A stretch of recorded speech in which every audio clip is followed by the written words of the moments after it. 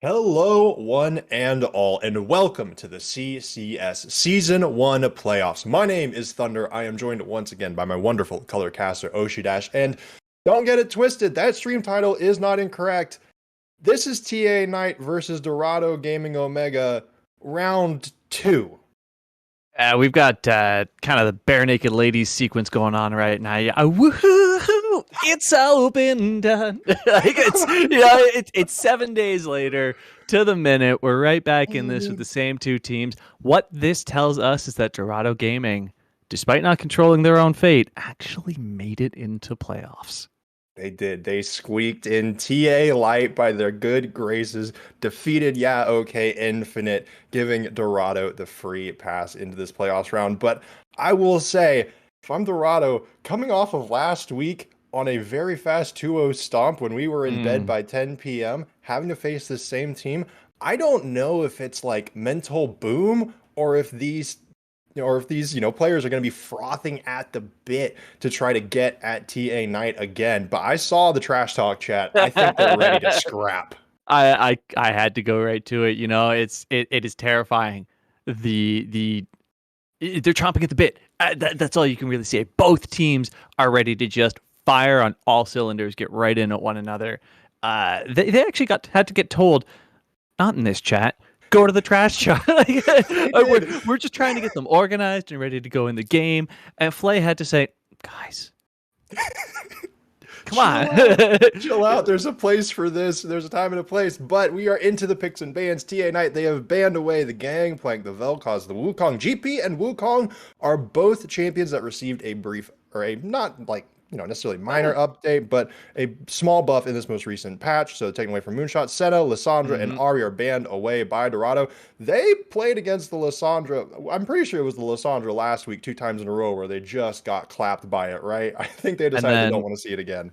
Immediately afterwards, we had that interview where we learned that it's a beautiful comfort pick. I mean, yes.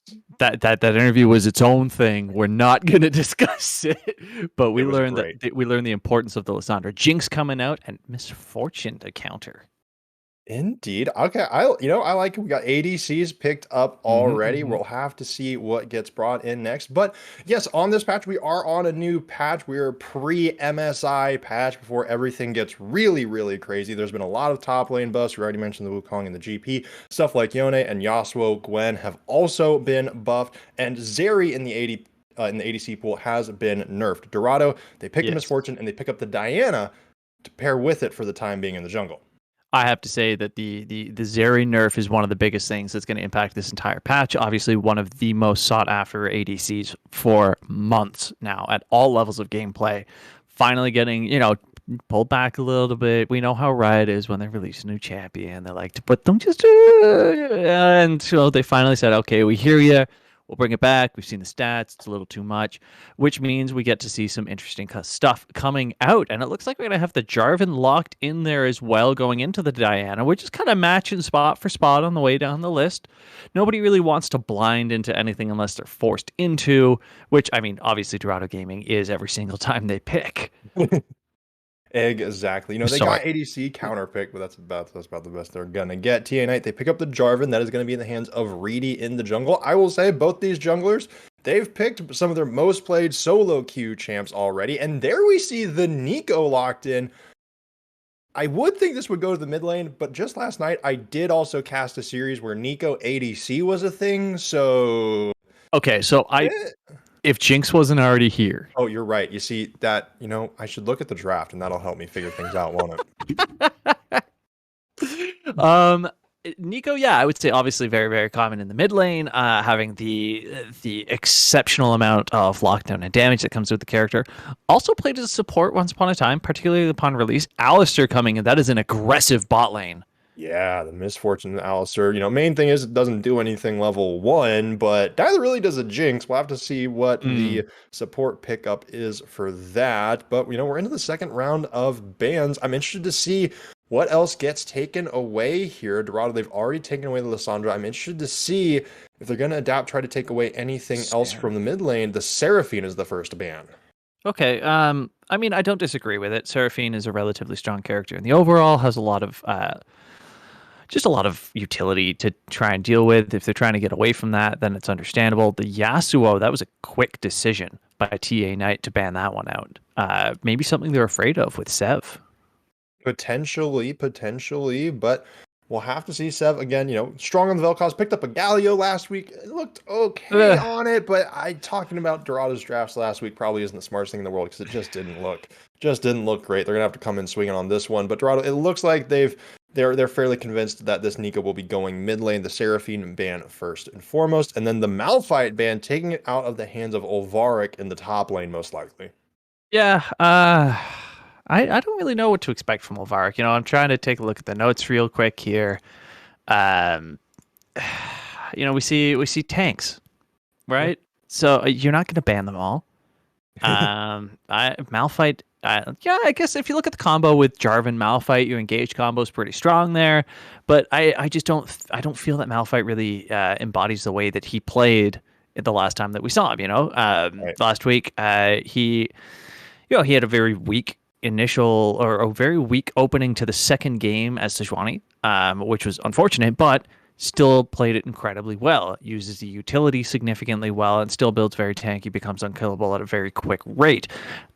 I don't see. I mean, the ultimate is obviously incredible, Yeah.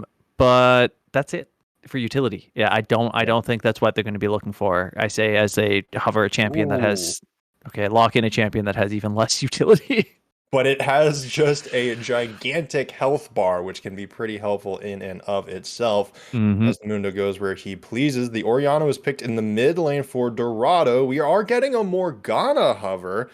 That would be I very would like it. interesting. What's the I Morgana love. Alistair matchup like? Um, I would say Morgana favored for sure. Obviously, you just play a little behind your ADC a lot of the time. You Black Shield anytime Alistair goes to engage. You can land the Black Shield in between the pulverized headbutt combo. So your ADC gets hit by the by the headbutt. Black Shield pulverized doesn't connect, which means the ADC still flies backwards. Totally safe, courtesy of Alistar themselves. Okay. On top of that, if you manage to have the line, you throw your Q, you lock down the enemy ADC, engage is over. GG. There's no fight. The thing that I personally really like about this Morgana pick, though, is when you hit the team fight phase. We're talking last time we wanted to see a Sev on a control mage with a lot of damage burst. Orianna's the right pick. Morgana negates the ult on Jinx entirely. Indeed. But here we see the Yone pickup. One Wind Brother was banned away, but the second No still fear. remained. And that is going to be going up into the top lane for Moonshot. I mean, Moonshot, Pepe Cito, whatever you want to call him, Pepe Moonshot. He has been a really big focus for Dorado throughout the entirety of this split. And last week had a strong performance game too. It didn't really amount to anything, but now he's on a Yone, and I've seen some crazy Yone plays and some crazy Yone carries. Maybe they can get this first game with it though. Yeah, definitely got to see something come out. I mean, you said it. The second game that Moonshot had played incredibly well, but just was not able to transfer that down to the rest of his team, and that's really what we need to see from him. We've spent so much time before even game one talking about how much Dorado Gaming leans on Moonshot for carry. Even the analyst desk before was talking about exactly that, how much Moonshot is a carry top lane versus TA Knight's Ulvarik, who plays a lot more of the weak side, tanky top lane style. If Ulvarik can keep Moonshot going top and Moonshot is unable to take whatever lead he generates, move it down the map, pass it down to Sev, who can then pass it down to Muchai. If they can't do all of that, if Reggie can't get himself rolling at the hands of Moonshot as well, then it's fine. It doesn't matter how far ahead he gets, even on a Yone. It won't matter because you mentioned just the health bar of Mundo. You also have to deal with the health bar of the Jarvan. You have to deal with the clones of the Nico. You have to deal with the Black Shield of the Morgana. And if your team's dead, you have an excited Jinx. Good luck catching her. It doesn't matter who you are. So it really does weigh on Sev stepping up, Moonshot being able to transfer the lead that he's, I don't want to say guaranteed, but my goodness, is he incredible in the top lane matchups. Right. So those are the big things versus Dallas and Snowlife. The undefeated pairing of the bot lane. Yeah, exactly. And I mean, speaking of that bottom lane, and speaking of the TA Knight roster as a whole, all of the voting results have not been completely announced for the CCS All Pro selection. But a little bit of a What? spoiler here: every single member of TA Knight was selected for one of the first, second, or third teams. They're very good, folks, just across the board, and they've proved it Whoa. before. They might be able to prove it again here. Yeah, But it's all the way, like you said, all the way down the board, top to bottom, incredible. Something we haven't talked about even last week, we never even mentioned it, but I spent a lot of time thinking about it, especially yesterday, is Brinopoly, the jungler for TA Knight. His game sense was phenomenal in both games that we saw. He spent a lot of time in the right place at the right time. Spent a ton of time hovering that bot lane while Dallas and Snowlife kind of roll through, got their leads that they do as they dominate the lanes themselves, knowing all too well that Uvarik was fine. He said, "Yes, you've died 6 times, solo kills in lane. It's fine, whatever. It doesn't matter because." exactly. I can be here. We're blue side. We get dragon. They just rolled with it. Yeah, and speaking of Dragon, kind of speaking of those neutral objectives, it seems both of these teams, I get, Yone, Mundo can both kind of be split pushers. Mundo, I think, more so than the Yone, but are we going to be looking at more team fight oriented things here once we get around those Rift Heralds, around those Barons and those later Dragons? Are we going to be seeing the entire map kind of converge on those, or are we going to start seeing some of these members split off? Are we going to see a hull breaker on the Mundo? What do you think that's going to look like with these drafts presented before us? I think we're going to see something very, very similar to what we saw last time when they had the Wombo combo team. They're going to look for that 9-minute kind of group up, push things out situation because both games we saw TA Knight do the same thing. They are very formulaic in their gameplay in that they know, okay, at this point, Uvarik is X amount behind, but bot lane is Y amount ahead, which means we are Z gold even, which means we win because we outskill. That's kind of how they played it. So, and that's why I was saying we really need to see Moonshot be able to pass everything down the line and Sev really be able to step up. I called last week. I said I want an Orianna for Sev. I called it after game one. They didn't get it. I asked for it, and now they're delivering. I have no idea if they watched the VODs back. I have no idea if they heard my prayers. A little bit of coaching from the one and only Oshi. God, I want to see this. I want to see Sev do incredible on this Orianna. I really, really do. Yeah. And I mean, Sev, people were not super high on him coming into really these last few weeks, but and again, ignoring kind of how last week went, he's been putting up some phenomenal stats. I think he had the most damage in the regular season of CCS on a Vel'Koz game at one point. He certainly has the potential in there somewhere in that gold 2 ranking to really shine and yeah, you couldn't let it go. You couldn't let it go. He made it to plat last week, and I forgot to bring it up. And he fell back down to gold 2. I believe in you, Seb. I know you can do it. I know you can do it, man. But we will have to see if he actually can. We have just a couple of minutes for a spectator delay before we get into game number 1.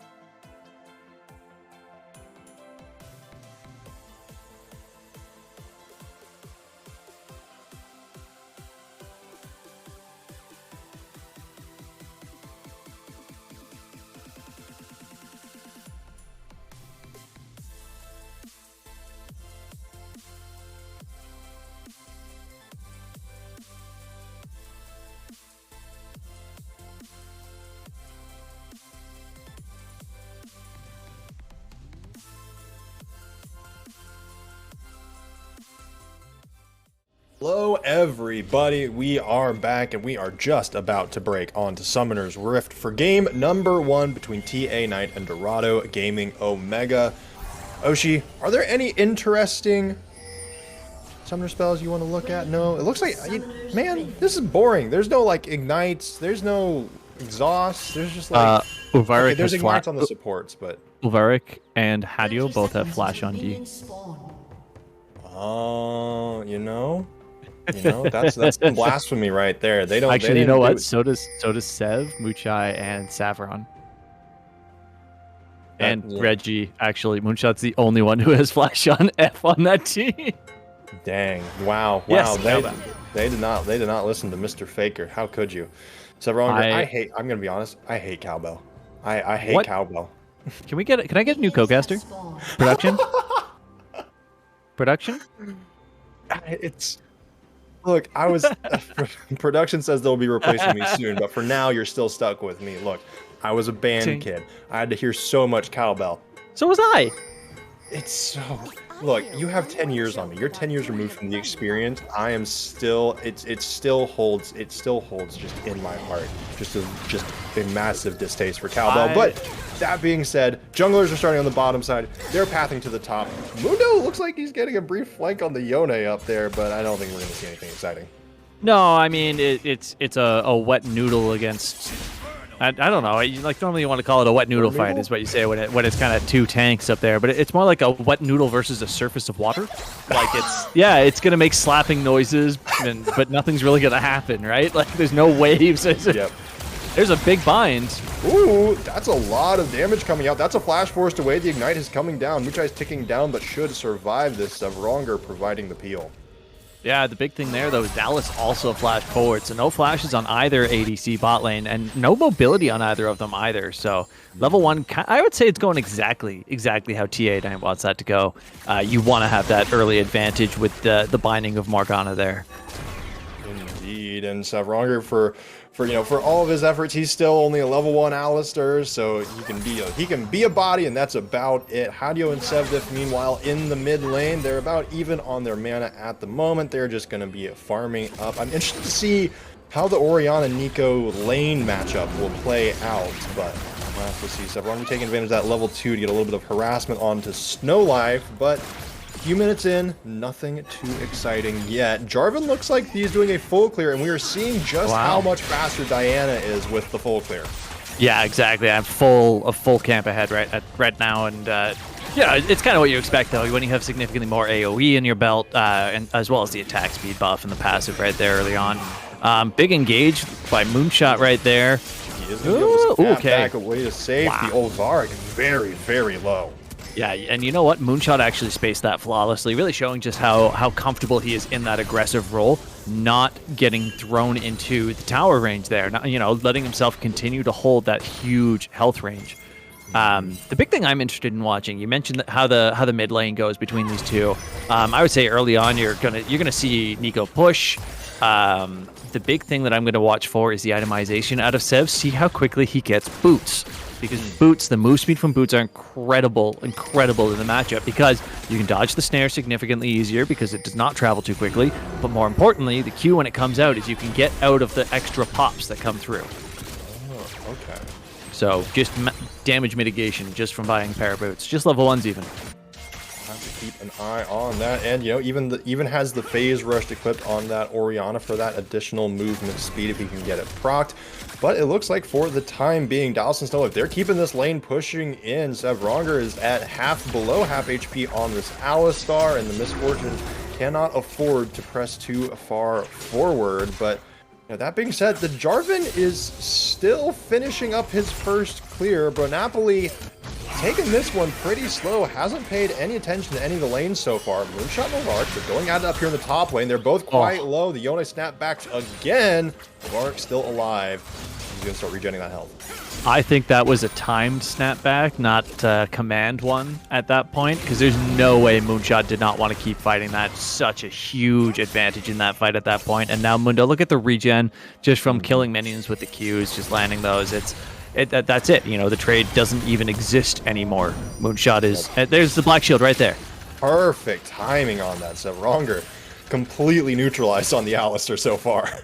Yeah, it's an unfortunate situation. You take a look. Oh no, no mana here either. Huge root. Dallas gets some additional damage down with the zap. The first blood goes over to the Morgana as Savronger gets chased down. Dallas a little bit more damage, but they don't have a wave to chase under the turret. There was a very slight possible misplay out of Savronger right there. If he had pulverized the Morgana before headbutting the Jinx, there's a chance, a very slim one, but a chance. Huge flash forward. Shockwave coming through from Hadio, the Pop Blossom, but Sevdiv managed to get out of the way with the flash, but not far enough. Oh, 1-for-1 in the gank. Hadio manages to get the trade.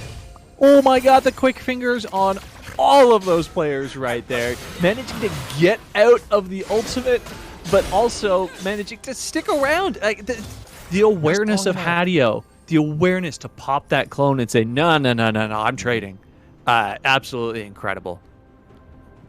That's exactly what you want to see out of the mid laner. And as everybody starts to hit level 6, we are at the 6-minute mark. The first dragon has spawned. We'll see who wants to fight for that. We could get some pretty big cooldowns burned, but with both ADCs still without flash, we'll see what happens in that team fight as everybody coalesces around that dragon pit. And the top laners continue to scrap. Moonshot is quite low here. Olvarik just has so much damage for some reason. Olvarik, Mundo, solo bolos Moonshot in the top lane, and it wasn't particularly close. You can say for some reason all you want to. Itemization is everything. Bramble's Vest, first item. Huge spike for a Mundo in this matchup right there. Nothing Moonshot could have done in that situation whatsoever. However, look, I need to make sure that my client is working properly. Yeah, okay, Bronopoli just hit level 5 right now, okay? Bronopoli was 2 levels down under Reggie, and yet they're the ones taking Dragon. Yeah, I mean, that is, I think that's probably because of what happened in the top lane, but Dallas is very, very far behind in HP, and he falls, but the rest of the team is here. The Pop Blossom comes through from Hadio. Pretty short cooldown on that one. Savronger is on the run, as is Reggie. Pronapoli finally making an appearance here, but his level 5 does not have the Cataclysm to lock these two up. And Savronger and Reggie, there we go. I didn't say it, and Hadio goes on a killing spree. Pronapoli gets another one. That's 2 more kills under the turret. Alistar falling just barely. Going to be plates in the pockets of Hadio and Snowlife. And looking at the replay of this fight right here, I mean, Hadio came in with a beautiful burst. Look at this little quick finger here by the Diana, just kind of popping out forward. Actually managing to get out initially. Savronger, same thing with the headbutt, kind of got through. Here we see Sevdiv actually going down in the mid lane instead to the jungle ADC. You know, I said they didn't have the Cataclysm before. He had it that time, and I think that's what made the difference. Yeah, it's you know, I guess I'm kind of at a loss for words right there. I got a wee bit bamboozled because I mean the mid lane was bought with the support, and the ADC jungle were both mid. So I'm sure Sev was kind of feeling the same way. Big ult coming out right there. Black Shield walks away from it, but Savronger picks it up. Savronger with the most kills on the team, 2-1-0 on this Alistar. We have seen this before. Yeah. This is exactly what happened game 1 last week with Savronger picking up all of the kills. Oh, Moonshot doesn't hit the ultimate. Olvarik feeling frisky with this Mundo. That's just such a big health bar to chew through at these early levels already. I can appreciate that Moonshot still wants to play his game. He still wants to be that aggressive carry top lane. You can't be doing that right now. You are a full level behind, and you just leveled up, and you are a full level behind. You know, you were 10 CS down, catching up thanks to that wave.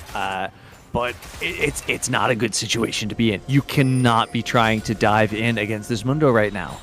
You know, his jungler was kind of close, but so was Bronopoli, who is now taking Rift Herald.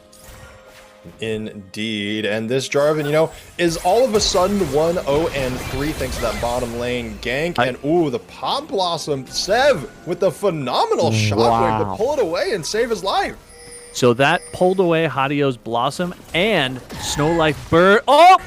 Dallas with the long-range rocket! Oh no! Sev! He did so well. Steph, your play was beautiful. You got the support to blow flash. You got out of the ult. And then you got disrespected by a single ping. Dallas with the soul read on. I mean, someone probably pinged it. Whoever pinged it, absolute soul read there. But Napoli now wants to go in the river, forcing the flash out of Reggie Sevronger. Maybe because of Rocket hard place. He is abandoned by his jungler. Not even given the chance to join with the blast cone, and the cow will finally be turned into some burgers. Reggie was just taking wolves. She's like, yeah, okay, whatever. Oh my goodness! Moonshot is dead. Maybe Olvark. Yep, Olvark takes him down. I thought he had a chance for a second, but alas. Oh my goodness. Like I can see what you want to be doing, Moonshot. You have the right idea. Your execution is just a hair off. You got to take the trade and leave. You had so much of a lead. Get out. First tower going down in the bot lane. Dallas taking that one. 20 CS and 2 kills ahead. Doing what he does best, right? Sevronger in an unfortunate situation yet again. Oh, but Misfortune is here to bail him out with the bullet time. It chunks out Snow Life and Dallas by about halfway. Sevronger wants to go in. Now the heal comes through. Sev is on the backside of the fight. Hadio already uses the Pop Blossom, but Sevronger runs right Moonshot, into waiting arms. Moonshot goes in on the top lane, manages to get the kill, doesn't die to the turret. Meanwhile, actually he does die to the turret, never mind. Meanwhile, Orianna gets a kill on the Morgana. There was just blood in the water absolutely everywhere. 3 for 3 across the map. Dallas is running for his life. I'm pretty sure this is going to be a dead Jinx unless he can somehow get the execute. Yeah, he dives to caster minions. The classic caster minion betrayal. Oh my god, it was an execute. How did that? That is amazing. You know what? The original caster curse. And as you can see right here, you know what? Look at this. This initiation was actually incredible by Sevronger. He hit the 6 in order to go in and stay alive a little longer. A great ultimate coming down from Reggie right there. And you know what? The awareness of Dallas to get this execute. Like, he wasn't getting away. There's no way. So, and he preserves the shutdown goal. Yeah, biggest thing to make note of out of that for sure. 2 level difference top lane. Now just to 1 level, but I mean, how long until it's 2 again in this top lane? I mean, Moonshot is definitely feeling the pressure right now. 1 and 3, 15, 13 CS difference. Looks like he's got a bit of help up there now, though. Yeah, Sevronger is up there. We saw Reggie go up there a couple times, but the gank never happened. This top lane has been it left almost entirely alone so far. We'll see if Sevronger wants to make an appearance. He is making it up there now. This is an Alistar. He's not super speedy, but he can go in with a head to pulverize combo, but Olvark goes where he pleases, gets knocked up briefly, then just turns around after popping the maximum dosage, and Sevronger and Moonshot are running for the hills. Moonshot wants to go back in, but decides against it. Napoli and Snow Life now here to make an appearance. Yeah, somebody on the Dorado gaming team said, guys, we don't have anyone on Vision right now, and here they all are in this top lane. They have arrived. The whole squad is here. Action is now happening in the top lane. Moonshot trying to make the outplay happen. It hasn't yet. Muchai is here, but so is Reggie. Hold on, they might be able to turn this around at least a little bit. That is a very low Mundo, but the tower falls. Reggie just goes in. The bullet time comes through, but nobody else dies. 2 of them just walked into the waiting arms of Dallas. I got it again. Dorado gaming.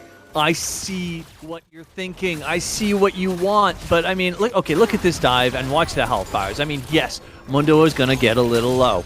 It's still a Mundo, okay? Yeah. It's a Mundo with a Brambles vest. The re-engage here. Watch this interaction over the wall. Look at this. Boom. You're out of it. At that moment, as soon as Diana's dash goes down, you're out of it. Leave. You're done. The jungler's dead. Muchai has to just walk away. There's no CC left. You're in the air for like 2.5 seconds because Jarvan's nutty. It's done. The tower was already dead. Muchai, I'm sorry. I appreciate what you want to do for your team, but it was a lose-lose for you right there. But ultimately, I mean, they're down 11 kills. I don't think that one extra one is going to make a difference. Yeah. It is once again a 2-level difference in the top lane. It's 11 kill difference. It's almost, it's only a 9,500 gold difference. Looks like we're gonna get some action on the Olvark here, but they don't know that Snowlife is here as well. Moonshot and Reggie are both here to scrap. Moonshot doesn't have the ultimate though. He needs to be careful. Reggie is there now isolated. This has all of a sudden become a 2v1. Reggie wasn't there. This is 2v1s in the bottom side of the map. Moonshot and Sevronga are here, but I don't think you win this fight. No, this is a 2v2 that they definitely don't win. Look at that. That's a 5-level difference between Olvark and Sevronga. Oh. That is a dead Muchai. The super mega death rocket. Dallas has been surgical with these. Oh, and a huge snare right there. The W over the wall, and Olvark says, nah, because Dallas is just going to walk in. Dallas wants it. The Jinx is trying to get excited. The exhaust comes through. Sev, he walks in just to run away. He's going to have to go back to the fountain, and that's 20 kills in 15, 16 minutes. I previously said it wasn't a 10k gold lead. It is now over 12,000 gold at 16 minutes. They're looking for 1,000 gold lead per minute. If is their goal, I believe, at this point in the game. Sev had a big opportunity to get a whole lot of shutdown gold, whiffed the Orianna ultimate. Not something you ever want to see. Super unfortunate. Just mild execution error in that regard. And you know what? It looks like Dorado's also having some communication problems. You mentioned earlier on that this 1v2 that we saw, and then another 1v2 going on. Reggie ran the one way, and Moonshot ran the other way. So it's and then Reggie came back. After Moonshot died. Yeah, and then bot lane showed up, but the support went in, and the ADC didn't, and then the ADC went in, and the support didn't, and then the mid lane showed up after everyone else was dead. They're just kind of flinging themselves all over the place. Now, Riot Games has done the wonderful thing of putting in this new comeback mechanic. So let's see if maybe some bounties can come into play here. If Dorado Gaming can get just a little, get some vision out there. I can see 3 pink wards in the top lane. That's exactly what you... There's lots of vision. Get some control back on your side of the map. Try and push out for some of those objectives.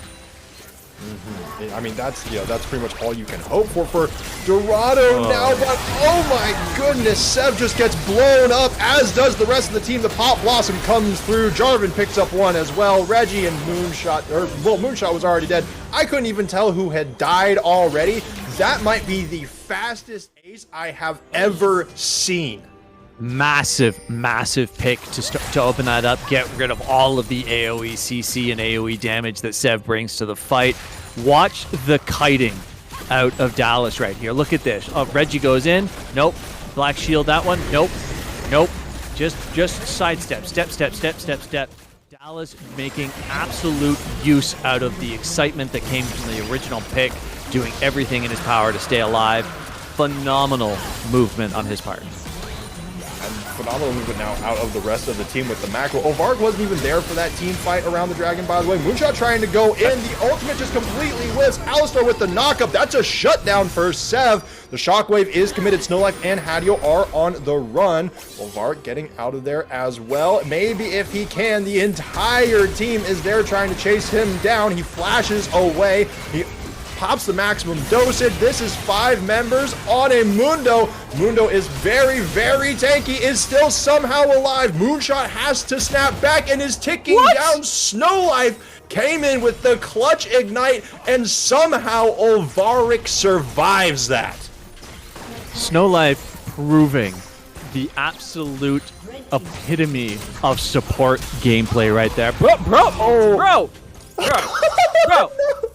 No. And the Super Mega Death Rocket, just for good measure, from literally his own base. But anyways, Snowlife proving what playing a support is all about. You are not just there to support your bot lane, you support your entire team. The ADC or whatever bot lane carry you happen to be playing with is not the only person that matters. He came back at half health to save his top laner. The Black Shield mattered significant amounts, and then picked up a kill on top of it. That was flawless. Moonshot still trying to go in now, 3 levels down. Snaps back immediately that time. Yeah. That's one of those things where you're like, this cliff isn't that high. No. Never mind. It's very high.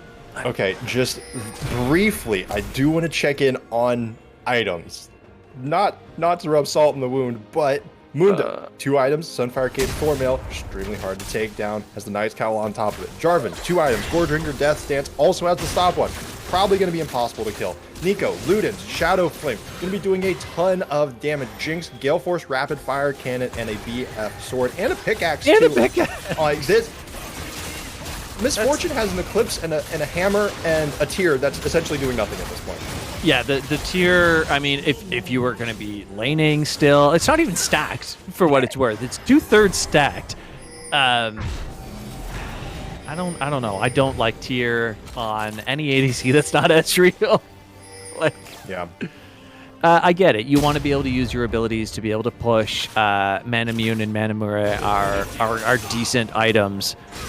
It's not the right scenario. Just purchased an Infinity Edge. Yeah, that is a 3-item Jinx. You don't need anything 20 else. minutes. You don't need anything else in this game. This is 21, yeah. Fuck. This has been a blisteringly fast pace, and without even pushing the base, super minions take down one of the Nexus turrets. Also, they have Baron, by the way. They have TA Knight. They grab Baron. Yeah. While we were trying to talk about it took us so long to list the items that one team has. All of the 30 seconds. Yeah, that they just took Baron and Dragon, actually, for what it's worth. Yep. There's a minute and a half on Dragon spawn, so it's been down for 3.5 minutes. But you can't contest that tower. Dallas is just going to free fire on the inhibitor. Look at Alvaric. He's 2/3 HP from taking absolute. Okay, good dive by Reggie. A really good shockwave coming through. That's so many ultimates that get pushed, but Hadio goes on a killing spree. The Morgana picks up a kill as well. Dallas is running, is ticking down. Sevronger is trying desperately to at least get 1 kill, but no. That is a second ace in this game for the side of TA Knight. They take game number 1, 22 minutes, 32 kills. This was even faster than last week. 22 minutes, 19,000 goal difference. 19,000. Okay, 32 kills in 22 minutes. We had a 2.5 item Mundo, a 2-item stopwatch boot Jarvan, a 2-item stopwatch boot. I'm not even gonna go. Sorry, like it's wow. Like we saw a sweep last week, right? Let's not even begin to pretend that it wasn't a very dominating outshowing by TA Knight. This is devastating. This is we were laughing, we're having a good time during the game, but like we need to think like we have to be serious about this. What does Dorado Gaming do from here? Right? We saw Sev on the Orianna on that possible domination mage that we wanted to see. Sev, you said people haven't put stock in him. Unfortunately, this isn't really backing up any reason that people should be putting stock in him, right? 252. Did the most gold on his team. Yeah, did decently in lane, out CS'd ultimately, but when you're farming super minions in base, right? At that's 17 not, minutes. Yeah. Honestly, I think Muchai needs to step up. It is the biggest change that we need to see. 0.85 on an ADC when the opposing ADC is 8-3-11. The tier build didn't make any sense to me. And that's the biggest thing that we need to see. I would like to see a Lucian maybe, someone with a little bit of mobility, because as it stands, Dallas Snowlife are going to dominate that lane. Yeah, exactly. I mean, Snowlife, even in the support position, had more gold than the entirety of any individual person on the side of Dorado. So, I mean, I think if you're Dorado here, you just have to say like, okay, you know what? We're just testing the waters, seeing what was happening. We have to completely forget that this game happened as we go into game number 2. Take it out, forget about it. Yeah.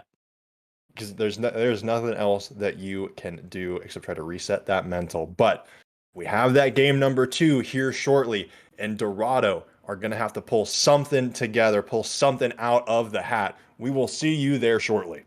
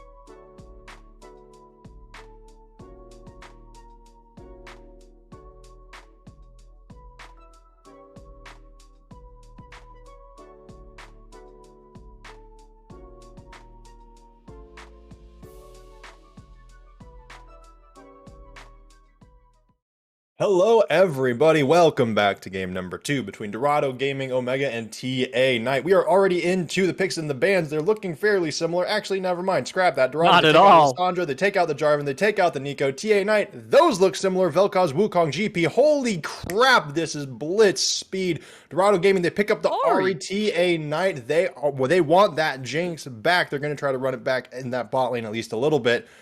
Walk me through it, Oshi. What's the Ahri pick? The Ahri pick is going to be giving you that combination of CC and mobility, right? What's the number one problem that we've seen happening for Dorado Gaming? They get locked down, right? I said it in particular about Muchai at the end of last game. I wanted to see somebody with some mobility. I wanted to see Illusion, maybe, right? Right. Same concept right there. This gives some much stronger wave clear. I shouldn't say stronger. I mean, obviously Orianna has a lot of wave clear. Not Echo. That is I'm not going to call it a pocket pick, but it is definitely a favorite of Hadio, up there on par with the Lissandra. Yeah, it's something we have on our list, right? From our notes. We've seen it. Into the Ahri, though, I'm not really sure how well this is going to go. Obviously, around the level 6 mark, Ahri's going to just leave. Right, she's going to ult away. So it's going to be okay, great. Hey, good for you. That kind of situation. But at the same time, if Sev gets too comfortable in doing that, then you just blow the ult for free and it's no big deal. Nothing lost on your part, is it? Exactly. Interesting to see how he holds up in the laning phase, though, and ultimately where they go with this. Viego, we have seen that before.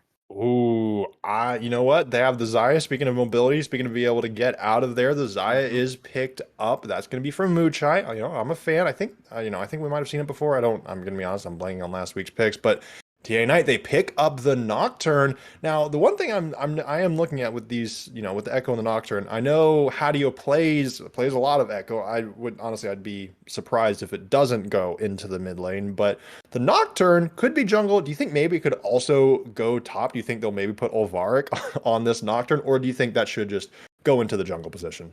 If this was Dorado that picked Nocturne, I'd say yes, it could go top.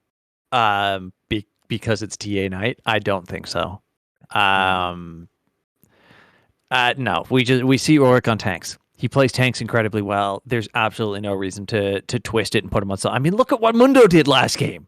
Look at how true. How important that was. 4 times, I think. Yeah, exactly. Everybody sees Yone and they go, "Oh no, my solo queue flashbacks." But but Mundo, Mundo's the real carry threat here. But I don't know. So we got a Zillion ban coming out. I appreciate that. We saw Snow Life do incredible work last week with that. Clearly, Dorado Gaming remembers that. They're not too intimidated by the Morgana. A Jax, I can definitely see being an incredible ban. We talked about Moonshot being the carry. I mean, I'm looking at the list of other things that we've seen him play, right? We've seen Irelia, we've seen Garen, we've seen Darius, we've seen Akshan. You're not going to ban all of it, but they banned the really devastating 2, which is the Gangplank and the Irelia. I don't really know what else we're going to see come out. We need to see something that is semi-tanky, because you look at the rest of this team right now and it's not there. Right. But also deals the damage so that Moonshot can play the game that he wants to play. Mundo taken out as well. Dorado, they've taken away 3 of the picks from the last game. I guess they're just trying to throw TA Knight off of their rhythm and trying to change it up for the second game, which honestly, I think I'm a fan of it. Just try to make the game just completely different from the last one. Maybe you'll have a better shot at it. TA Knight, though, they pick up the Lux. This will most likely be, I think, for sure, with the way the rest of the picks have gone, a Jinx Lux bottom lane. Yeah, and I love it. Yeah, we saw the Lux last week as well, coming out for Snow Life, and did incredibly well. That was the pickup after the Zillion game. The Zillion game was the first one. And same play style. Renata. Ooh. All right, I did not see that coming. Okay. Did not see that coming at all.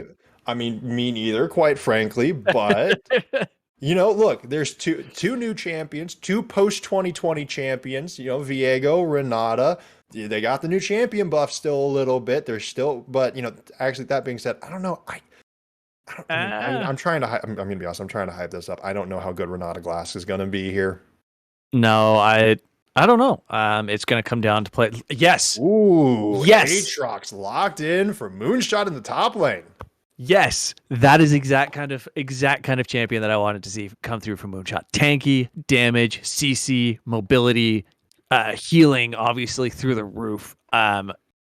Who comes out? Are we going to see? I think we're going to see something like an Ornn, Love an maybe Ornn. I don't think we'll see Tom in this situation. Volley is open as we've seen before. Okay. Yep. Illaoi! That is a hell of a pick. That team is absurd. Absurd. If you told me, I can't lie. If you told me SKT1 was playing the team that TA Knights drafted, I'd believe it. But if you told me that a Plat Diamond team was playing it, I think you were nuts. That is such an interesting pick. You know, if you listen to like pro level podcasts and stuff, I know Kobe, at least on the LCS, has been really, really big on Illaoi as just being a rock in the top lane. So, I mean, if you need a rock in the top lane up against somebody trying to carry on an Aatrox, I think Illaoi's probably gonna do a pretty good job of that. Illaoi is an incredible pick here. My concern is honestly Ulrich playing it, but after that Mundo last game, here's the thing. Last week we saw Ulrich just kind of roll over and say, whatever, do what you have to. We're gonna win. Last game, Ulrich took it into his own hand. Yes. Right? He said, no, Snow. Moonshot, I've got some lessons for you. Right? He said, you're a carry top laner. Okay, sure. Watch. Let me show you how it's done. He just kind of he pulled up the Mundo torn off shorts and walked right through the entire team at one point in time. And the Illaoi Aatrox matchup is the exact opposite of the wet noodle term that we wanted to use last time. Right. This is going to be a slaughter. One way or the other, it's going to be absolutely bloody all the way around. At the bot lane of TA Knight, we keep seeing it. They're aggressive. They're in your face constantly. The thing is, what is Renata going to do about that? That's my concern. Yeah. I mean, because the Jinx is going to shred Aatrox. That is true, especially if she picks up a Kraken Slayer. But I mean, for the Renata Glass, that bailout really kind of the key ability, the ultimate, a little bit too slow to really lock anybody down and get them into that, blind rage. But the bailout, if the Xayah can get a kill, if the Ahri can get a kill, if the Viego can get a kill, or actually, literally, if any of them can start getting kills, if Renata can bail them out after they die, then they'll just keep resetting, and that could be pretty scary. You know what? Because you mentioned resets, right? We talk about the excited Jinx all the time because the characters play it all the time. We haven't seen a Viego to be able to talk about those resets, right? That's a set of resets that reset with Renata. Exactly. Right? So Viego picks up a kill, gets his own reset into a new champion, gets killed, gets brought back, gets another reset. Like, that's absurdities. That becomes insane levels of try and kill me. Aatrox, especially with the ultimate and the healing that come built into that character. Exactly. That Darkin Blade, it packs quite a punch. I'm excited to see, this. I'm excited. Dare I say it? I'm excited for this Dorado draft. I think there's a lot of potential here, but I say that this is now 3 games in a row where TA Knight has just stomped them. It's gotten faster every time. TA Knight, I think you said it before, they're probably just going to try to wait for 9 minutes and then just blow the game wide open. Yeah, it is their MO, hands down. Everything that happens before 9 minutes doesn't matter to them. That's what I've learned. 9 minutes is the build-up. It's just kind of, if it goes like this, they don't care.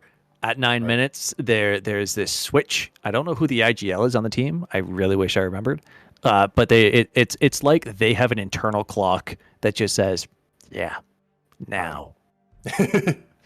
Yeah, exactly. And it's going to be very, very interesting to see. I have serious reservations, though, because TA Knight's 2 assassins can kill all 4 of the players on Dorado Gaming that are not Aatrox.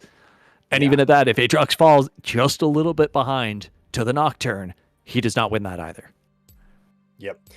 So we will have to see. It's not quite do or die for Dorado, but it is very close to it. They want to avoid having to reverse sweep at all costs. Hmm. Just a couple minutes until we get into this game to see if Dorado can turn this around.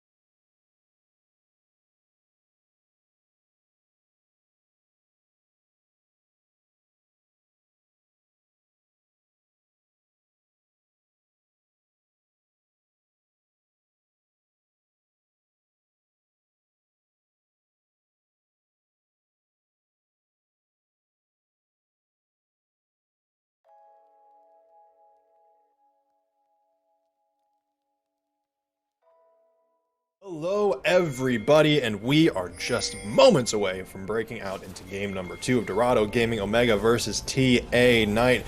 This time around, we do have an Ignite top laner, Olvarik on the Alawi, picking that one up. Ready for some duels up there, I think. Yeah, you know what? This is the exact opposite of what you expect to see just based on these two players' histories, even with each other. Looks like we got a 4-stack, 5-stack invade. A little late to the party is the Viego. Ward kill, I mean, that's a bit of experience, a little bit of gold. You got to take that for what it is, right? And the tentacle spawns too. Hey, Moonshot really racking it up here in the top lane already. Bro Napoli checks in, says hello, yep. Just gets out of there. Okay, you know what? They just take a trip through the top quadrant of the jungle, get like 12 gold on the Aatrox, and that's that. Yeah, cool, whatever. Good for Aatrox. The biggest thing there is it's a little bit of experience, right? I think it's but that's probably about 1 minion's worth of experience. Not an expert on that, don't quote me, just a thought. A lot of wards on this bot side of the jungle here. Good job by TA Knight to make sure that they got in and got that. Obviously, it's going to be known that it's there. The ping gives that away as well. The thing I'm interested in most, like you mentioned in that top lane, is the Ignite. Now, it isn't the Ignite I'm interested in, it's the lack of flash. That is curious to me, because flashing the CC is super important in this matchup. So Olvarik's really feeling himself. Yeah, I mean, you know, he's ready to scrap. I mean, after that last game, can you really blame him? He went at the end of it, Yone was 1-8-4 or something. And I'm pretty sure Olvarik was responsible for at least 5 of those deaths. So a couple of them under tower. Yeah, he's ready to go, ready to scrap. But that being said, we have a more aggressive matchup in the mid lane with double assassins now. I think Ari, will be getting out of lane surely, as you said. We're starting to see these tentacles spawn up. The Darkin Blade, though, starting to have an impact on Olvarik. The tentacle lash does come through. Moonshot is all of a sudden taking a very bad trade. The Ignite is ticking down, and first blood in under 3 minutes goes over to Olvarik again. You know what, though? I will say Moonshot did not use flash. Has the teleport to get back. Not a whole lot of experience going to be lost there. What a trade in that bot lane, though. Dallas got so low, and so did Snowlight. I mean, good news, Dallas does still have cleanse, so if he can get out of any sticky situation. But we're back up here on the top lane. Olvarik, below half health, is still more than happy to keep going in. The test of faith is triggered. Have to see what Aatrox wants to do about that. We see the HP ticking down up there. Viego already hanging out, and Olvarik decides to go on the recall. Yeah, that was definitely a situation that I guess Reggie probably thought there was a ward in the river because he didn't actually go in. Opting to go mid lane here. Big pickup. Padio, he managed to get under his turret, but the charm comes through. Reggie is the one that gets the kill onto the Echo. Padio even investing the flash. Yeah, big flash there, and then pulled right back in very, very quickly in kind of a weird way. But yeah, huge pickup in that mid lane. Gets Sev even just a little bit farther ahead. I mean, the melee into range matchup for Echo is so difficult in the first place, let alone with the electrocute on the Ahri, doing incredibly well, using the W as well to just rack up a bunch of damage. Now with an assist in her pocket as well. I don't know. That's going to be a tough situation. Look at Bro here. Ooh, he is on the top side of the map. We already saw that Moonshot loses the 1v1. Bro Napoli is coming in from behind. He's not even needed. Moonshot just falls to the tentacle smash. Olvarik. Oh my goodness. Another solo kill. I mean, you know what? The good news, at least, is that Reggie and Sevdiv have made at least some action happen elsewhere on the map. Moonshot needs to do what Olvarik used to do, right? He needs to say, okay, I'm just gonna farm. If you have to play under tower, play under tower. Don't engage. That's really where you're at here. Now that death, not his fault at all. That was an incredible play by Bronopoly to force him into a bad situation that, yeah, Olvarik ultimately cleaned up without. But still, it was a guaranteed kill just by the way that they had that set up. Not even the flash would have done anything. So again, good on Moonshot for not wasting the flash. Right. But right here, like, this is risky. That's a risky walk-up. Wait for your minions. That's half your health gone because of that.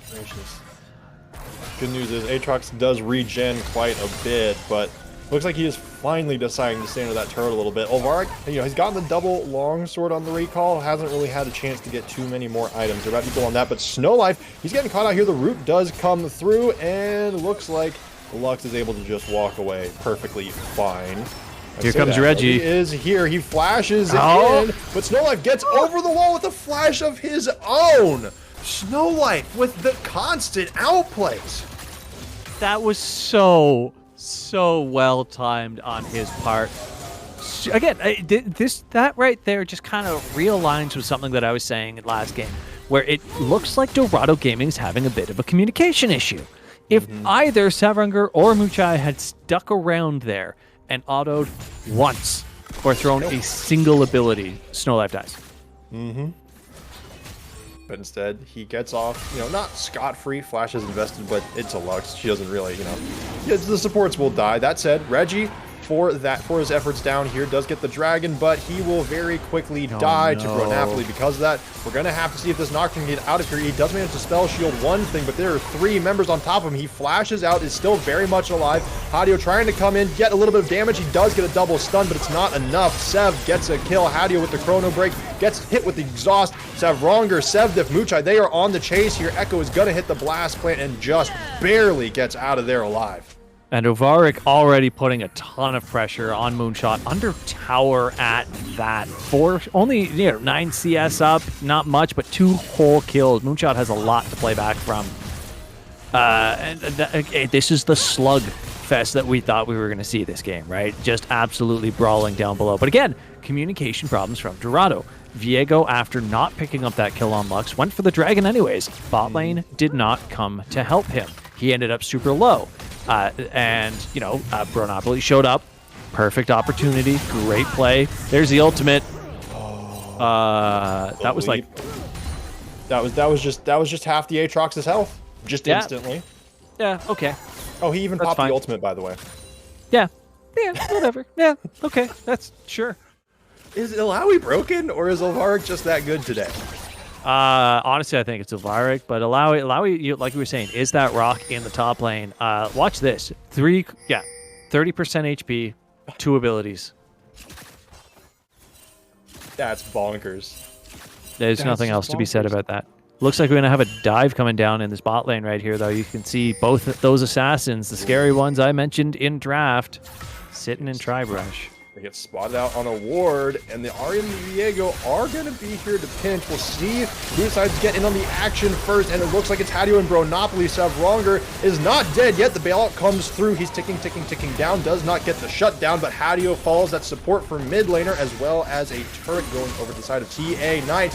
Dallas, the root from Snowlife just barely keeping the ADC alive. Reggie wants more, goes in with a Heartbreaker, gets one down. Bronapoli turns off the Knight for TA Light, and Bronapoli gets one. Muchai actually falls. The Jinx with the double kill. Bronapoli is going to fall as well. That's a ton of kills going over to the side of Dorado. 3 for 1, while Olvarek and Moonshot continue to scrap up here in the top lane. Moonshot needs to stay under this tower. Don't fight right now. Your team just made a huge victory down there. Just take it.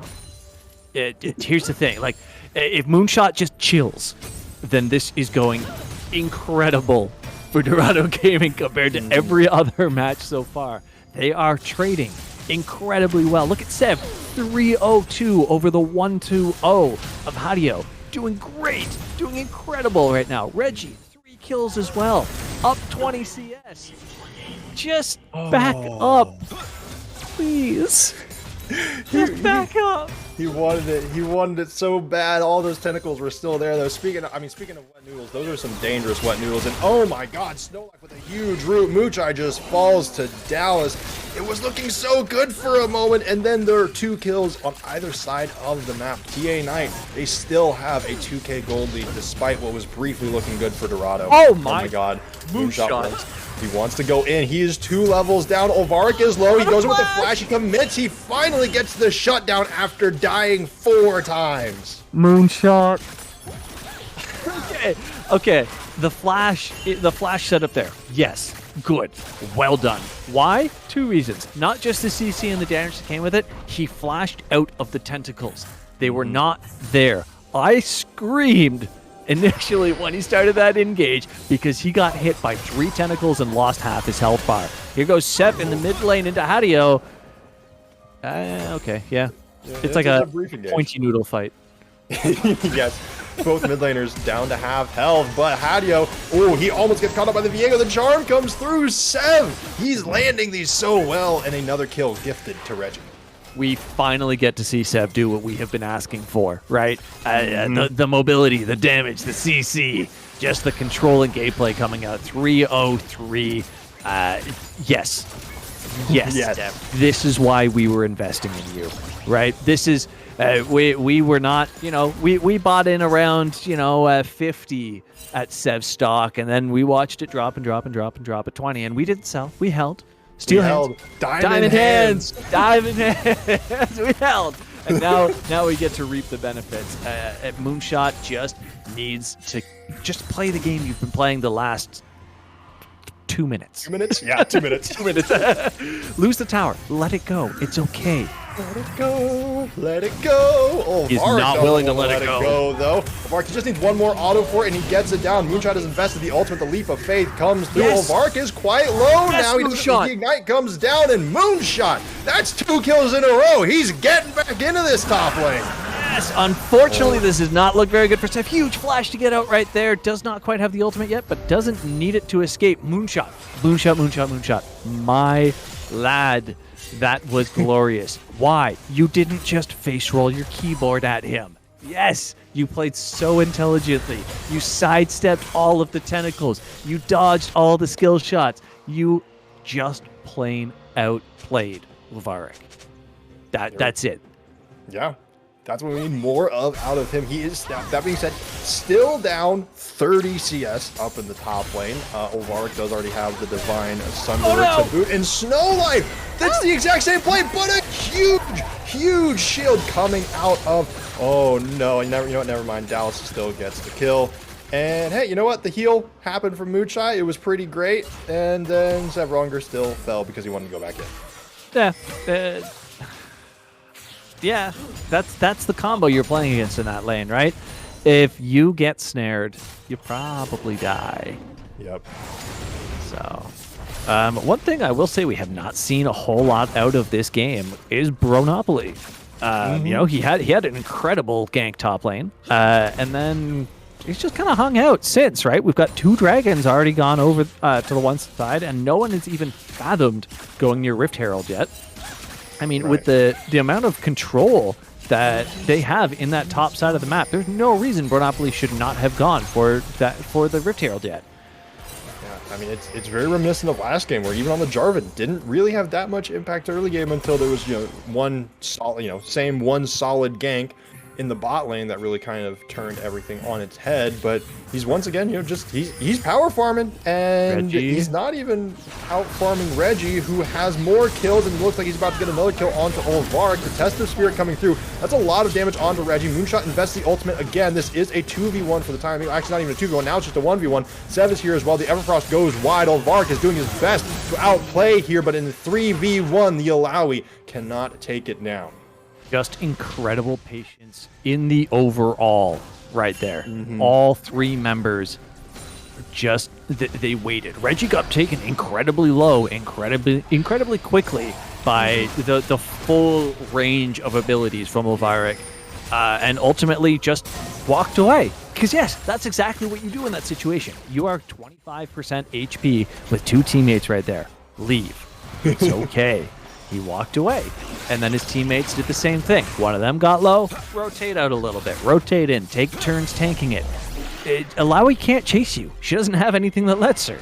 So it just great awareness, good communication between them in that fight. Unfortunately, because of how low all 3 of them got, it did result in, hey, guess what? Shelly. Yeah. Indeed.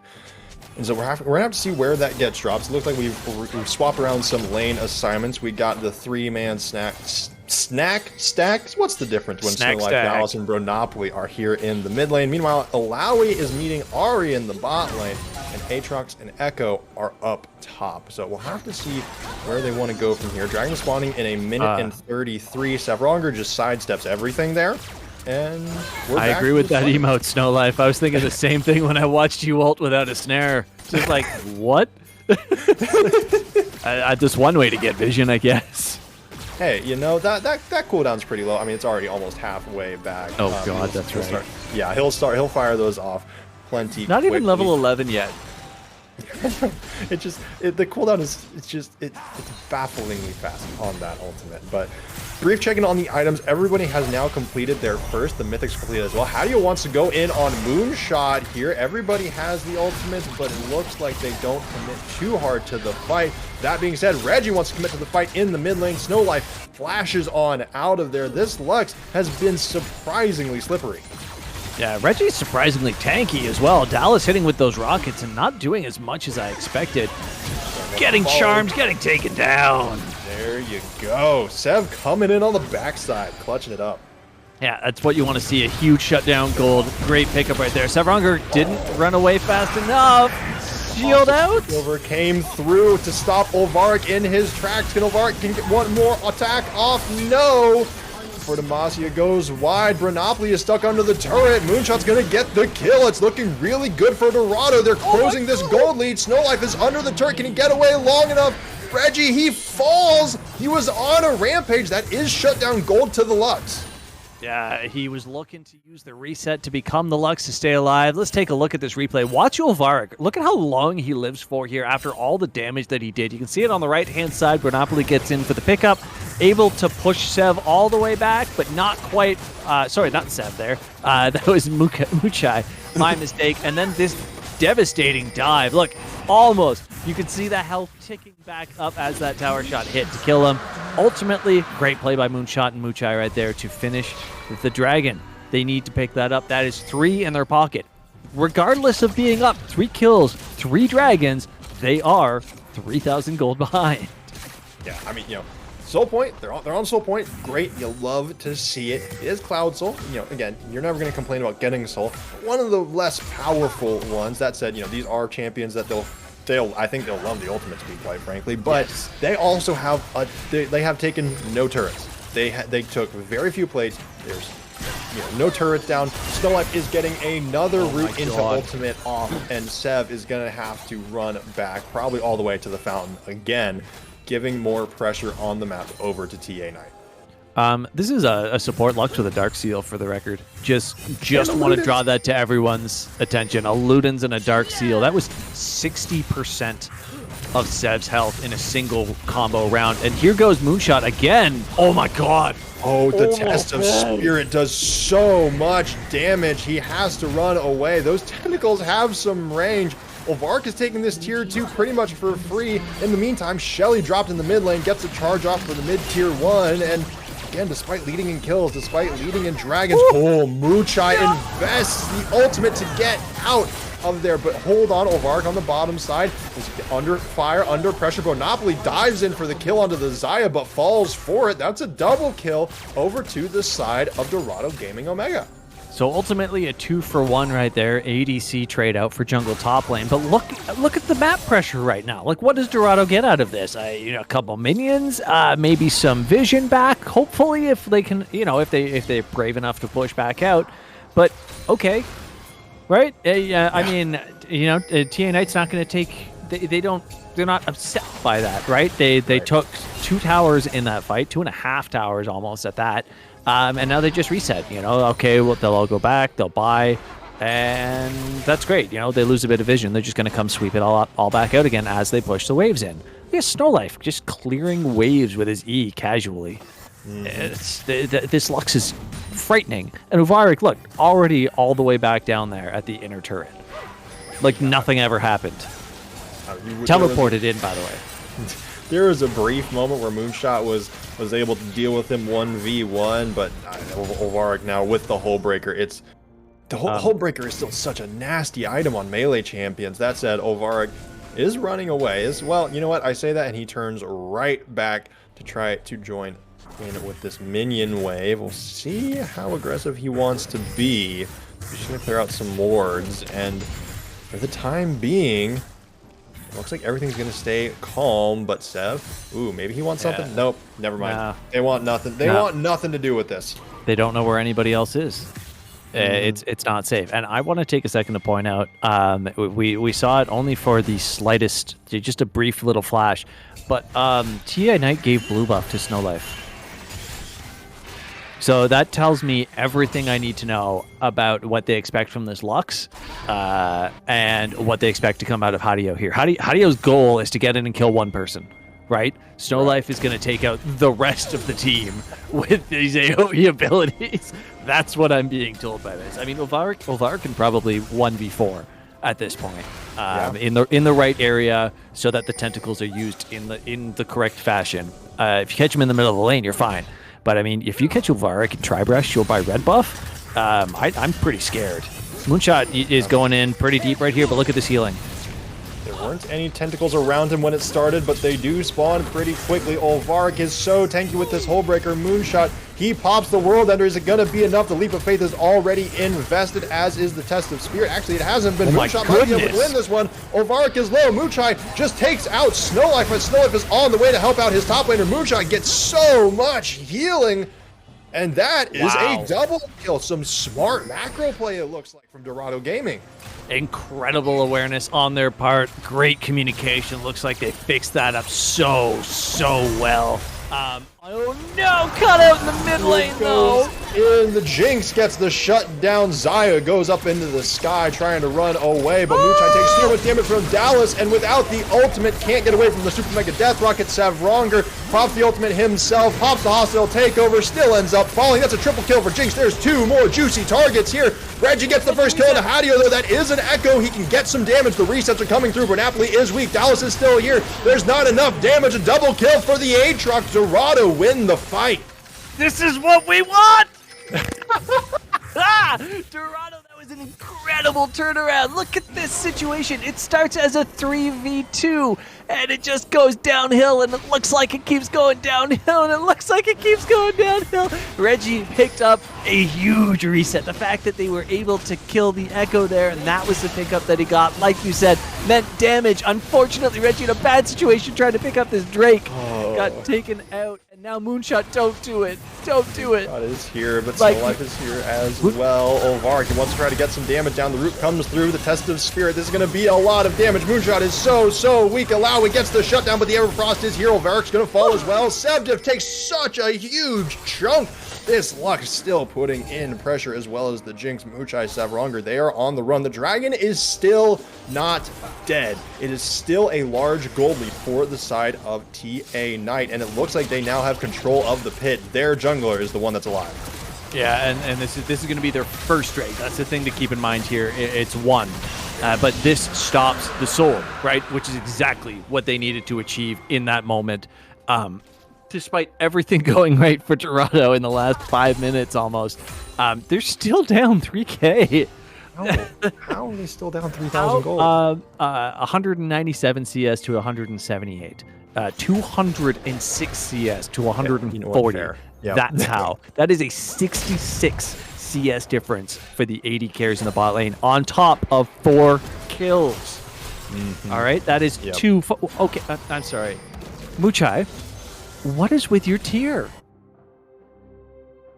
Still has the tier. I'm assuming, you know, I've been seeing a lot of ADCs build the Manamune into the Muramana. That's been a really popular thing with the Eclipse builds. They really liked it. You know, I'm trusting them on it. I've seen pretty much everybody do it these days. Yeah, but it's still only a tier for the time being, and at 24 minutes, still only having that one item on the Eclipse, not even the Manamune. I don't know. Reggie, though, wants to go in. Bronopoly is getting chased down. The spell shield gets popped. Reggie takes a big chunk of damage. Hadio trying to get the stun off, but doesn't come through. Teleport coming in from Moonshot out of the bottom lane. Alawi might have a pretty good flank here. I don't think they know where she is. Hadio and Snow Life are in this brush up here. Oh no, Alawi, she's going to have to go on the run. It looks like she's okay for now, but Dorado, they are tempted to start this Baron. Yeah, and quite frankly, I can't blame them. It's not really a desperation play, but it is exactly what they need to really bring themselves back into this. My fear is that teleport use, though. Moonshot, yes, he needed to be with his team right there, especially after the way that Reggie ran in with Severanger kind of buffing him up.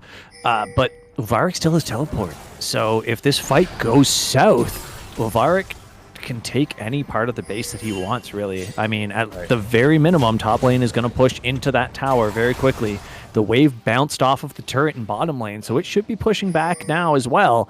If TA Knight just stalls this out, picks up a great fight, and Uvarik survives, then that's bot inhibitor at least. Oh my goodness. Oh, a massive root. He gets 3 with the ultimate, but Hadio is weak. Manages to get out of there with the chrono shift. These are low health bars. Hadio slays Savronger, but there's a double kill on the clapback. Viego and Ari with the resets. Sev goes golden to stay alive, and Uvarik is in the thick of it. He's trying to get as much damage down as he can, but that's a double kill for Viego. Resets and resets and resets. Dallas gets chopped down to size. Snowlife is the only one still alive. That's going to be barren for Dorado Gaming unless Snowlife can perform a miracle.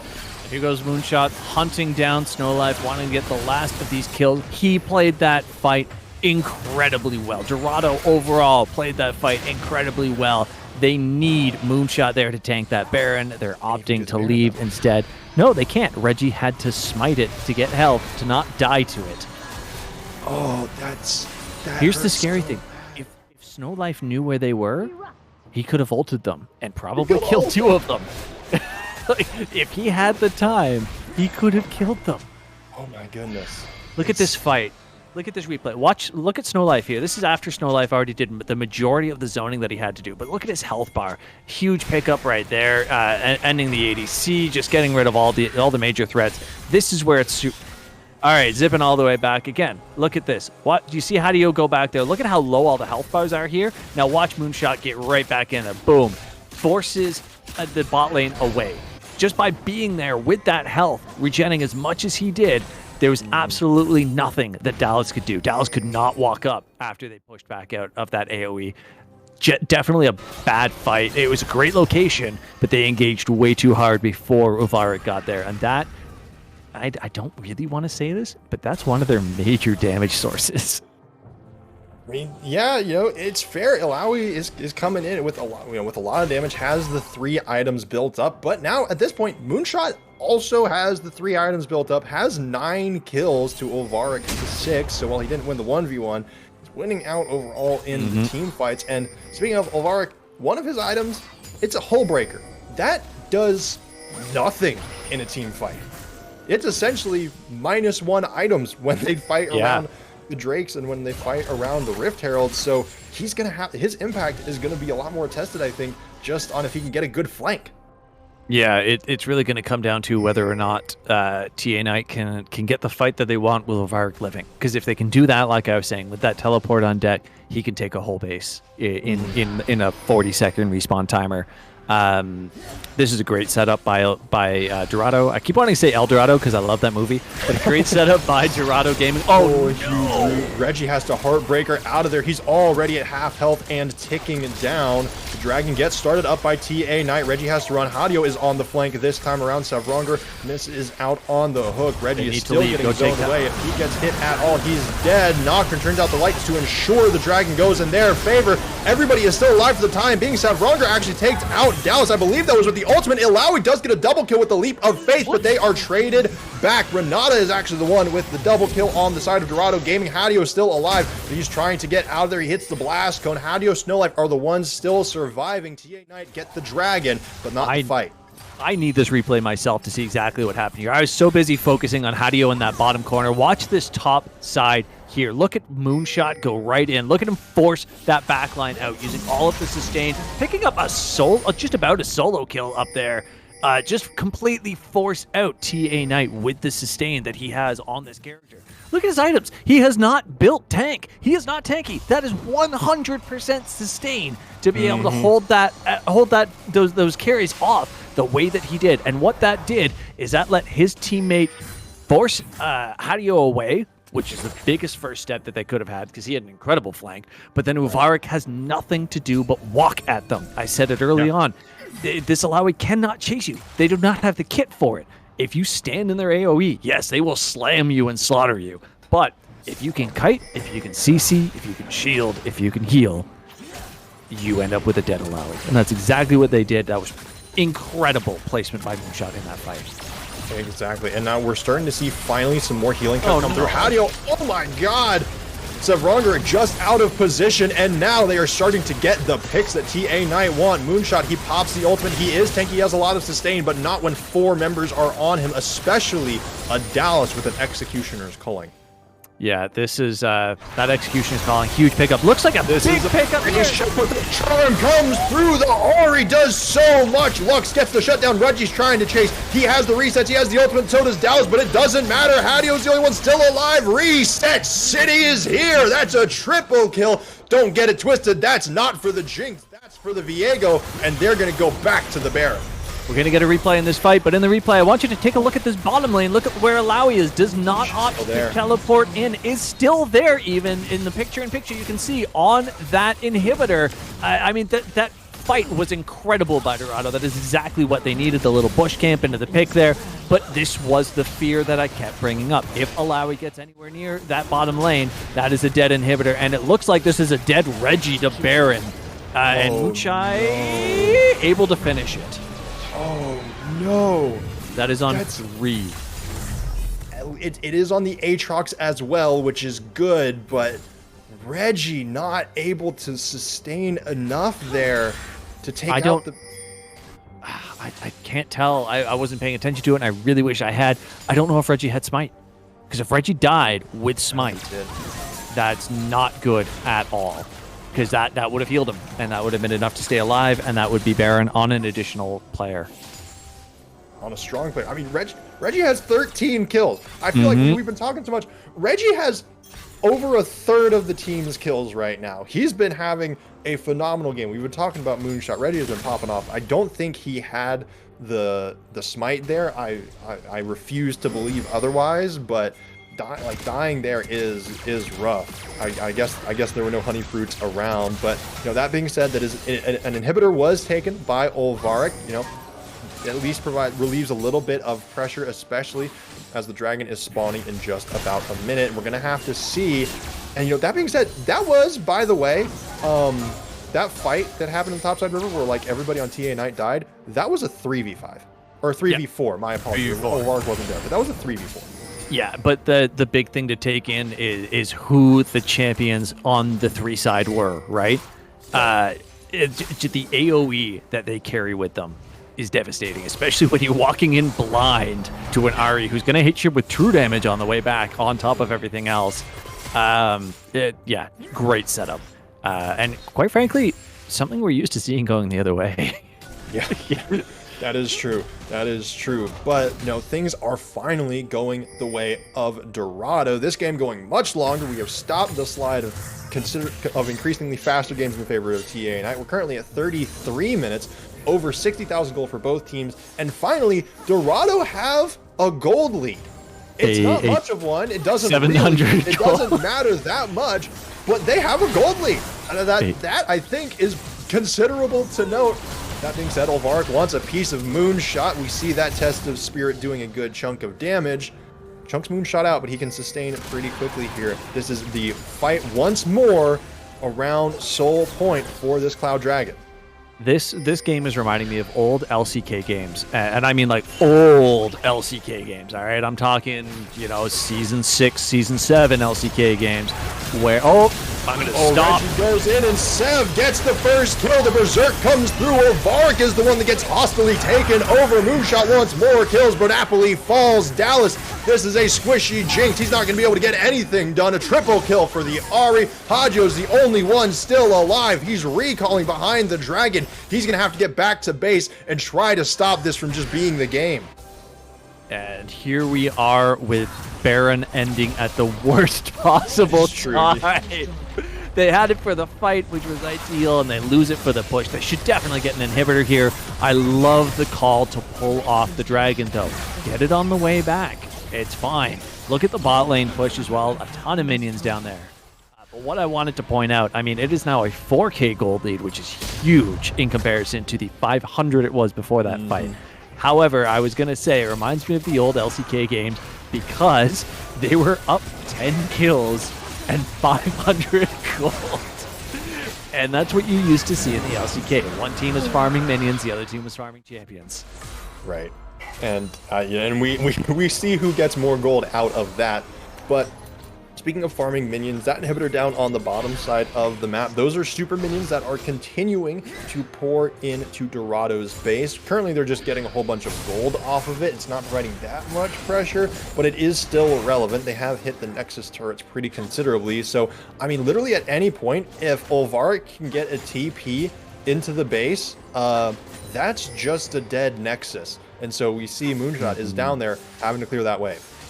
Yeah, the good thing is that Moonshot can match the teleport for now, so that if Olvark does go down there, at least that's balanced. Great little play right there to just wait, right? You don't try and outburst it. Let the ult go through and then pick it up yourself. But good on Snowlife to try and take it. The terrifying thing here, look at who has the bounties. It's the Viego and Sev. Yeah. The 13 and 11 kill duo. Yep, and look at which team is going to be the ones trying to take down structures for those bonus bounties. It's TA Knight. 4 games, and we've never seen anything like that. I don't think we've seen anything go this length even remotely in the 3 other games that we've seen. I think they're averaging 23 minutes. Yeah, right around there. So, I mean, hey, you know, Dorado, it shows at least that their mental was not boomed after that first game. Snowlife gets the kill. That's a huge shutdown. Sev falls. Olvark is getting a turret up here on the top side of the map. That is an objective bounty. That kill might turn things just a little bit back in favor of TA Knight. And if you're Dorado, I shouldn't have said anything about them feeling better, because now you have to be very, very careful. That is a huge twist. There goes one tower. That's the bonus tower going down right there. If this top tower goes, that's another one. If this inhib tower goes, that's yet another one. This is going to be a massive infusion of gold coming through if they can keep this push up.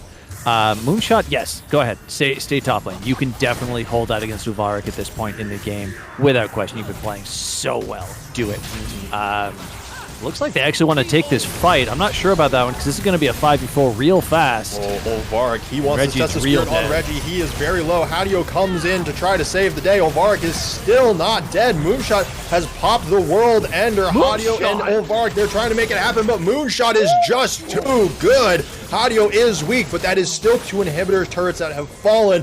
As you said, massive influx of gold. Sev has respawned, though. The root comes through. Can he get the charm? Can he get the more resets? The Lux ultimate is stopwatched. He's still alive. Not going to fall for it twice. 2 more kills go over to the side of Dorado. 40 kills already, but that gold lead has shrunk considerably. That being said, we're at 70,000 gold. Even a couple thousand gold lead does not matter that much in this game. But 3 kills with those long respawn timers, they just might. Yeah, that's the only thing that they can really look at this point. Sev almost getting cut out again by Snowlife. Savron saying, no, let's go. It's time for supportal combat in the river. And Hadio, don't come over here. Savron is still alive somehow. Hadio goes in. It's a 1-for-1 trade. Hadio snaps back with the chrono break and gets out of there. Hey, you know what, Snowlife? You took one down with respect. Not just that, but look at the amount of time that Snowlife bought his team. 1 member up, now 4 all back up. This is a 4v4 situation, and look at Hadio here. Oh, does not get it. He is in there. That was a stun, but no. Oh my gosh, Reggie, the pixel perfect timing to go into the reset to dodge the super mega death rocket. Wow. That's all that needs to be said right there. They frame perfect to pick up the Baron, and pixel perfect per your words to get out of the super mega death rocket. I mean, this is a slobber knocker. That's the only word I can probably use in this situation. I guess Moonshot needed a little bit of gold there, so getting fed the 2 smaller wolves, which is always a nice thing to do. And Olvark dancing in the bot lane. I mean, we're starting to see items. We're starting to see full builds come through. This is now going to be a 40-minute game. That is a full GA that Moonshot picks up. That is a 6-item Aatrox. The Alawi at 5 items plus boots. For Napoli on this Nocturne, only at the 3. Reggie on the Viego, also at 4 items plus boots, plus a Vampiric Scepter. Ari, 4 items as well, building towards the next one. That being said, there's a lot of gold spread out here, but for the time being, Dorado do have the item advantage on a lot of their carries. save for Dallas having the 4 to Muchai's 3. Yeah, it's this is a situation for both teams, right? There's no other way to word it aside from calling it a situation. If the biggest thing that I can say here is it's basically 2 mid laners on the side of TA Knight with the way Snow Life is built, right? Like, look at the itemization on this madman. Okay, great. They're just pushing mid lane. Oh, they don't have a wave though. Whoo! Dorado, they caught the wave mid. They caught the wave mid right as it was pushing, but TA Knight, it looks like they're just pushing the base. Dorado, they're trying to come in and stop it. I think TA Knight feels that they win the 4v4, and that's oh, Dallas getting caught out. Oh no, you don't win it. Now Hadio even goes in, and all of the escape tools are getting popped, are getting procced, and it is keeping these massive burst damages from doing anything. Sev with the double kill. 14, 3, and 15 on this Ari. Bronopoly's running away, but with the blast cone comes the Viego. The fear comes through, but Reggie's not done. Bronopoly is ticking down from the red smite. Olvark is here in the... Hold on. Olvark is in the base. He is taking down one Nexus turret. Moonshot is here trying to stop him. Moonshot should be stronger here. He is up an item and has the GA. Takes down the Alawi. That is the team fight ace. This is 5 members with Baron. Dorado are going to take game number 2. Take a look at what we saw in this game. Look at what the major difference is here. Look at the abilities of the characters, of the champions that were drafted here. That is the core of Dorado Gaming's victory in game number 2 right here. We have pled with them for 3 devastating losses to take champions that have mobility, that have escapes, that can kill at the same time, and when they finally perfect this draft, it works. They took one. I mean, 47 kills to 25. All right, think about that. 47 to 25. That's a disgusting difference. 22 kills difference in this game. 5,000 gold. Yeah, 5. And of a total of. We're hitting the 80,000 gold mark, and I mean, if you're a Dorado, you take those. But I mean, this draft, I think it even started still with Moonshot dying 4 times in the top lane, and then getting 2 double kills or not 2 double kills, getting 2 kills on the Alawi right after that. But I mean, that was if Dorado needs this type of game every time to win, I mean, you take it. But this is going to be an exhausting series for both teams. It is a mountain, to say the least, if this is what it requires for them to make any kind of a comeback in this series. What I want to call a bit of attention to here is gold, because we talk about it all the time. We've talked about how small of a gap that there was here. Your major differences in this situation, right? Top lane's relatively close. Junglers, Reggie had 7,000 more gold than Bronopoly. 7,000. That's disgusting. But 5,000 for Sev over Hadio, but then 4,000 back for Dallas and 4,000 back for Snow Life. So this is exactly what we expect to see based on these teams, right? We see the bot lane of TA Knight just being devastating, monstrous, unfathomable devastation from those 2 players. Like, look at Snow Life's build. There's one item that says, yeah, I guess maybe I'm a support. I don't really know, though. Oh, man, that's Spellthief's Edge doing work. Yeah. But that being said, we have a series on our hands, folks. We have a game number 3 and a guaranteed at least game number 4. Don't go anywhere. We will be back in just a couple of minutes.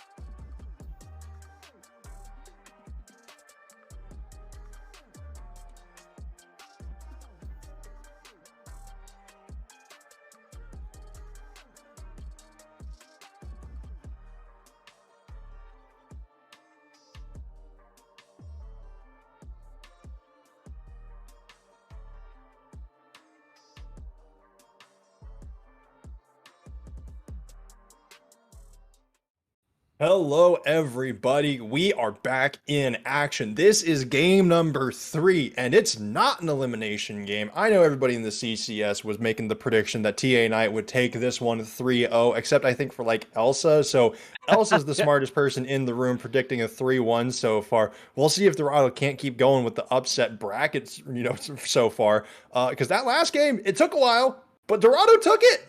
Yeah, they did. And quite frankly, I want to see how many people in the chat look like this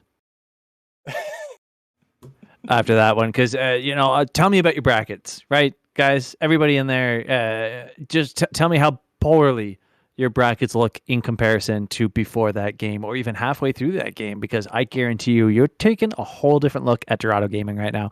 And I bet you that TA Knight is as well. Unfortunately, their bands are looking dang near identical. I mean, if you're TA Knight, to be fair, you had 3 games where you just turbo stomped Dorado, and you had 1 game that was very, very close. True. And so, I mean, if TA Knight say, all right, you know what? Let's just run it back. We're on blue side this time. We can make sure we get the picks that we want. They can't get theirs. And the main thing here is that Dorado, they banned the Ari, taken away from TA Knight, but Sev also cannot play it this time. And the first pick for TA Knight is the Senna. Yeah, so I'm really interested to see where they choose to go for Sev in this situation. Senna, we saw the fasting Senna in game 1 last time with a Zillion? Ziggs. It was Ziggs. Ziggs. You are correct. Ziggs. Sorry. Those Z names With get confusing, Ziggs. I know. Yeah. The Chad move, they take it away. Okay. Yes. Do it.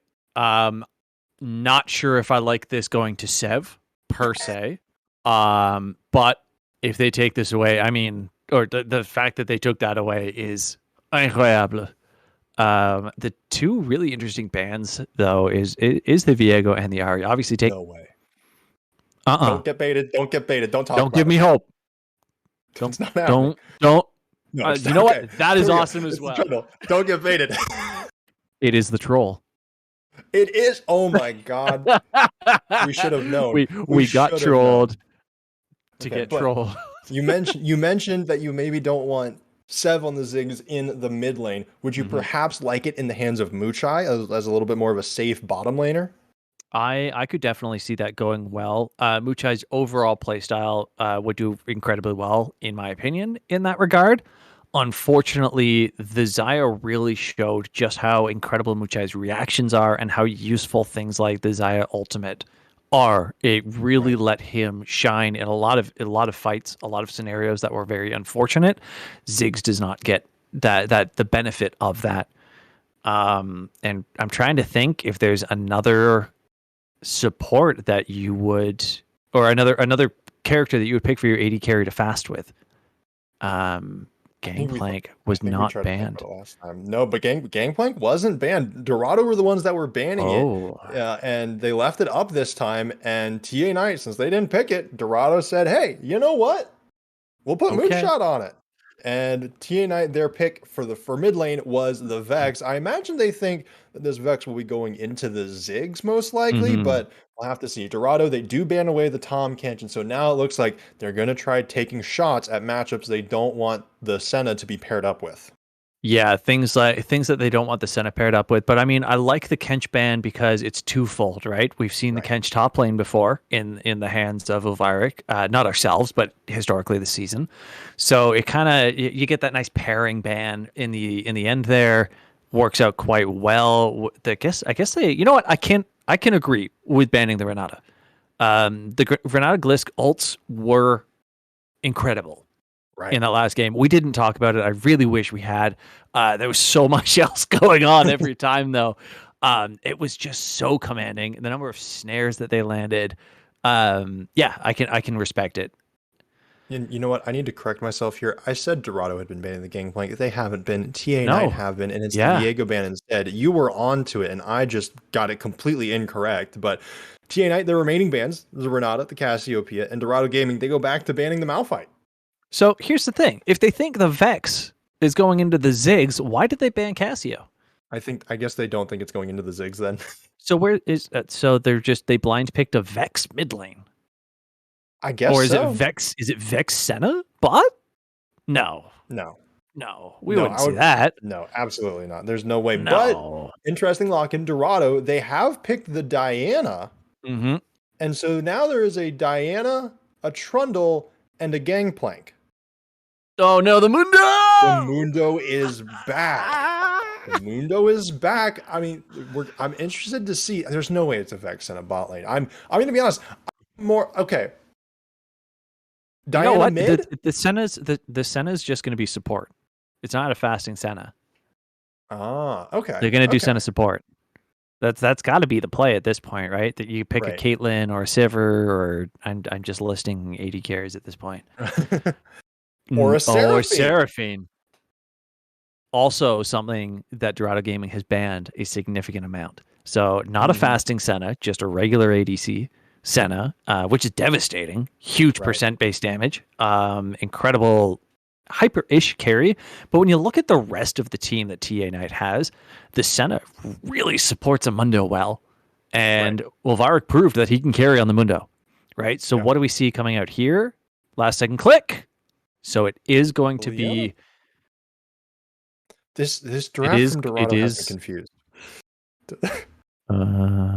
It's Ziggs ADC for sure. But what's happening on the top side? Gangplank has to go top. Gangplank mid. Okay. I mean, you know what? Gangplank mid, Trundle jungle, Trundle top, Diana jungle. Yeah, Trundle top and the Trundle top sounds pretty good. Yeah. But Gangplank, there's no way it's Gangplank mid. There's no way. Moonshot plays GP. Moonshot's great on GP. There's no way they take it out of his hands. I think it's Diana mid into Vex though. I think I guess that's the strat.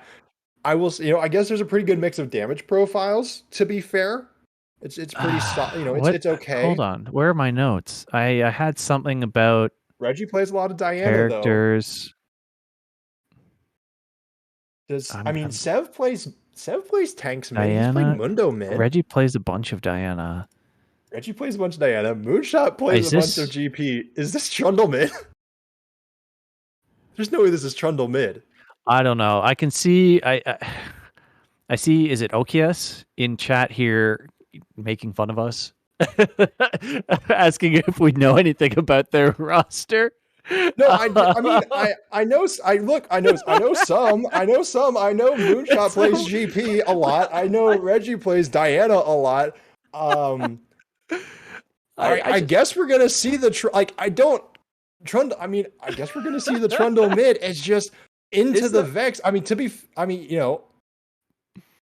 I guess it's gonna be the Trundle mid into the Vex. So Diana historically was a mid character as well as jungle, right? The pre-rework of Diana was played mid a lot. She was a decent assassin with good wave clear. Right. I don't think I've seen one since though. So I don't really know what to expect. Like, okay, so I'm still looking at you in chat. Do you have anything for us? Like, because we're gonna see what happens. Of course, we're gonna get it. But I want to hear some logic, because I'm just baffled at this point. They should Moonshot should pick who he's playing right now. GP top, Trundle mid, You said Trundle mid, Diana mid. I like that. Okay, so double mid. All right, so we're gonna get no junglers. No, it is Trundle, Diana Trundle mid. In the jungle. Yeah, okay. Diana mid. Damn it, that makes more sense. Okias, I got it. I want you to know that I got it right the first time, and then you said, do you even know what our players play? Yeah, I got it right the first time, and then you were like, well, you don't know. So yeah, whatever. We got Mundo, Jarvan, Vex. Otherwise, it's a standard draft. All right. So it's exactly what we were thinking. Trolling now and then. You do a little trolling. Okay, so it's exactly what we thought, but that doesn't make it any less strange, right? Diana into Vex is not going to be... You know what? Now that I think about it, I was going to say it's not going to be easy. But here's the thing. If Vex bursts the passive out to try and wave clear, Diana can just go in. Yeah.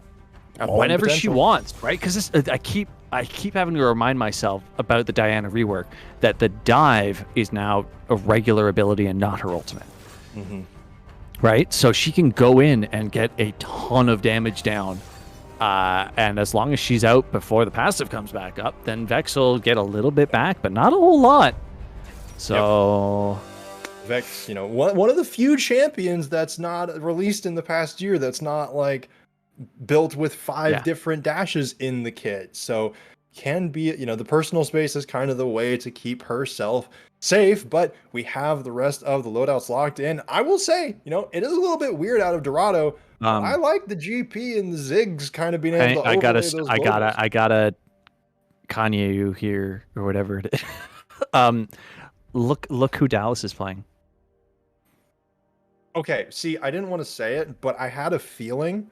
We were going to get the Senna support. I felt like you had called that one right. Seraphine ADC, I'm going to be honest, I've been playing a lot of Wild Rift. Seraphine can kind of carry hard. So this is real interesting. Okay, so we've seen them do this. Snowlife obviously likes to carry. Right. Last game alone that is shows true. A lot just about that. So that is, as always, going to be one of the things I really want to focus on. But Seraphine is not tanky. An early game, Senna dies very easily. Neither of them have, they've got some sustain. Neither of them have mobility. Neither of them have a significant amount of CC per se until, later in the game. Leona Ziggs are devastating early game. Ziggs passive, with Leona passive, with Leona CC, with Ziggs CC, with Ziggs overall burst potential. That is a very, very, very short kill time. Right. So all it really is going to take is for Bronopoly to not be bot lane at level 2, level 3, and that should be some easy pickups for Dorado. And Bronopoly, even on that game number 1 on the Jarvan, was not there early, went on the full clear strat. So we're going to have to see. The onus might be on Bronopoly to try to keep his team alive to the late game where these two healers can do their job. But we will be in the game in just a couple of minutes to see who will come out on top in game number 3.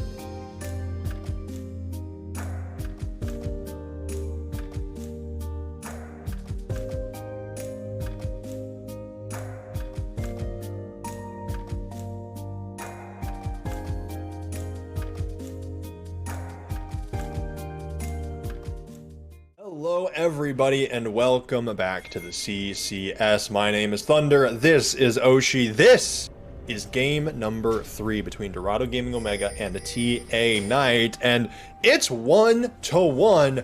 Who would have thunk it? Certainly not me. Dorado are in a 5-stack going down to the bottom side. TA Knight are in a 5-stack going down to the top side. This is hilarious. Right? Like each team thinks they're gonna do something, and we get to sit here and look at it and go, We're gonna get you. well, it's We're gonna get you. and like that. They're doing the exact same things. Yeah. Yep, straight up. So it looks like we're gonna get a red start from both sides, just on the wrong sides. So we're gonna have a jungle split. It's somewhere between old school and new school. Middle no, school, we're not. They just warded and they're leaving. Okay. Okay. Yeah.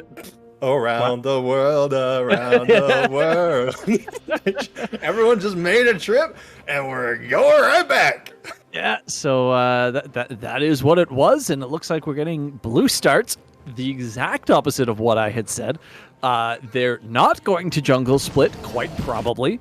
And everything is normal. There's that passive that we were talking about. Sev obviously not going to be able to do anything in the immediate. This is going to be a rough, I'd say, 4 levels or so for Sev.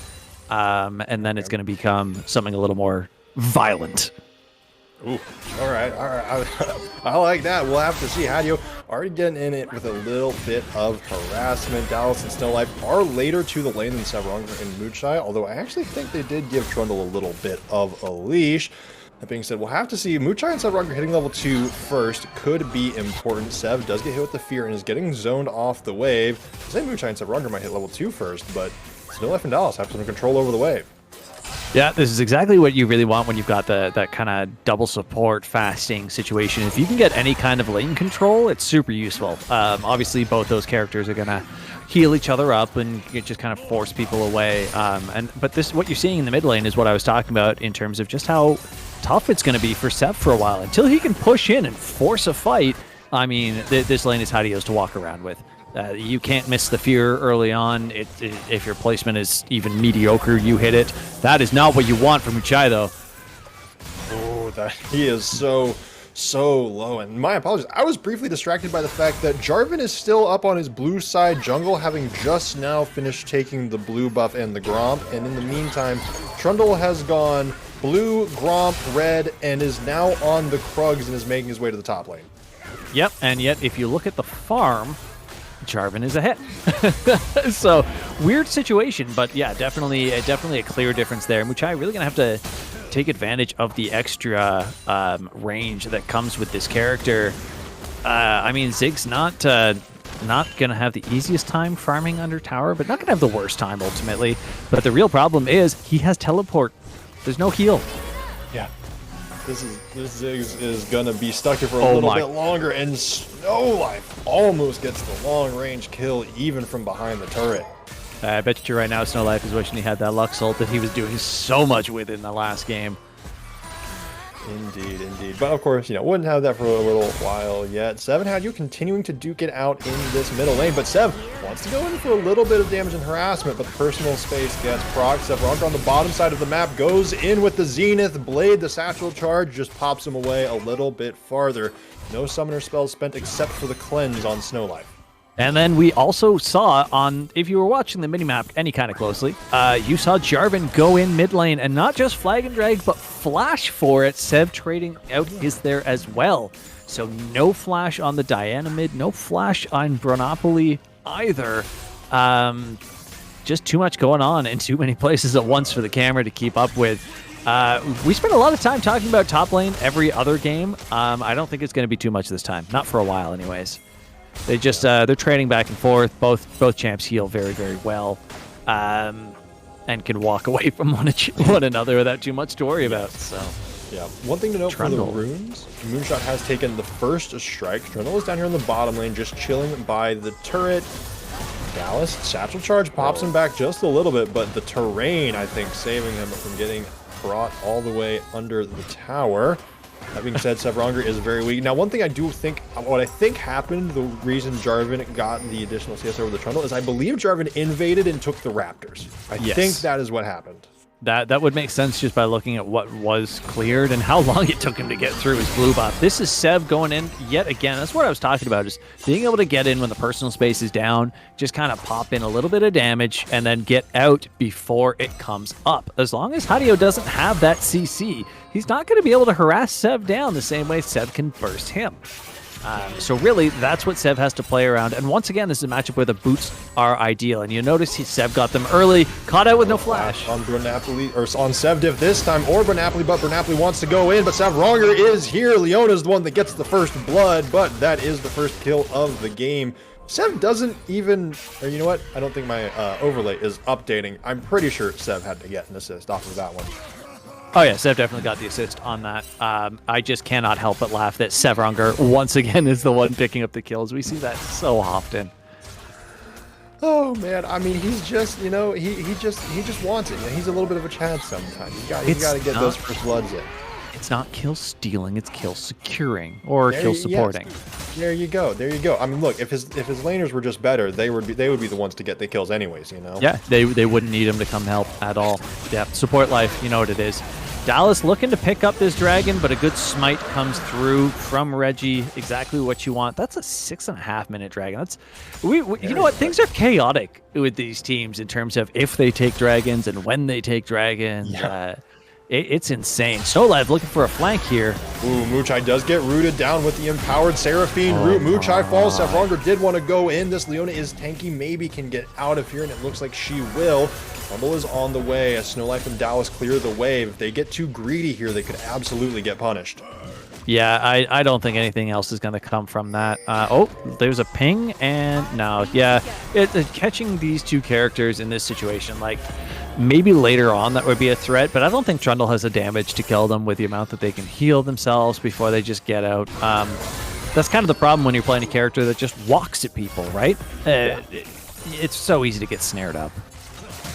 Yeah, but that, you know, that'll be the benefit of the Diana later in the game with the dash into the Moonfall and the Leona with the Zenith Blade. Plenty of engage on the side of Dorado, but for TA they have, well, actually, you know what? To be fair enough, they have the Jarvan and the Vex, which both can, from, you know, nearly a mile away, dive in. Vex has to commit the ultimate for it, but could be there. So, you know, I asked this in game number 1 when we saw the Mundo. I'll ask it again this time. Do you think this will be, once again, more of kind of that full team fight where over groups a lot, or will it be the same with the Hull Breaker where he tries to split push? What are they going to aim for on this one? I don't think they're going to have a choice except team fighting.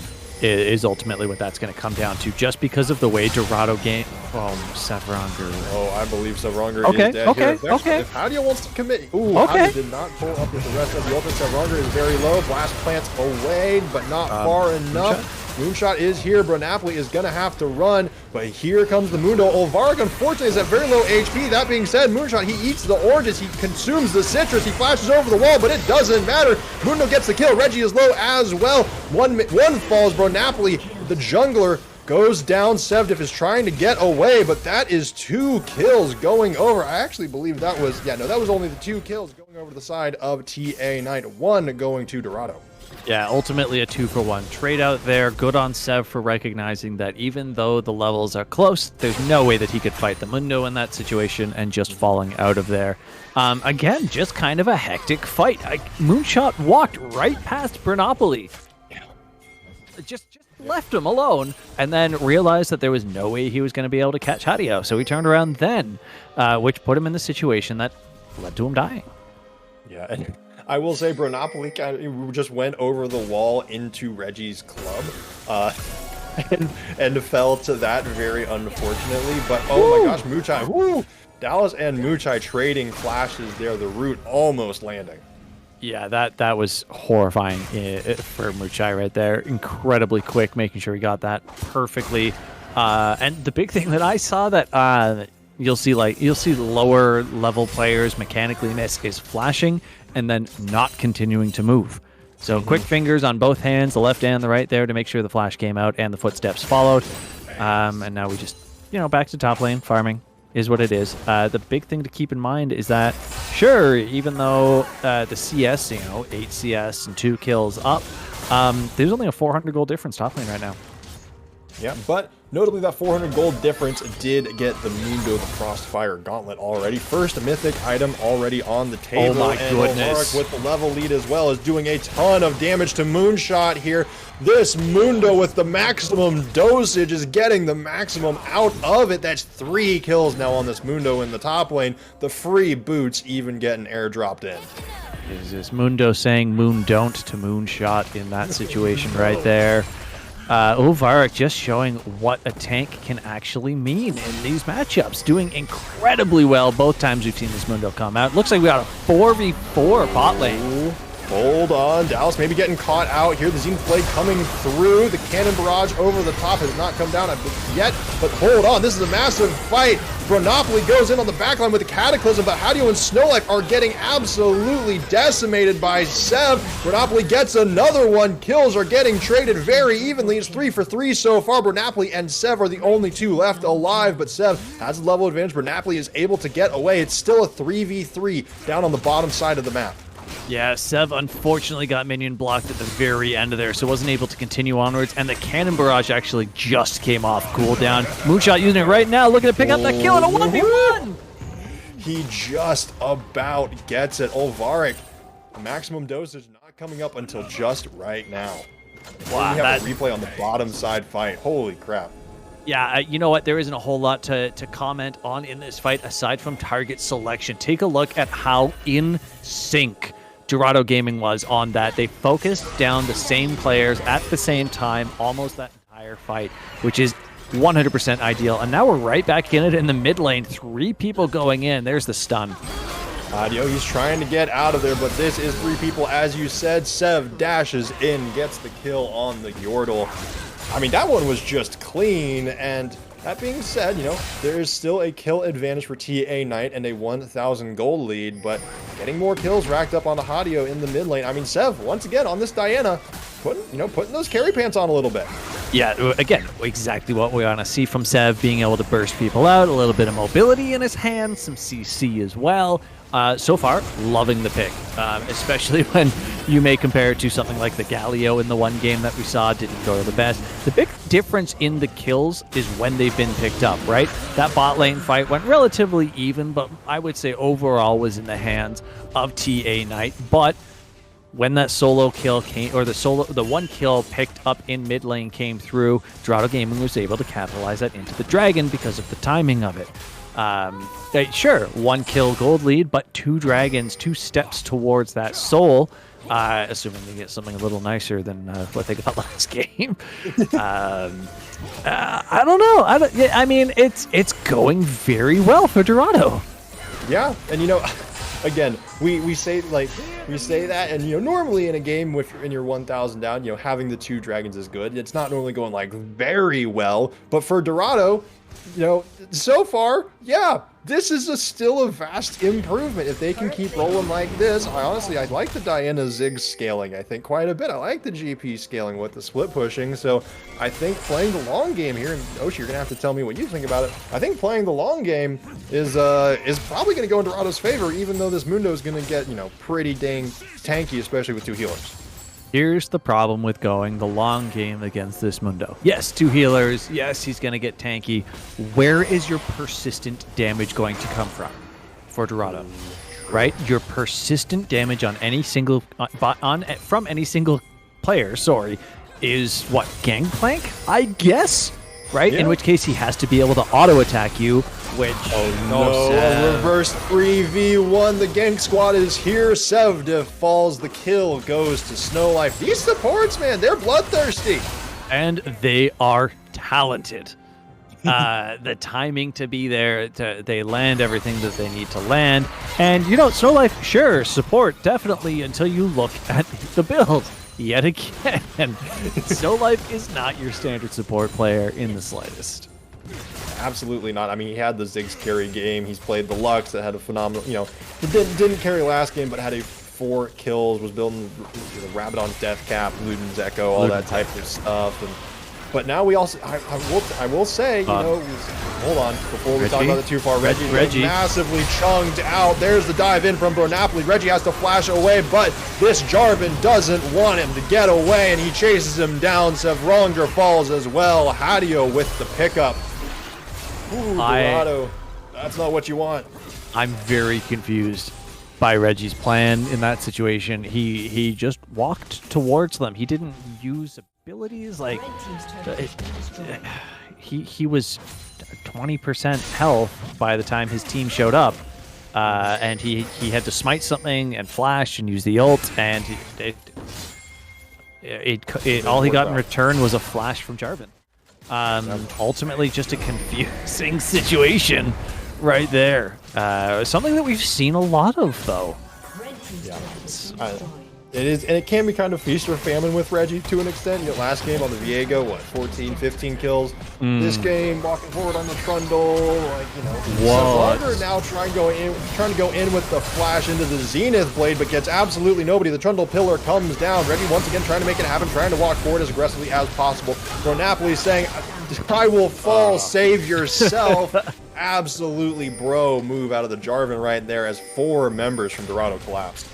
Bronapoli saved so much in that fight. He got the EQ knock-up on 3 members of Dorado Gaming at the start, and then, like you mentioned, sacrificed himself with the ultimate in the end. I mean, find yourself a friend in that situation. Like that will do that for you, right? If you have a jungler that is willing to do that, I promise you never have to ask for blue buff. It's already prepped and waiting. Indeed. I mean, hey, even gave it over to Snowlife in the last game to support. And, again, speaking of Snowlife and these supports, one thing to note, there are 8 kills for Dorado. 3 of them are on the Leona. So, you love seeing that early, locking of the Iron Solari with the early Moby boots, but Leona's not going to be the one carrying. No, I mean, it's going to be great to have that initiation with the lockdown early on, with the tankiness to let him play in the manner that a Leona really wants to. Unfortunately, as you said, not going to carry you. They're down 3 kills, and if those 3 kills were somewhere else, it could make a whole difference. I mean, you look at itemization. Look at the top lane. That is 2 items done versus 1 and 2/3, right? Jungler, it's a whole bunch of components. Oh my god, the engage. He wants to go in. Moonshot takes a massive chunk of damage, and that was just from the TP into the ultimate. It saved the tower and sent 3 members running and forced Moonshot's flash. That was incredible by Hadio. Really showing the a terrifying, for lack of a better word, nature of Vex when you're in the situation where you can ult in safely. I mean, that was half his health. This is the person that's supposed to be one of your tanks almost. Like, I mean, he's supposed to be a bruiser, right? He's going to end up being some kind of tanky. Just apparently not that. Oh my god, the keg didn't even do 10% to Elvaric. Hey, if he lines up enough of them, they'll do damage eventually. Not to mention the Trundle is here. Reggie does have the Subjugate still active, moving pretty quickly through his domain, but... Hell immune. Indeed. I mean, Elvaric goes where he pleases, even pops the maximum dosage for good measure. Yeah, it's Elvaric was well aware of what was coming. Look at all the wards that are in the top jungle. They're doing everything they need to be doing to just counteract exactly what Dorado Gaming is looking for here. Yeah, TNI is just playing this textbook. That's the easiest way to word it, is they are playing this textbook. They pushed the bot lane through. They moved their bot lane up to mid lane. They've moved their mid lane around to ganking. That is another missed skill shot by Sevronger. Almost, but it did just catch Hadio on the edge with that solar flare, and Reggie with the chomp takes down Hadio once again. Now 1-3-5 on the Vex. Reggie, Sevronger, I owe you massive apologies for the start of that fight. I did not think that solar flare was going to be enough to get that kill. Reggie, I don't know why your bite did 20% of the health bar. Either way, here we are. Great pickup. He's a hungry troll, you know. He's got to get his snacks in, but That being said, this Trundle, can get pretty scary later on into the game. But one thing that I did want to bring up is that between Snow Life and Dallas, I was fully expecting one of them to go kind of the healer route, but Moonstone Renewer did get nerfed. I need to stop my point here as Reggie and Moonshot are both here to deal with Olvark, but Olvark just flashes over the wall, pops the maximum dosage once again, and once again gets out of there scot-free. When we were theorizing about what champions were going in which lane, we talked about, we said, yeah, Trundle into Mundo, that sounds pretty good. And we're seeing exactly why. The Subjugate is so devastating to Mundo's stats. I said, well, where's your consistent damage output come from, right? Well, if you line things up properly and Olvark feels himself a little too strongly, you get that Subjugate on him, reduces all of his resistances, and then you get the right burst on him, he will die. Indeed. Oh my God. Looks like Moochai won't be dying quite yet. Just barely sidestepped the empowered route from Seraphine, but Moochai is not going to survive that much longer. Bro Napoli just jumps over the wall and says, give it to me. That's a turret. That's a mid-tier 2 turret, and a kill as well. Reggie, oh no, gets charmed up with the Encore, has to flash away. The terrain working wonders. Bro Napoli going in with low HP. The Dawning Shadow over the top. A huge moonfall out of Sev. That results in 1 kill. There's the second one. Still, I'm trying to make something happen, as well as Olvark. Sev is so low. Just one more tick of damage will do it. But this is not gonna be the day that you catch Sev Diff. Olvark trying to chase forward, pops maximum dosage. These are low health bars, but he's underneath the turret now. Snow Life, Patio, they're here, but they don't have the range. The CC stacking on that Mundo to save Seth. Look at this. Okay, look, there's a slow, there's a stun, there's a stun, there's a slow. Like there's it's absolutely incredible gameplay. Sevronker, your CC stacking was disgusting in that situation. Unquestionably saved Sev's life, gets them out of that with an advantage. Yes, more of it, yes. That fight was horrendous at the start for Dorado Gaming, and I mean, you called that moonfall perfectly. It was beautiful by Sev. Definitely the tide turner right there. The moonfall and the oh my goodness, I'm forgetting the Leona ult name. Solar Flare. Thank you. I had it right there. Look, I didn't want to say it, but like they have the sun couple and moon. Like they're dating canonically. It's too powerful. Yep. The sun and moon came through. They did indeed. We're gonna have to see if they can keep stacking those Moonfall into Solar Flare combos again and again. The Proto Rocket Belt used pretty early there, not a massive cooldown though. And currently, oh my gosh, Hadio goes in with the dash. Sev goes in as well though and gets a double kill. Ziggs picks up the opposing Yordle. Jarvan takes down the carry though. Sev Div has fallen, but Reggie is still here. Takes down the Jarvan. Moochai and Moonshot are going to be healing up off of this fruit. Olvark is still alive, but it's a Mundo versus the world. What? So this is what I was saying when I said they can't avoid team fightings, right? They can't avoid the team fights, and this is the comp. This is exactly what they drafted the comp for. Look at this dive. Watch the left-hand side of your screen here, right? Sev goes in, gets a massive moonfall, and then the Ziggs follows up. There it is. That's perfect. That's exactly what you want. You get all of the AoE CC, everybody stuck in one position for the Mega Inferno Bomb to come through. I mean, yes. You love to see it. You know what? When a team drafts a wombo combo and they manage to pull it off multiple times, I'm hoping they can do it multiple times, but even when you get to see it perfectly like that, there's nothing anybody could ask for more than that in a game of League of Legends. Exactly. And you know what? I just want to point out to everybody, this is their Gold 2 player.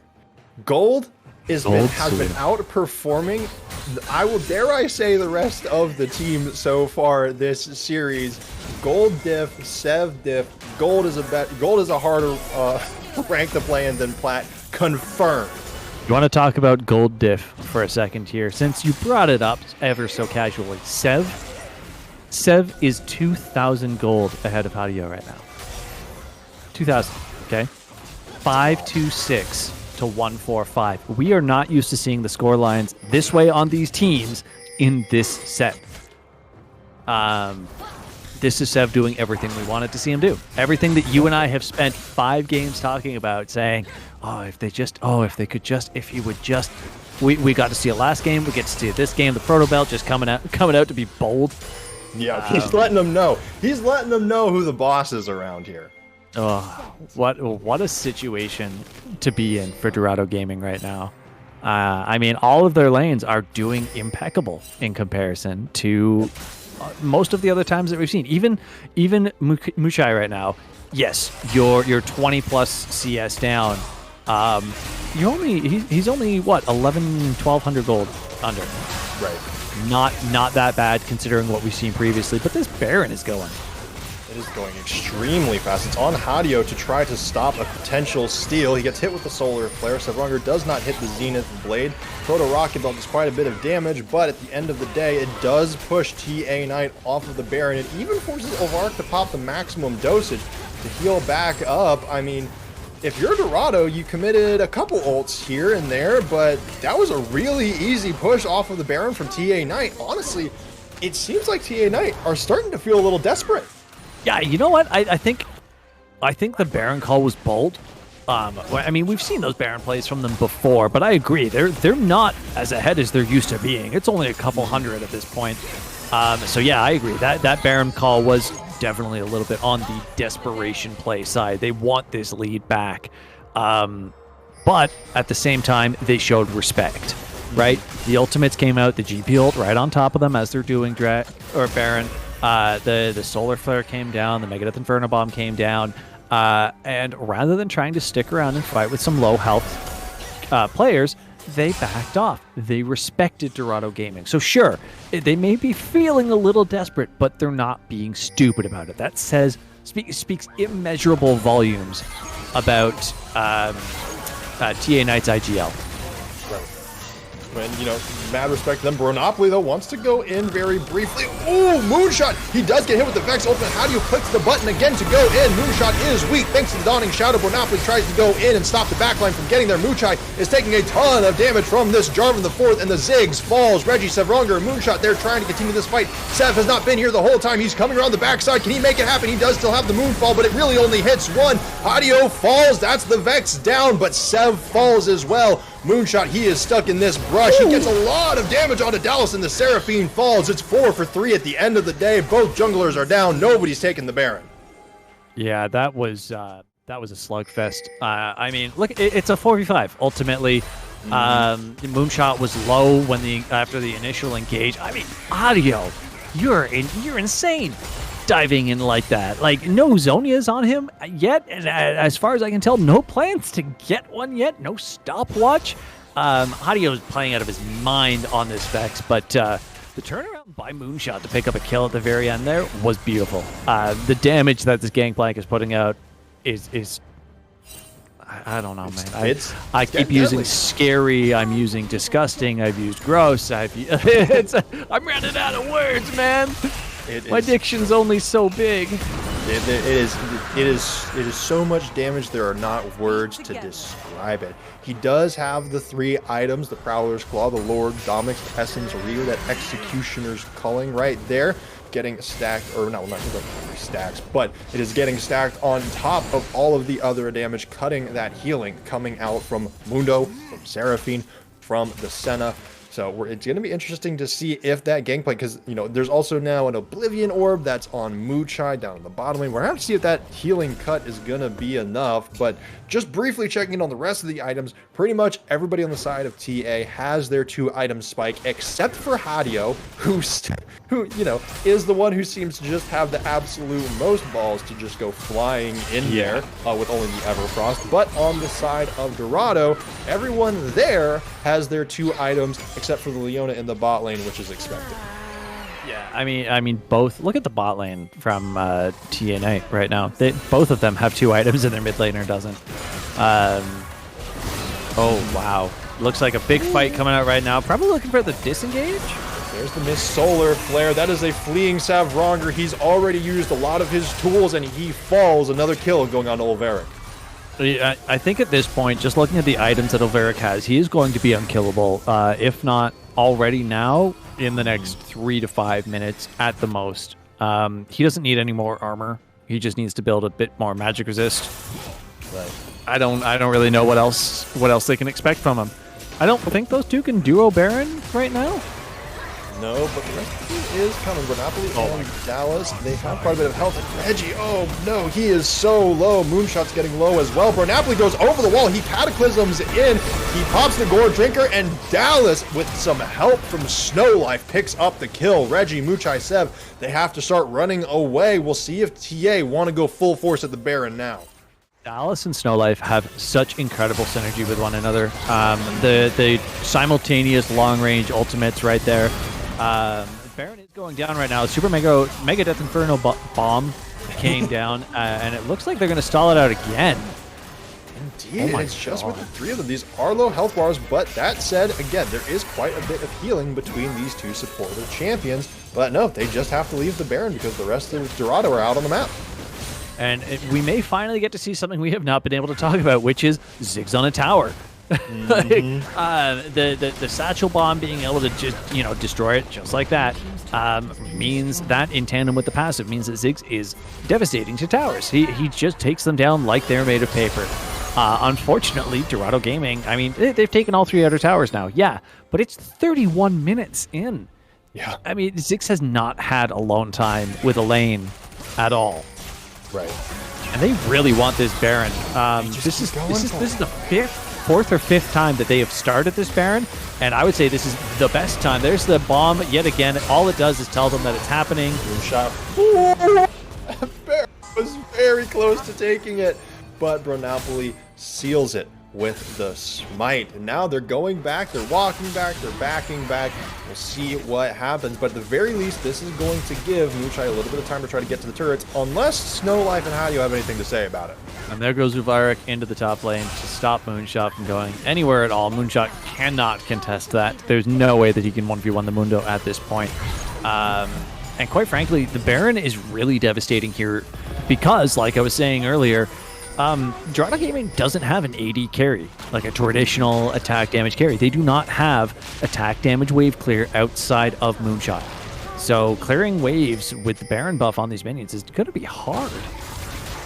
Yeah, it's going to be, we're going to have to see. They have only those 2 outer turrets on the side lanes left with outers, and then they have all of their tier 3 turrets remaining. We're going to have to see how strong this defense is with the Mountain Drake spawning in just about 40 seconds. I imagine we are going to see TA Knight fight for that one. It is going to be soul point for them. It would be soul for Dorado.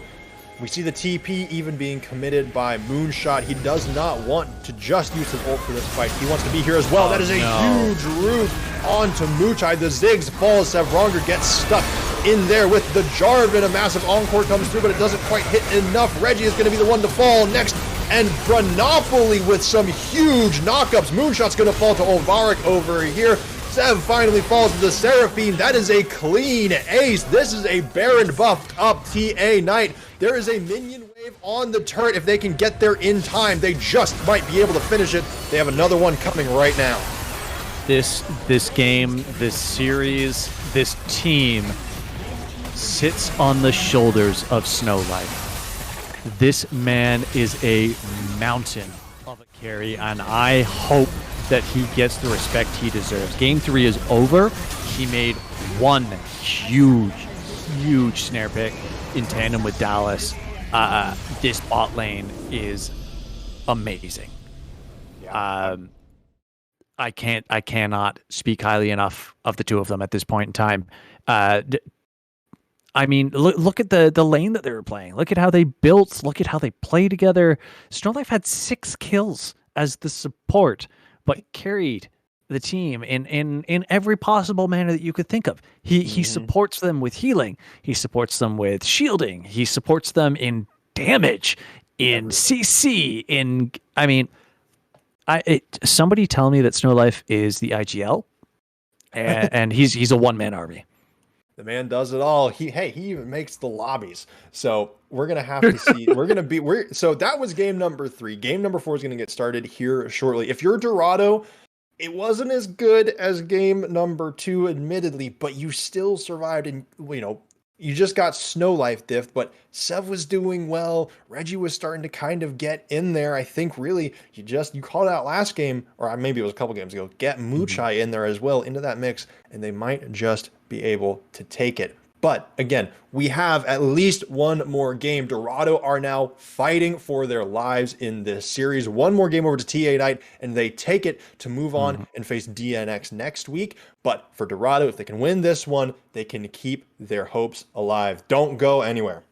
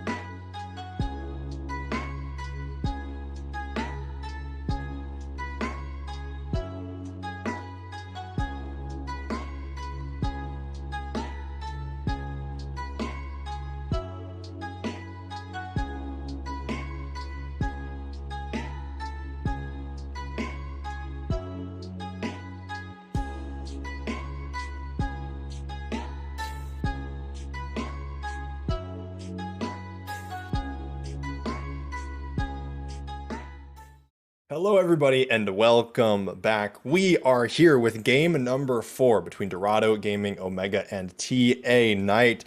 TA took the first, Dorado took the second, TA took the third, and oh, what's this I'm hearing? Oh, Bernopoly, thank you for your service. But TA Knight have their starting jungler, Reedy, back in rotation. And we are back into the draft rotation. Lissandra banned away by Dorado, Vel'Koz by TA, Nico, Ari. These bans feel pretty lockstep from the last time.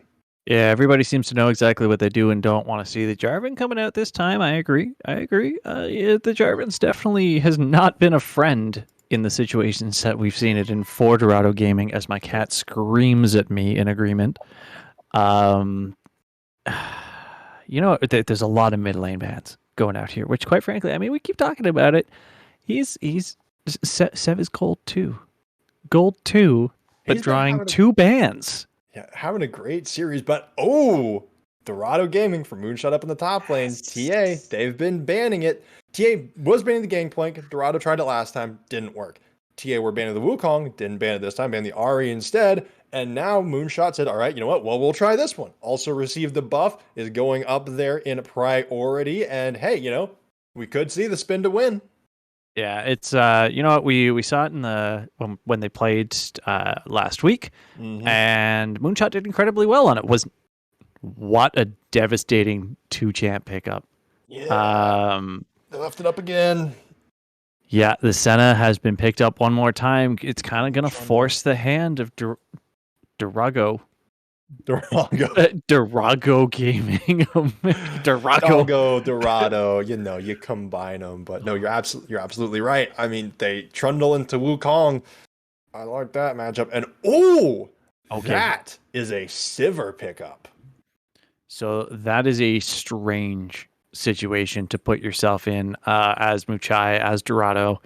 I don't really know what to think of this. I have really liked Muchai on the Xayah. I really wish he had gone back to the Xayah. I understand, yeah, sure, it's not perfect for every composition, and maybe they want to do something a little more AoE based with the Sivir, I guess, the Q, the W, the Renata coming back out, that I do like. But I don't like this. I mean, the Sivir, yeah, you've got those single spell shield, but you don't have get out of free cards. Oh, there's a Malphite getting that in priority pick. Dorado's been banning it away into the hands of what should be, what I imagine is going to be Ulveric up in the top lane. I'm not going to pretend like my Malphite jungle pick that I did one time in solo queue is going to have any relevancy here. But yeah, Ulveric finally going on just on this Malphite, has been on tank duty the whole time. And TA, they now banned the Sylas. Dorado banned the Vex. So I like them picking the Malphite when they did, because every other draft so far, Dorado Gaming has banned it, but they always ban it in the second round of bans. So they finally, TA finally said, nah, not this time. We want to play it. So they pick it up early. The Vex ban, okay. Like, did Hadio do an incredible job? Definitely. Could they have picked something to counter it better? Definitely. Probably. Yeah, the Seraphine I can respect, but I mean, I don't expect to see Seraphine Senna. Ziggs is right there. Ziggs is up. That was the danger that I was looking at when Dorado banned the Vex. Is like, you've seen the 2 pairings with it. You saw the Seraphine, you saw the Ziggs. They both worked really well. And if you're TA, I guess now you're thinking like, well, shoot, they left Ziggs up. Do we just take it? I say no. Don't pick it now. Okay. Pick it next. Whoa. Okay. Vladimir is the selection. Vladimir. Who the hell does this go to? Who the hell does this go to? Who is this? Vladimir top lane. No, this is going to be Vlad mid. Yeah, this is Vlad mid. The classic, absolute classic. Okay. Vladimir in season 2 and 3 was one of the most powerful mid laners that you could play, because the standard at the time was harass mages. So you would play things that would just kind of poke you slowly whittle you down. And at the time, there wasn't really sustain built into the game, so people played Vlad. Vlad eventually got quite a bit of a rework. Became a top lane menace, but I can definitely see doing incredibly well in the mid lane. But Cassio is a traditional counter pick. There you go. I was about to say, if we're talking old school, this matchup, it's one for the ages a little bit. I'm very interested to see how this Casio goes into the Vlad, the Trundle, not the Trundle really, but the Vlad, the Malphite, and the Senna. And there, So, ooh, another champion that got oh, buffs. That is a Gwen. so this is Jungle Wukong. No, we had this No, discussion last week. It's Gwen Jungle this time. Gwen Jungle this time. You think so? I would bet money on it. Look, we Okay. had the whole thing about how the Wukong jungle clear is just absolutely garbage last week. I agree. I agree. I'm thinking like Gwen into Malphite. Imagine how much fun she has. It sounds Right? juicy, doesn't it? Oh, the Tom. And then What there's is the Tom. That's going with the that's Senna. Tom support? Yeah. Tom support. like- Tom Senna. That's 4 top lane champions on TA. True. That is true. That is a tanky team. Yeah, it's going to take a lot of damage to get through it. But I will say, if you want something to tear through a bunch of tanky champions, Gwen, Sivir, Casio, that's not a bad selection for that, I think. So what I want to see is an early pickup Black Cleaver by Wukong. Okay. Because it used to, I'm pretty sure it still does, his ult applies Black Cleaver stacks. Oh. Tick, tick, tick, tick, tick, tick, tick, tick, tick, tick, tick, tick. There For the you go. armor It shred. shoots up. So you take that, huge shred, real quick. You get Sivir in there, AoE out the wazoo, with onto targets that have no armor anymore. Doesn't matter really how chunky you are if Kraken Slayer Sivir's free firing at you, right? Renata hits you with the ult and keeps you away. The thing I'm really interested in though is Cassiopeia's grounding, right? Right. The That's W gonna be grounds, so that stops Trundle from coming in. That stops Vlad from coming in. Center isn't gonna want to come in, but she wouldn't be able to. And the only way Kench can get in is diving under it. Otherwise, you have Malphite ulting in solo. Yeah. And while everybody else walks around it. Exactly. And I mean, I'm imagining a world already where the miasma gets put down, the Malphite is about to ult over, Tom Kench swallows the Vladimir, Abyssal voyages underneath it, pops out on the other side, and then I guess the Senna and Trundle are just like on the backside, just praying that they have the range. Senna will have the range, Trundle, yeah, but who knows, we might see a crazy play like that. But as these get locked in, Yeah. Okius in the chat once again, I'm not letting you bait me talking about this Malphite mid stuff. This is going to be a Malphite top. I would put money on it. Malphite support, Tom Kench top. Please don't do that to me. Please don't do that to me. That would be so, that would be so bad. That would be so bad.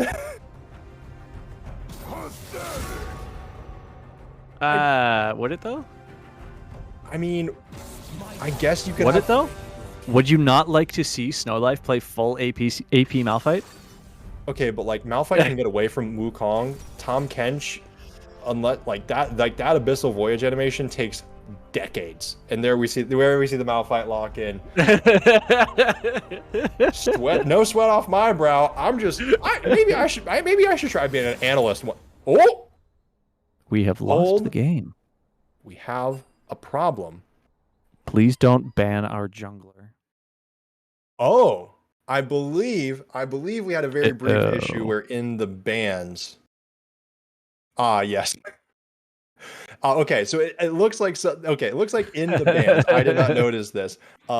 Dorado accidentally banned Trundle away from TA Ignite instead of allowing TA Ignite to pick Trundle, which is what they had selected first. So we'll go back into this. We already know it's Malphite top. Don't get it twisted. We already know what the top lane lock-ins are. So Vladimir top lane. I swear to God, I don't think it's Look, okay, you know what? So I guess what the ultimate cheese is Vladimir top, Trundle jungle, Tom Kench mid, Senna Vlad support.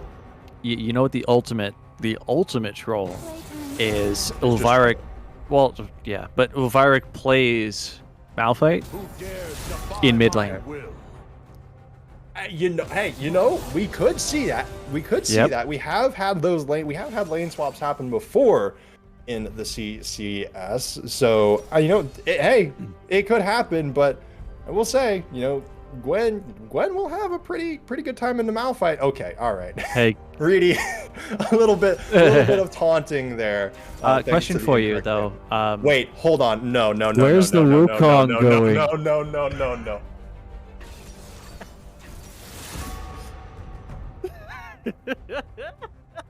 Did Wukong get a jungle buff? I didn't actually look at the Wukong buffs. I'm gonna be honest. This is There's the monkey. Okay, Elsa confirms he got okay. jungle Okay, buff. he got buffed in the jungle. All right, so you know what? You know what? His W goes over wall nails. Okay, you know. Wait, what? Maybe all right, you know what? You know what? I might be on. I'm not that on board, but that's very good. That's a huge buff. That's huge. That's quite solid. Yeah, see, actually. if you turn to the analyst desk. Okay, look, I was busy. Okay, I was. Listen here. I was a little preoccupied. Okay, I'm sorry, but all right, Wukong jungle. I have been proven incorrect. It is time for Monkey and the Junkie. The monkey is in the Go ahead, say it. Monkey is in the junkie. This is like unbench the Kench, unclog the frog, Unload unleash the monkey toad. in the junkie. Unload the toad. Well, I will say I'm very interested to see how Reggie fares on this pick. I don't imagine he has like a ton of practice on Wukong jungle, but who knows? We could certainly see it. He is up against Reedy on the Trundle. Reedy back in action. One of the all-team CCS players for TA Knight. This matchup will be interesting. I still feel like Reedy can just go into Wukong's jungle and Wukong won't be able to do anything about it. Exactly. The big thing aside from that, though, is Reedy can just walk into lane, and Reggie can't do anything. Reggie needs 6. Reggie has no CC. Gwen, not a whole lot of CC. Casio, not a whole lot of CC. Renata has a snare. Yeah. Not a whole lot of CC. So ganks are not going to be too friendly until Reggie hits 6 and Sev hits 6 and Savron hits 6. And so we'll have to see. We will have to see. It looks like, TA Knight might have the early game advantage. We'll have to see if Dorado can scale into the late game like they successfully did in game number 2. And we'll have to see just how this Wukong jungle pick pans out. Let's see if Reggie will prove me wrong and just carry Dorado into silver scrapes into a potential game number 5. Stick around for just a couple of minutes, though. We'll be right back to figure it out.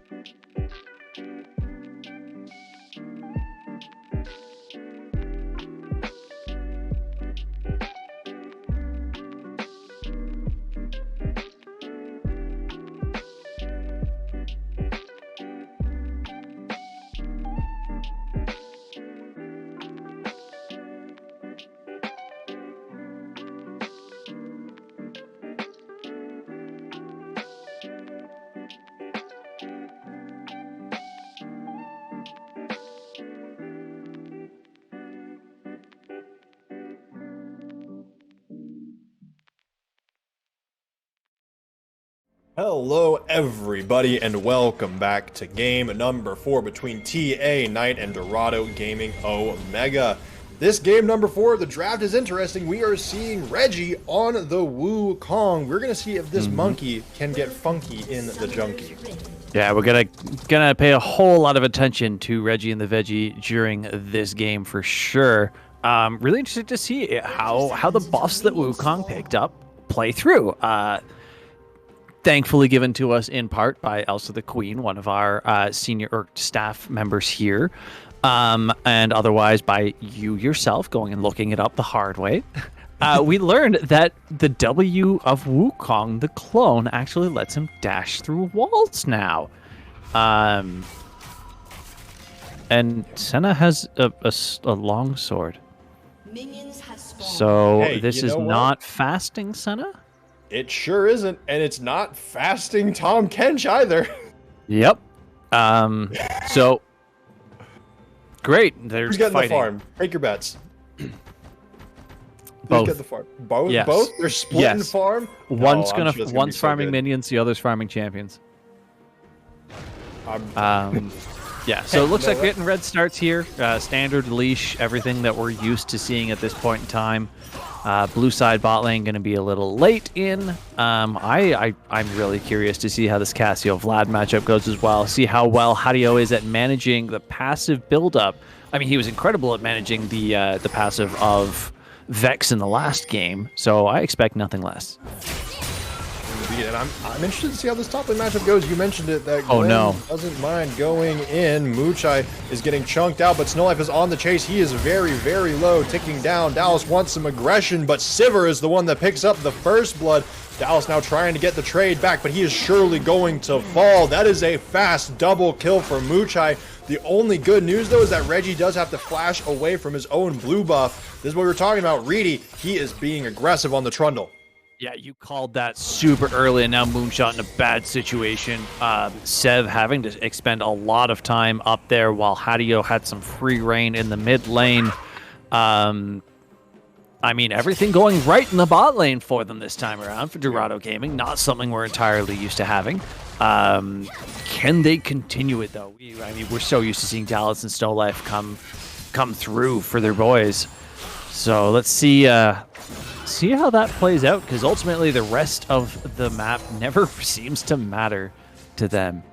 Yeah, and to be fair, I don't really expect 2 kills to get Dallas and Snowlife just completely out of this lane, but we'll have to see what Muchai can now do with these 2 additional kills. Already has the Noon Quiver purchased, so should have a pretty impressive laning phase. But I will say one thing to note: it is the Tom Kench that is taking the farm. And yeah, Senna has no support items, so I'm interested to see how that will go. Reggie now is on top of Hadio. The clone has already been popped. Hadio trying to get out of there, goes down into the blood pool. Speaking of going down into something, though, Snowlife dives on the Abyssal Voyage. Reedy is here making action happen. Reedy is back, ready to make a statement. Savronger is trying to run away, but this is only a Renata Glass. She does not have a dash, nothing like that in her kit. Dallas picks up the kill. The Renata Glash, no dash, unfortunate situation. Holding on to the flash on top of it all, though. Gotta respect that. Neither Muchai nor Savarong are wasting their flashes in those situations. They were dead either way. It was a Trundle with a red buff with all the slows in the world. And this top lane is going to look a lot like we've seen before, where Ovarik is just going to have to play the weak side. He's going to get farmed down for damage. Moonshot's going to have his way. All he can do is CS and pray. That's just kind of the long and the short of it. This mid lane, though, is not looking friendly for Sev so far. Big CS discrepancy. Yeah, and we're going to have to see how the Cassiopeia can play out into the later stages of the game. We've seen Sev Diff make a difference in these games so far. We'll have to see if he can continue doing that to keep his team in the playoffs. One thing to note, Dallas has gone and picked up that Spectral Sickle finally. So has the support item after about 4 minutes of not having it. That could be a problem as this game progresses, but not too much. I mean, you'd think that, but he has a kill. So that kind of, I'm pretty sure that's going to make up for the gold that he would have gotten from the sickle up until this point anyways. Right. So ultimately, I'd say the biggest thing that it does is it delays the upgrade into the warding. So everybody's going to have to step up on, on their vision game just a little bit. in response to that, as we have another brawl and a very, very early flash out of Dallas. I don't think that was required. No, I mean, I didn't even notice it for a second there because it just, hey, it got him out of there. He's not dead. Life ticking down, has the gray health, but doesn't even need to pop the thick skin. Hadio and Sevdiv, meanwhile, are trading it out in the mid lane. Sev still has plenty of HP, already has picked up the tier, still has the Doran's ring, so some of those early game mana problems are at least a little solved for the time being. One thing to note, though, Hadio is starting with that Dark Seal. Yeah, I mean, the big thing with Vlad, right, is the more AP you get, the more health you get, and vice versa, obviously not stacking with each other. So the Dark Seal is a very, very strong buy if you manage to start stacking it, because not only does it increase your survivability in terms of damage, but also your health, as Sevranger almost gets caught out big time.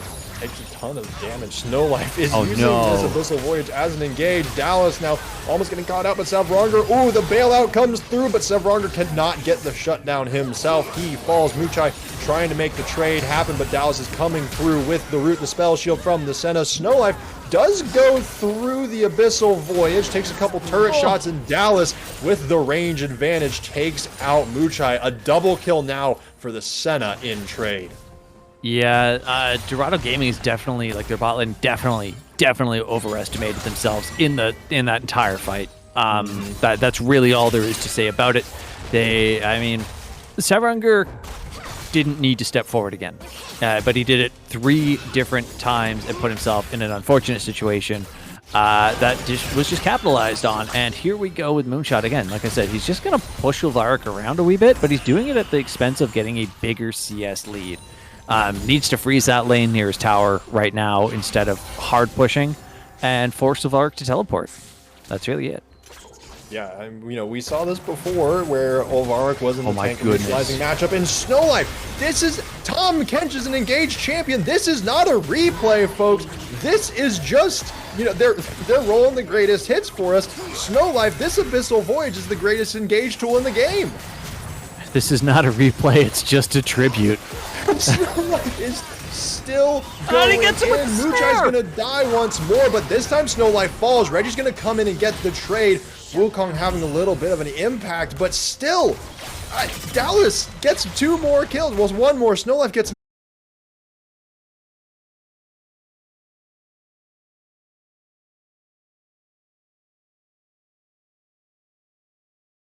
Dallas is pinpoint accurate with these snares, feeding it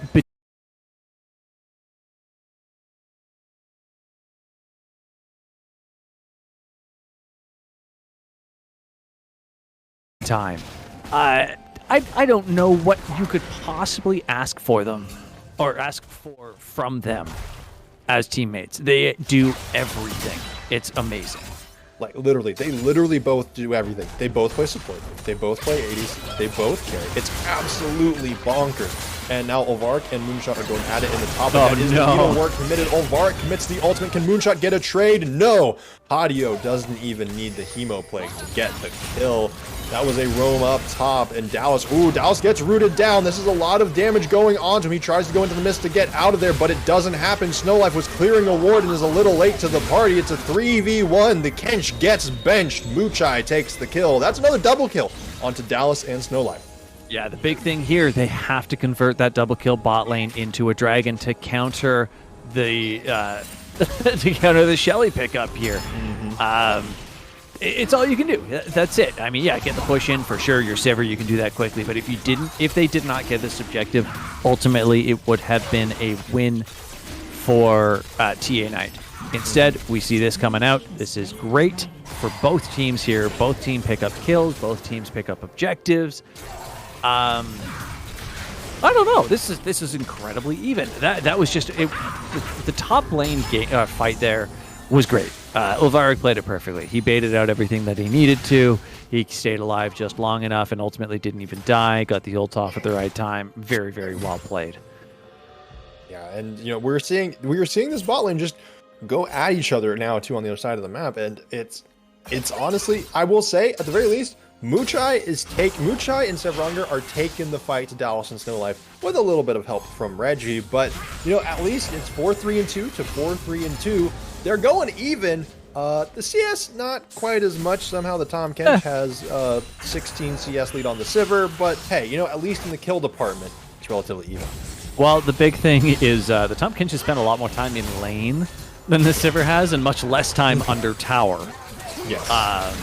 Hold on. Oh my goodness. We have goodness. some engage. Dallas is taking quite a bit of damage from Muchai here, but gets out just fine. And looks like for the time being, we move on to greener pastures. Olvarik is going all in on Moonshot. The Needlework goes wide.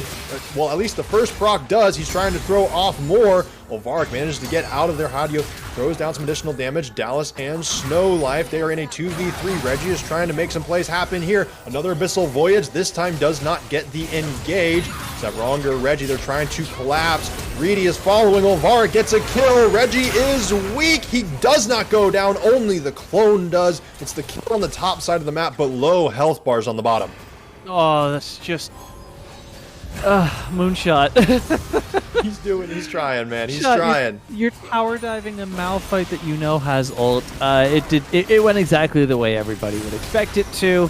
And now here we are. Bot lane, amazing job surviving for Dorado Gaming out of all of that. Reedy was seen on a ward, so they knew that he was coming. They played everything well to get out alive. That's bot lane tower gone, though. I mean, this is TA Knight playing their game. This is exactly what we see. It's 11 minutes. Bot tower's gone. Yep, of course. Why? Because from the 9-minute mark onwards, there's been 3 people in bot lane. And I'm starting to get some flashbacks. Snow Life goes in. Muchai just barely dodges away from the Abyssal Voyage. Even has to commit the flash. Reedy and Reggie meet each other at the entrance to the jungle. But Reggie had the clone. He pops the Cyclone. The Abyssal Voyage was committed as well as the Devourer. Dallas goes berserk. He tries to get some damage through, but Reggie is the first one to get a kill in this matchup. Dallas gets rooted down. He gets locked down, but not quite long enough. Muchai still has plenty of HP, but Dallas is trying to chunk him out. These are lower health bars, but Snow Life and Dallas look like they're going to finally be able to get out of here. Moonshot and Hadio, they meet each other in the mid lane, but it doesn't look like anything crazy happened. Oh no, Sevronger, it's going to get rooted down. Dallas trying to do a lot of damage, but this might be a trap. Snow Life and Dallas, they are not safe. Sevronger, the shutdown comes through and he stays alive. That's a double kill for the overreach by Dallas and Snow Life. That is the hazard of sticking around. Look at the health bars in this replay right here. I mean, we get a little bit of a, just kind of a slap fight in the mid lane, but look at the health bars. Look how low everybody is. Yes, you do want to make this play because if you get this pick, incredible. But Dorado Gaming, for the first time that I can think of, did not entirely separate. They were still 3 strong in the bot lane, managed to pick up a double kill, managed to almost tie in gold. And the big things to pay attention to now is when do the other objectives spawn. Towers have not been the strong point for Dorado Gaming. They do not often have the ability to push and take a tower because they're too frequently pushed in. Moonshot, you are incredibly low to be walking into lane right there. I'm pretty sure if Malphite ulted, that was death. But he didn't. But ultimately, we have Dragon in 50 seconds. We have Rift Herald in 1:40. And we have a dead top laner. Yep, there's the commitment. Moonshot does have the needlework. This is a lot of healing from the Gwen. Olvarik goes down. That needlework sustain is crazy. Reggie goes on a killing spree in the mid lane. It's starting to turn around for Dorado. The gold lead is about evened up. They're going to get priority over the Drake pit. Okay, I called for a dead top laner, and I was technically correct. You did say dead top lane. Oh my goodness! And that was the full turnaround. We saw Moonshot dive top and die, and then we saw it the other way. That is a eaten snake. Oh no, the snake lady is going down, but maybe not. The bailout comes through. Reggie tries to get the kill. That's a dead Cassio, a dead Wukong. Sevronger and Muchai are trying to make it happen. This Sivir pick is paying dividends, but Reedy is on the chase. It is a Trundle. He disengages, heads over to the Dragon. That is a 2-for-1 in terms of current dead players. That should be the Ocean Drake. For TA Knight, I almost goofed up there. There's no way that they don't get this here. There's no possible pressure that can come in from Dorado Gaming. You know what? Muchai has definitely had some, I'd say sniper status on the queue coming out of that Sivir, like you said. picking up some easy kill, or not some easy kills, but picking up some cleanup kills. 7-3. We're definitely not used to seeing that kind of scoreline from him, which we love it right now. But ultimately, I mean, Reedy is everywhere he needs to be. Uvarik has been playing incredibly. Dallas lived forever in that last fight. I don't really know what anybody can do differently at this point in time.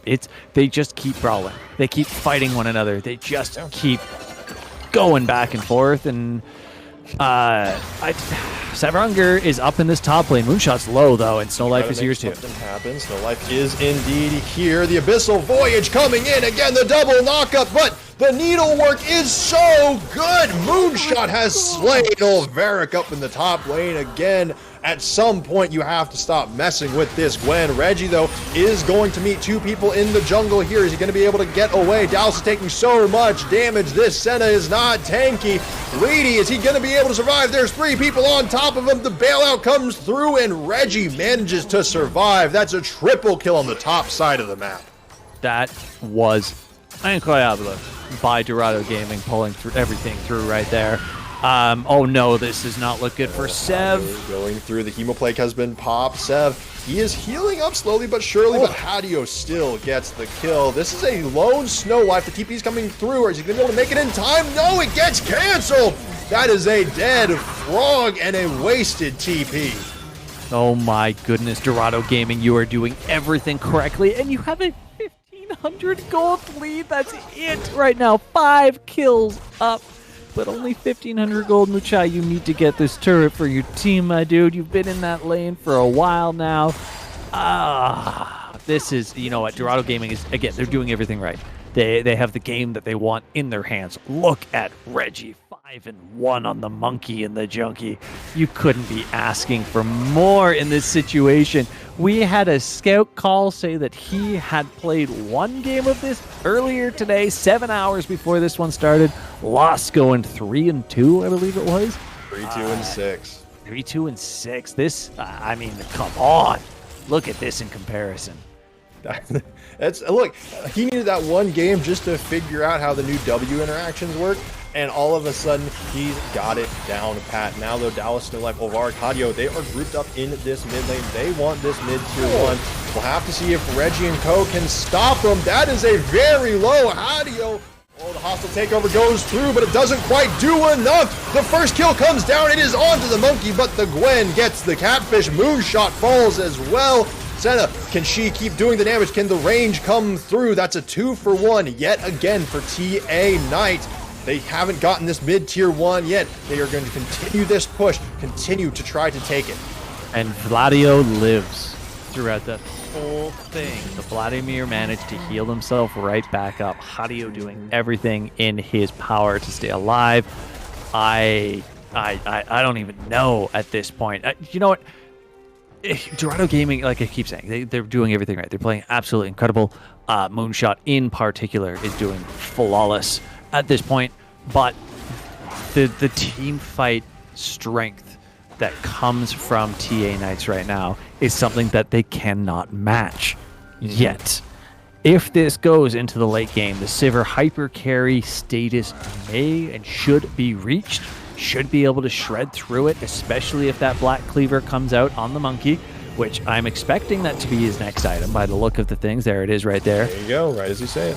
So the next couple fights are going to be a little different. But I mean, you've already got Snow Life with the Bramble on. You've already got Reedy with the Bramble on. Guess what Ulverik has? The Bramble. They know it's coming. They need to put as much damage back as they can from these auto attacks. Which really means we need to see Sev do Sev things. Not the Sev things he's been doing, but the Sev things that we've seen recently. Yeah, the Sev from last game, you know, yes. the one that went on the app, or well, not even, well, to be fair, they lost last game, but the Sev from 2 games ago, or even last game, where he was having a really good overall performance. Would love to see that come back. Brief item check. Actually, you know what? Never mind. Reggie gets rooted down. The Senna is absolutely surgical, as you said, but Reedy gets knocked up, gets stunned up, and Sev Diff takes down the Trundle. Reggie takes out Snow Life. Hadio falls as well. That's 3 quick kills. The blast plant is popped. The Moonshot sends the Malphite away, and that is 3 kills. That is the second dragon going over to Dorado. They now have a 1K gold lead at the 20-minute mark.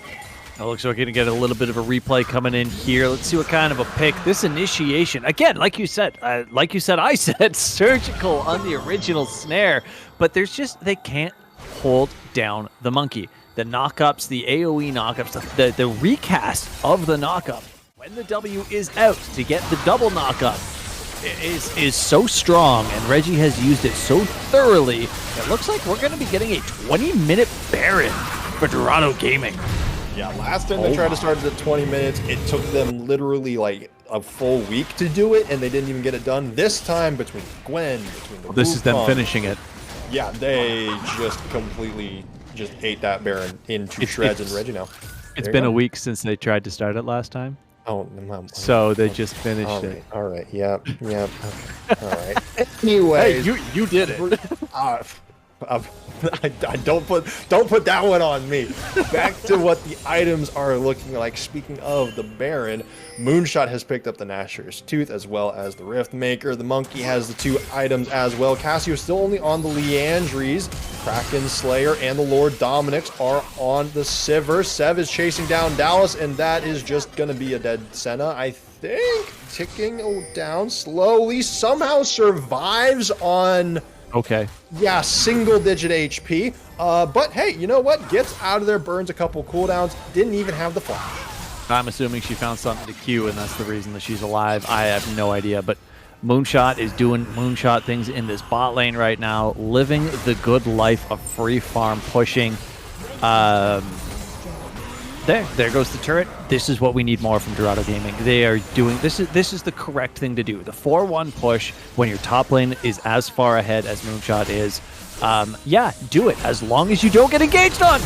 And Ovaric goes in. That is a dead Moochai. The Sivir falls. She's been doing the most damage, but the Hostile Taker overcomes through, and that is a ton of damage that the teams have dealt to each other. Sevdiff is on the run now with the Baron buff. Hadio is thinking about it, but I don't know if he's going to be able to do it. This is a pinch coming through from both teams. Who gets the pinch first? The Wukong spin to win. The Cyclone comes through, but the Dawning Shadow over the top keeps the team topped off. The Wukong finally falls, but it's to the Frog. Moonshot getting damage in on the backline with the Needlework. Falls as well. Sev is the only one left standing for the side of Dorado. Only 2 fall for TA Knight. Unfortunately for them, there are no major objectives right now. That is exactly what I looked at as soon as this fight started going on. It was, what can they turn to after this? Again, I gotta give it to Reggie. I gotta give it to Moonshot. They are doing phenomenal, bringing these fights back from the absolute grave to take people in with them. And here goes Snow Life, just using the Abysmal Voyage to farm, because why wouldn't you as top Kent? Sure. But the biggest thing, like you said, everything was on a cooldown timer. Even the buffs, red buffs and blue buffs, were all on cooldown timers. Dragons, cooldown timers. Baron, already gone. Minion waves pushed into their base. Nothing they could capitalize on off of that. After the fight, it was a 3,000 gold differential. Now it's a 1,000 gold differential, so the farm was good, but it's not enough to actually take a serious hold on the game. Dorado still in it, TA Knights still in it, and Dorado Gaming is fighting like their life depends on it, because it does. Yeah, exactly. And I mean, they're having a pretty good performance. It feels like they've been in control for most of this game. You know, even with Reedy coming back, I think we can definitely we've been able to tell his impact. You know, nothing on Bro, but he definitely felt like a very passive jungler for the most part. Reedy, he is proactive. He's getting in their faces left, right, and center, top, mid, and bottom. No. And it's having an impact. Oh goodness. Oh, the recall manages to get off just barely in time. How do you miss both of those? He missed the E, he let it loose a little too soon, and then misdirected the belt. That would have been such a clean pick. 3 members top lane, 2 exceptionally tanky, and 1 that deals a lot of damage. Truly deals a lot of damage, honestly, but I mean, no offense, Sev, but you clenched and you know it. Hey, you know, sometimes it's that stupid Z-axis stuff, you know, where people just start flying up. What is this, Super Smash Brothers? Come on. Oh my gosh. Oh man, but you know, that being said, it is at least still that top lane turret. So far, It is actually Dorado leading in turrets at the moment. You expect that from a team that managed to grab a 20-minute Baron, but now everybody is posturing around the Dragon Pit. This would be sole point for Dorado, the second Drake of the game only for TA Knight. And it looks like both teams want to go for the fight. Ooh, TA Knight need to be careful. Moonshot might have a phenomenal flank here. They do have the flank ward that, but Moonshot comes over while the Missile Voyage comes through. Lots of damage is coming out. Reggie is the first one to fall. Moonshot, he's trying to make things happen on the backside of the fight. Moonshot, though, gets another one. Malphite a third. Moonshot gets bailed out, but it doesn't matter. Malphite with the double kill. Senna takes down the Gwen, and once again, Sev is the only one left standing. That's just for now. Reedy flashes over the wall. TA Knight there on the chase. Snowlife is coming over here at the low HP numbers. Sev is melting these tanks. The Abyssal Voyage with the flash comes through, and that is the team fight. Ace and Dragon number 2. This is what happens when you have a duo that is as strong as Reggie and Moonshot get baited. 100% baited. TA Knight framed that perfectly.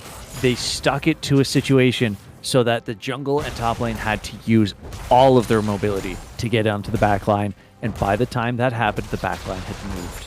They weren't there anymore. The combo couldn't come through perfectly. Incredible fight by TA. And then Ulvarik cleaned house. He did everything in his power to do everything that he had in his power. Yeah. And it was everything that needed to be done. Dragon goes over to them, basically tied in gold, tied in dragons, tied in towers. You know, things are where it stands. It is an equal game, and Dorado Gaming needs to rethink their engage strategy now, because they can't just dive the backline. They need someone to keep their backline alive. Oh no, Hadio, he might get caught out here. Sevronger and Reggie are here. Hadio goes down into the blood pool, but Reggie has a lot of damage with the Cyclone. Ulvarik comes in, maybe just in time to help him survive, but no, he falls. The hostile takeover, that slow-moving ult did not quite hit anybody, but now Reedy is here. This is a big trundle. Reggie gets his stats taken away, but that's a shutdown for the Gwen. It's a 2-for-1 so far, but the rest of the teams have arrived. Snowlife gets the kill on to Sev Dip. Moonshot once more. This Gwen is a carry. She's terrifying. Hold on, will the frog go down? He does indeed. Catfish Frog, same difference. Ulvarik is the one left standing. And after one team fight ace, it's 4 kills going over to Dorado, as well as the top tier 2. I mean, what a fight. What a fight by Dorado Gaming. Every single time TA Knight tried to turn a corner, there was a player there. Like, take a look at this. There's already... I mean, look, in comes one person from TA Knight, in comes 2 from TA Knight. What do? They rethink their targeting. No, of course, they just kill the people that are already there because they've already got the fight. And look, Muchai, last person in, the fastest character that should be in this game, last into the fight to just guarantee the additional pickup. And what do? They manage to turn it off a Baron, turn it into a Baron, because once again, the fight that they win is the one where the objectives are live. Exactly, and that has become so important in this matchup. TA Knight, they do, you know, both teams are winning team fights. You can tell by the fact that there are already 51 kills in 28 minutes. Nobody checked my math there. And again, TA Knight, they continue to win fights, and I think maybe they've gotten a dragon off of the objectives, but that is about it. And the next dragon doesn't even spawn for another 2.5 minutes, so at the pace we're going, at a fight every, 2 minutes. The next fight will be in a minute from now, and then the dragon will spawn a minute later, and then they'll fight again. Looks like it was closer to 15 seconds. You're right. Reggie goes in, but Snowlife with the Devour comes through, but Reggie's not done. The Cyclone comes through as well as the hostile takeover, and it's doing so much work. Sevronger is weak. Snowlife's trying to take him out, but it doesn't matter. Muchai gets the kill. Vladimir does take down the monkey, but it doesn't matter. This Sivir's going crazy. That's a double kill for the Sivir, 1 for the Snake Lady. That is, again, 4 kills going over to Dorado Gaming Omega. Ulvarik can only rumble his way back to the base. You know what? Moonshot is bot lane. Oh my god, he is. Oh no. This is Baron buff. That's an inhibitor down. They have a wave. Moonshot can solo this mountain very easily. He is under the turrets taking shots, but he doesn't care. Oh, do me a favor. Hold up your left hand in front of your face. Start on the left-hand side. Count all the way across. How many fingers do you have? Because that is how many games we're going to be getting out of this series, as Dorado Gaming manages to turn this around and take the series rather, out of the jaws of victory. That is indeed game number 4 going to Dorado. And everybody, that's silver scrapes time. Dorado keeping it close, keeping it tight in this game number 4, and winning these team fights in what seems like fairly convincing fashion after a moment. Their communication, Oshi, that we were kind of harping on in game number 1 and that we were harping on last week, they figured it out, I think. And even Reedy coming in couldn't stop the momentum in this game. Reedy did incredible. Played the trundle perfectly. There's only so many places that you can be as one person, though, right? And on top of that, it's his first game back with the team from what we've seen recently. It's going to take that little bit of warm up time to kind of get back into it. The biggest thing that I have to lean on here is, I mean, not just Moonshot as a player, but Gwen as the pick, right? Yeah. Tanky, deals damage, sustains, just like an Aatrox, right? This is Moonshot's bread and butter. This is what we have to see. Force Elvira onto the tank that does not do too much damage to fight back. Right. Give Moonshot a nice, solid, probably true damage based bruiser. Love it. Yeah. And I will say, I was wrong. The Wukong jungle, that thing really freaking worked. Reggie, you have proved me wrong. Wukong jungle, play it again if they don't ban it. That thing looked great. That was phenomenal. The W's over the terrain was a crazy way to get good engages. And on top of that, the build with the team comp worked. The Black Cleaver, as soon as he picked up the Black Cleaver, anytime he managed to get the enemy tanks in the Cyclone, the fight ended. They won the fight. When he didn't, that fight by Dragon, for example, where they had to dive too far, where they only got the carries in the CC, they couldn't kill the Malphite. So, armor? No armor. Difference maker. There you go. You figured it out. Resistances versus no resistances. Who wins? So we will have to see who wins this game number 5. Again, this is a whole series, everybody. Hold on to your butts. Come back for this last game. It's going to be a banger.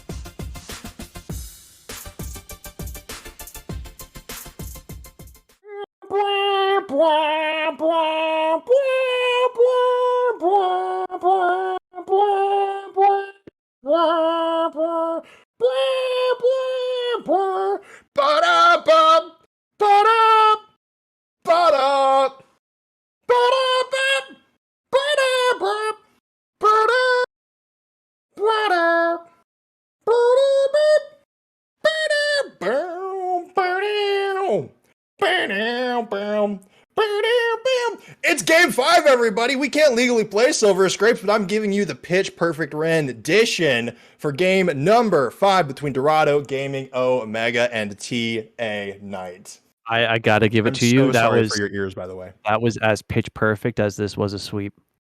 That is true. Everyone except for like 2 people, I'm not even kidding, predicted that this was going to be a 3-0 sweep. We thought, like Flay was saying in chat, Mickey Mouse owner over here, that we were going to be in bed by 10:30, but Dorado Gaming said no. They put their foot down, and they are making this a series. They quite literally said, not today. We'll finish it tomorrow. Because it's 11:55 p.m. They are indeed finishing it tomorrow. We made a joke about it earlier, and then it turned out to be true. And now we are already into the picks and bans. TA Knight, they said, okay, we let the Wukong free one time, not again, taking it out. Banning Vel'Koz again. Hey, they've had high priority on the Vel'Koz pick. This is the only thing that they haven't stopped banning. Viego goes as well. Dorado Gaming Omega. It seems like they have figured out their bans. Nico, Ari, and the Lissandra. And it looks like we actually got a sneak peek of the Volibear last game. TA Knight picking it first this one. This is definitely something to pay attention to. I mean, the bear is terrifying. We saw TA Knights play it last week, and was it no? Did TA Knights play it last week? No, honestly, I think Dorado. It's been too long. This is now our 7th game of Dorado versus TA Knight in the past week. This is a 7 games. You know what? It's going to be 7 games in 8 days. You're right. It is 7 games in 8 days. You're sure right it is. But hey, you know what? Dorado, they pick up the Jinx this time. Something that has had high priority throughout this series. They want it in their hands. Yeah, I don't think we've seen them pick up the Jinx at any point in time, so it's going to be really interesting to see what Muchai can do with this hyper carry and the power pick that Jinx truly is. Very interested to see who they decide to pair this with in the bot lane. A Nocturne picked up as well. The last time that we saw that on TA's side, it underperformed. Yeah. It wasn't great, but hey, maybe Dorado, they want to make something out of it. I guess, again, this could be potentially top. It is Dorado, could be in the hands of Moonshot. Then again, it could also go into the hands of Reggie, potentially in the jungle. I wonder, I don't really know if Nocturne's like a Volibear counter pick, but no. Pan out on the top side of the map. But TA Knight, it looks like we were talking about how this matchup was good but earlier we wanted Dorado to pick it, but now TA Knight, they pick up the Xayah into the Jinx lane. Yeah, this is a very big script flip here. Presently, I'm pretty sure if we had Aatrox top lane, this would be exactly what we saw in game 2, opposite wise though. Going to be really interesting to see how this plays out. Xayah's ultimate very, very simply counters Nocturne's engage on his own ultimate, and the Zillion comes out. You were talking about it earlier, even though it was the Ziggs, you predicted the future. Perfect for Zillion. The Time Mage picked all, and here's the thing. This could go with the Xayah. Could also go Hadio in the mid lane. And on top of that, you're playing a Time Mage across 2 different days. That's got to be some kind of luck, I suppose. It's all you got to have going for you. Sometimes it's all you need, man. He's looking to turn the clocks back. Oh, but looks like Dorado. I will say the Renata, the hostile takeover, looked like it performed really well last game. Trundle took some chunks out of his teammates. Looks like they want to go for it again this time around. Yeah, we've seen it 2 times now, and it has been powerful and incredible both times. I like that they picked it up before the second wave of bans because it definitely would have been taken away otherwise. Let's see what we get ban-wise. Okay, yep. Yes. Beck's taken away again, and TA Knight, they do not want to face that Gwen, so that last game, they don't want anything to do with it, at least not on the top side of the map. So I very much appreciate TA Knight respecting the power picks that have come out in this series. Obviously, I mean the Vel'Koz is history. That's been shown throughout the season. They know better. Respecting the Wukong pick, respecting the Viego pick, respecting the Gwen pick. Ooh, what? The Karma ban. Getting rid of a flex. That is very interesting.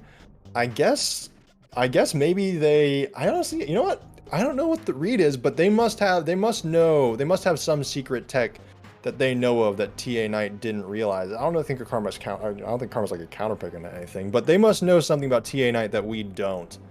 I think it's that in tandem with the fact that Karma's a 3-lane flex, right? So Karma can be played support incredibly well, is a very strong mid laner, and can be played top lane even, and has shown, I don't think LCS this season, but prior seasons in top lane. And then the Cassio ban, again, another respect ban for those power picks. So I think ultimately, just because the Zillion is a flex pick, they're kind of putting the same thing. Xerath. That's the Xerath. That's 100% going into the hands of Sev in the mid lane. So I like this pick because it's a lot of damage from far away, carries a lot of CC with it. And as it stands, TA Knights don't have a lot of engage, which is not like them, but there's still 2 major champions to be picked, jungle and probably mid lane.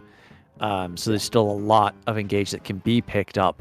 I mean, something like a Gragas could really throw Dorado Gaming to pieces. Fizz is such a good counter. That is a Fizz!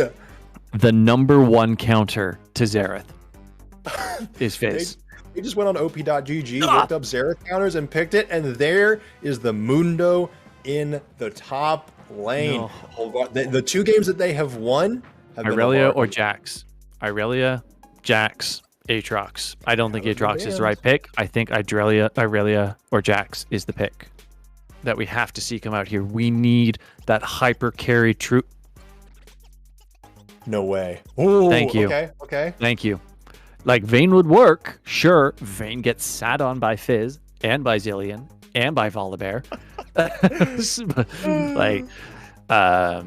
But yeah, this is the right pick. A lot of CC, a lot of damage, the true damage to deal with the tanks. Yep. And tanky in her own right as well. A whole lot of sustain. Yes, Irelia is the exact champion that you want to have going into the matchup. I think both teams drafted incredibly. I think TA Knight has drafted out of their comfort compared to what we've seen previously. Your turning point in this match is going to be the Mundo and the Fizz. Can the Mundo stand up to the Irelia? Can the Xerath stand up to the Fizz? Those are the 2 focal points, in my opinion.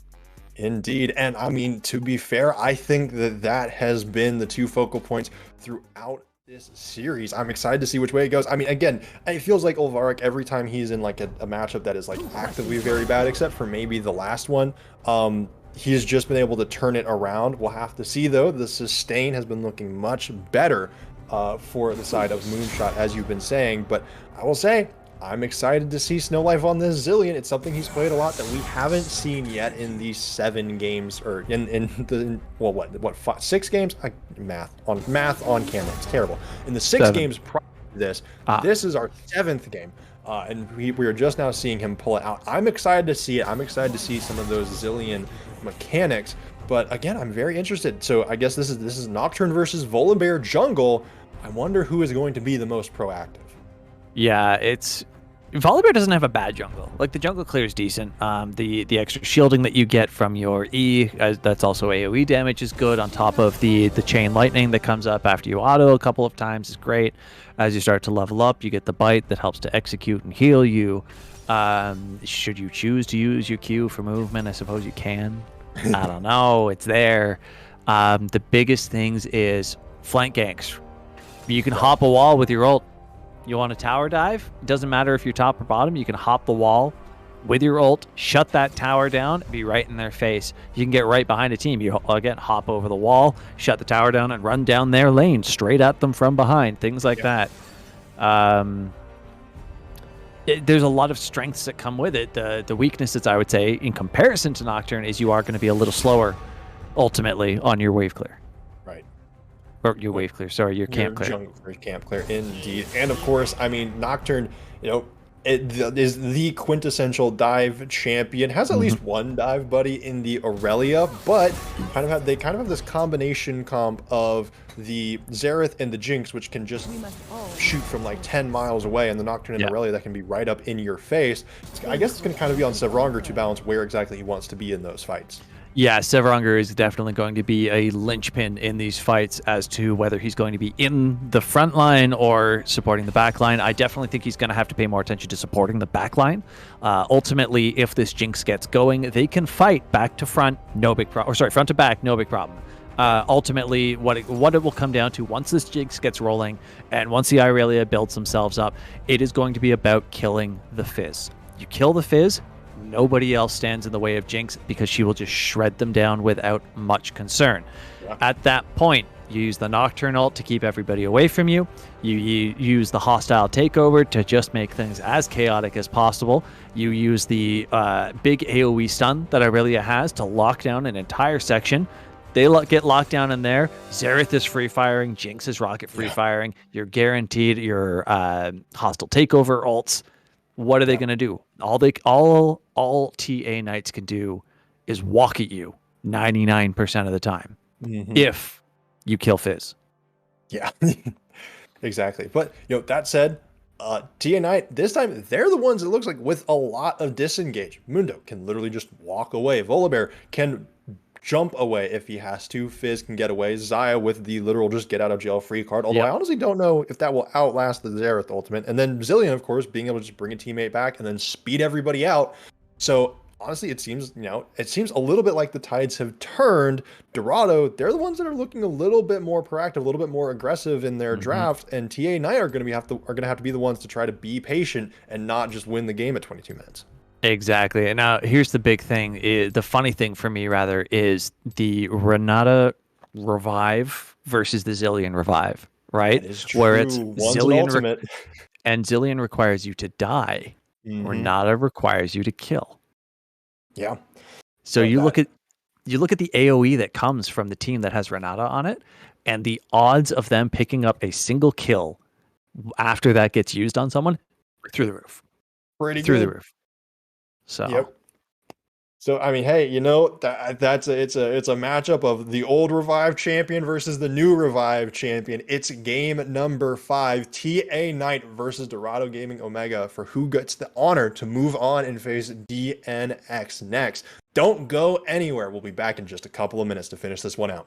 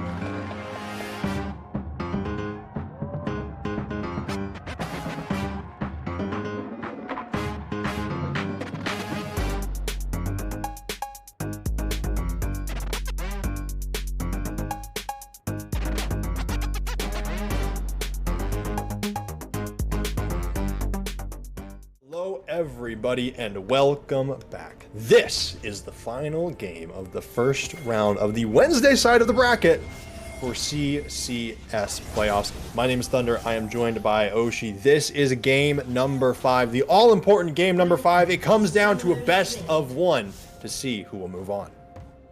Boom, ba-da-da-dum, ba-da-dum, ba-boom, boom. Sorry, it was jams in that session, man. Chat knows, you guys know. Yeah, you know what? At this point in time, we have said probably everything that we need to say, right? We've talked about everything that they were doing right, everything that they've done wrong, everything that they have subsequently fixed. We've talked about the team comps, we've talked about the players, talked about the sub-in-4 players, the return back to the original team comp. This is it. This is the epitome of these two teams playing against each other. This is game 7 in 7, I guess in 8 now, as we joked about. Thanks, Reedy. I'm glad you thought it was funny. And this is it. It's all or nothing for both teams here. Everybody's life is on the line tournament-wise. Winner goes on to face either DXG or Hard Hat, depending on who gets chosen. Which, as you were speculating in the break, will depend on who wins. Yeah, here we go. You know, both bot starts this time. Leashes from both sides. Nothing funky as of yet, aside from Fantastic's music choice. But anyways. Hey man, everyone was moving and grooving here, so it's a pretty good choice. But that being said, we are now fully into the game. We're seeing this bot lane. This was an explosive bot lane last time around. I'm interested to see if they will go for those 2v2 kills again. The early aggression paid off in the favor of Dorado. We will see if TA Knight want to try to match it this time. Yeah, I was incredibly proud of Dorado Gaming's bot lane in that last game compared to... I don't want to say compared to other games, but I mean, you look at how devastating Snow Life is and how incredibly controlling Dallas is, and the Muchai and Svrunger has just, I mean, they've come so far, right? Like, yes, think about it. They've come so far. It's been really cool to see them, the kind of the strategies evolve as we have progressed throughout what is really, I mean, it feels like a 7-game series at this point, because I mean it was just so, you know, we talk about, there is the preseason versus postseason matchups, and when you're playing, there's always a rematch at some point, but having it be just back to back is crazy. Olvark and Moonshot are going at it. Olvark fairly low here on the Mundo. This Irelia pick already providing a lot of pressure in the top lane. Sev knows this matchup. Just a couple of times that we've flipped camera to the mid lane, you can see that Sev knows this matchup. He is playing back. Oh no, Moonshot getting caught out in aggressive state that he is known for. Stun comes through, trying to get a trade, trying to get those Qs out. We see a lot of the damage negation coming through. Olvark flashes, Moonshot flashes, Reggie is on the way. I think Moonshot's gonna get this kill first. Olvark falls, first blood to the Irelia, and now it's the Volibear and the Nocturne duking it out, but Reggie, he has the level advantage. Reedy is low, Reggie gets the kill, 2 for 1 in the top lane. Oh my. And now we've got some violence in mid lane. They're fine. Let's take a look at this. Where it is. Look at the movement on this Irelia to get around, using all of the damage reduction of the abilities, using all of the mobility of the Qs. Reggie, perfect timing to show up, making sure that first blood goes over to them correctly, get that little bit of extra gold. And then able to clean up after that as well. And picking up some lane experience following that as well. I mean, look at the CS in jungle. Look at the CS in top lane. It's starting to balloon, but elsewhere, CS is also ballooning, and it is going in the favor of TA Knight. Dallas already 32 CS, a 14 CS lead over Muchai. I mean, Muchai only was able to get, I don't even know how much he was able to get there. You know, it might, I mean, and I don't know if it's that my graphics aren't updating, or if Dallas is just, no, it is. The mid laner in the ADC, they just have so much more CS. Olvark about to get caught out again, though. Reggie and Moonshot are here. There is no flash on Olvark, but he's able to get under the turret. I mean, hey, this Mundo, if he can be left alone, if he doesn't get too aggressive, seems to be doing all right. Reedy going in. You said it. Movement speed with the Q. The stun comes through. Sev shields up just a little bit. Hadio flashes the turret shot, but it does not quite work. Hadio very, very low here. Speaking of low, so is Muchai. Has to be careful. Sev actually got out of that gank using only his barrier. He did not flash. He didn't flash. No, he just took plenty of HP. Yeah, so Hadio popped flash. Sev did not, and like you said, got out with tons of health still. Oh my goodness. Sev played that perfectly. Like, he got the stun under tower to force the flash out of Hadio, who uses E to engage. Yes, I said it briefly, that Sev looked like he knew this matchup. Yes, Sev definitely knows this matchup. It is looking good for Sev Diff in the mid lane so far. Dallas is still here in the lane. His support has backed, though. Volibear down here to try to make sure nothing too crazy happens. And it looks like people are coalescing around this bottom lane. Reggie is here, but hold on, so is Reedy. If Reedy wants to stop his recall, maybe he can help out his ADC. Stops the recall, thinks better of it, is hovering around here. Everybody is currently at about equal level, and Snow Life arrives. Reggie and Sevronger push back. Dallas very, very low, though. Yeah, that's, you know what, that was a great play overall by everybody in that situation. Moonshot going in again. I don't think he'll get the kill on Uvarik here. Obviously, Uvarik is incredibly tanky, but Moonshot just wants to delay him getting level 6 as long as possible. It just lets him continue to have that upper hand. I mean, we've seen how terrifying Uvarik is when he gets that concoction under his belt, right? Like, it's not okay.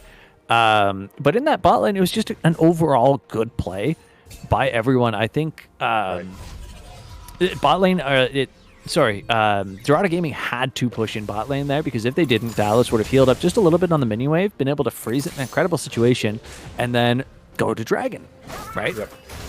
In this situation, it got pushed in all the way. They forced Reedy to stick around longer than he wanted to. He got in, I think he got the Grump, which isn't too much to lose ultimately for Reggie, but they couldn't get the Dragon. So just a good play all around. Like you said, Reedy stopped his recall to make sure that his ADC stayed alive under tower, and nothing significant happened. This is so much slower than what we've seen out of these two teams. Yeah, we had over a 50 kill game. I don't even remember if it got up to like 60 kills at some point. I stopped keeping track after a little while. But, we are nice and slow and steady here. Reedy pulling back on the early aggression from last game. But that being said, Reedy has almost entirely caught up on a CS for the Nocturne, on the Nocturne at least, and is making his way through his jungle to the Gromp. Rift Herald has spawned both junglers. Actually, no, only one jungler is up there for the time being. And Dallas and Snow Life, they're continuing to have the push in this bottom lane. Hadio continuing to push in the mid lane aggressively. Both junglers, they are collapsing on said mid lane. We'll see who wants to try to make the first play. Everybody is pinching. Sev, the counter is going. The Nocturne turns off the lights, but Volibear turns off the turret. Reggie, he has so much damage, though, and still takes out Reedy. The long range right of the Arcane gets a little bit more onto Hadio, but Reggie cannot finish the kill. Reedy, again, not winning out in the battle of the junglers. That was definitely a great setup by Knight in that situation. Couldn't pull it off because of Reggie's perfect positioning at the right time. You mentioned everybody was collapsing there. Wow, what an aggressive ult by Dallas. I mean, I'm here for it, but Snow Life's bombs, they put Sevronger low. Dallas really wanting to clean up the kill. Commits the ultimate. That might mean for Reggie, it's time for him to start making his way down there. The big thing to take away here is that 2 kills on Nocturne means that he's going to be doing damage. Moonshot again caught out. Can he turn this around? Gets the stun onto Reedy. Ovark's passive does pop. Moonshot with the Q gets on back to the wave. He's trying to get as much damage as possible, but he cannot get the kill. Ovarik gets it onto the Irelia. Yeah, all he could do there was stall just a little bit. Muchai getting down to look like under 100 HP in that situation. I mean, calculated, I guess, question mark. Stays alive. Moonshot is playing as Moonshot does, but without enough vision. That's what's happening right here. You've got that ward in the tri-brush. That's great. You're on red side. That's not enough for you. You need to ward river. Yeah.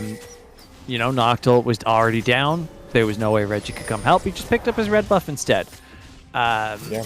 It is what it is. The really unfortunate thing is that Aurelia did not have teleport up. So they have to walk up, as you can see right on your screen here. That means Reedy gets to walk in and pick up Grift Herald. I always want to say Shelly.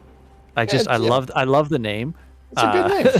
It is, but then I'm like, say it. Let the haters get you down. Say it. It looks like Zeranger wants something out of mid here, but I mean, Fizz is so slippery.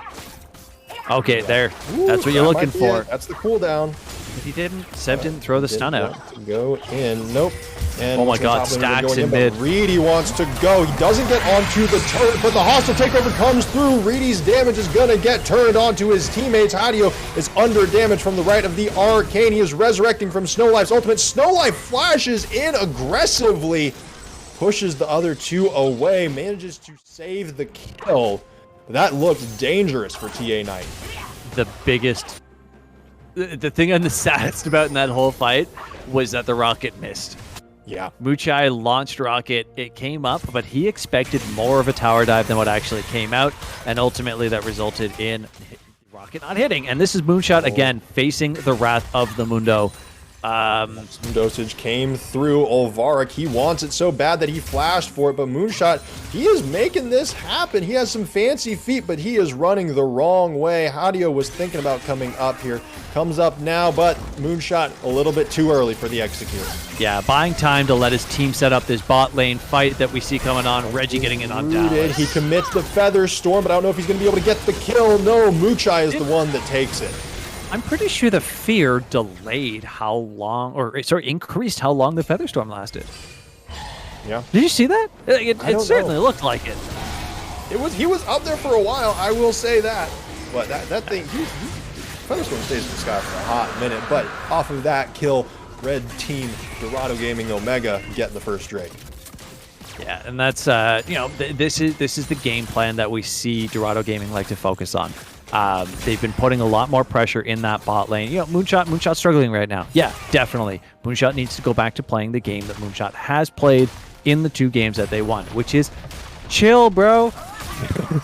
Oh, no. That being said, this isn't really chill. I mean, he played as chill as he can. He couldn't even get it, but he might be able to get the trade. He gets one. Hadio's trying to get out of there. Minions might take him down, but he even has to burn the stopwatch just to stay alive. And the Sheriff with the right of the Arcane takes down the Fizz. Call him Kobe or actually Steph Curry more like, because he's cooking it up. Moonshot, you absolute monster. Oh my god. I take back everything. Play the game you want to play. Don't let your memes be dreams. That was phenomenal. That was phenomenal. Now Olvarik is teleporting in. He's popped the maximum dosage just to chase people off the turret. Reedy wants to go in as well. He turns off the turret now. I like this play. He waited just a little bit on it. Sevdif and Reggie, they have to get out of there. Sev commits the flash. The right of the Arcane won't be up for a little while longer, but Reedy, he keeps going into these ganks, keeps trying to make it happen, but they are not paying off. And yet his team's still up 800 gold. Right? Like, sure, he's not getting the kills, but he's getting so much pressure. Oh, Moonshot wants to go in. Nocturne turns off the lights, but a good Zillion ult will bring him back. Reggie, he is getting weak. Dallas goes up into the sky, but he goes berserk from the hostile takeover. Those are key seconds of damage that are lost. Mundo takes down the Aurelia, but the exhaust comes down onto him. Reggie gets one. The gets two. Sevronger has slain Reedy, and that is the mid-tier 1 that falls. The first turret of the game going over to Dorado, and they are feasting for a second.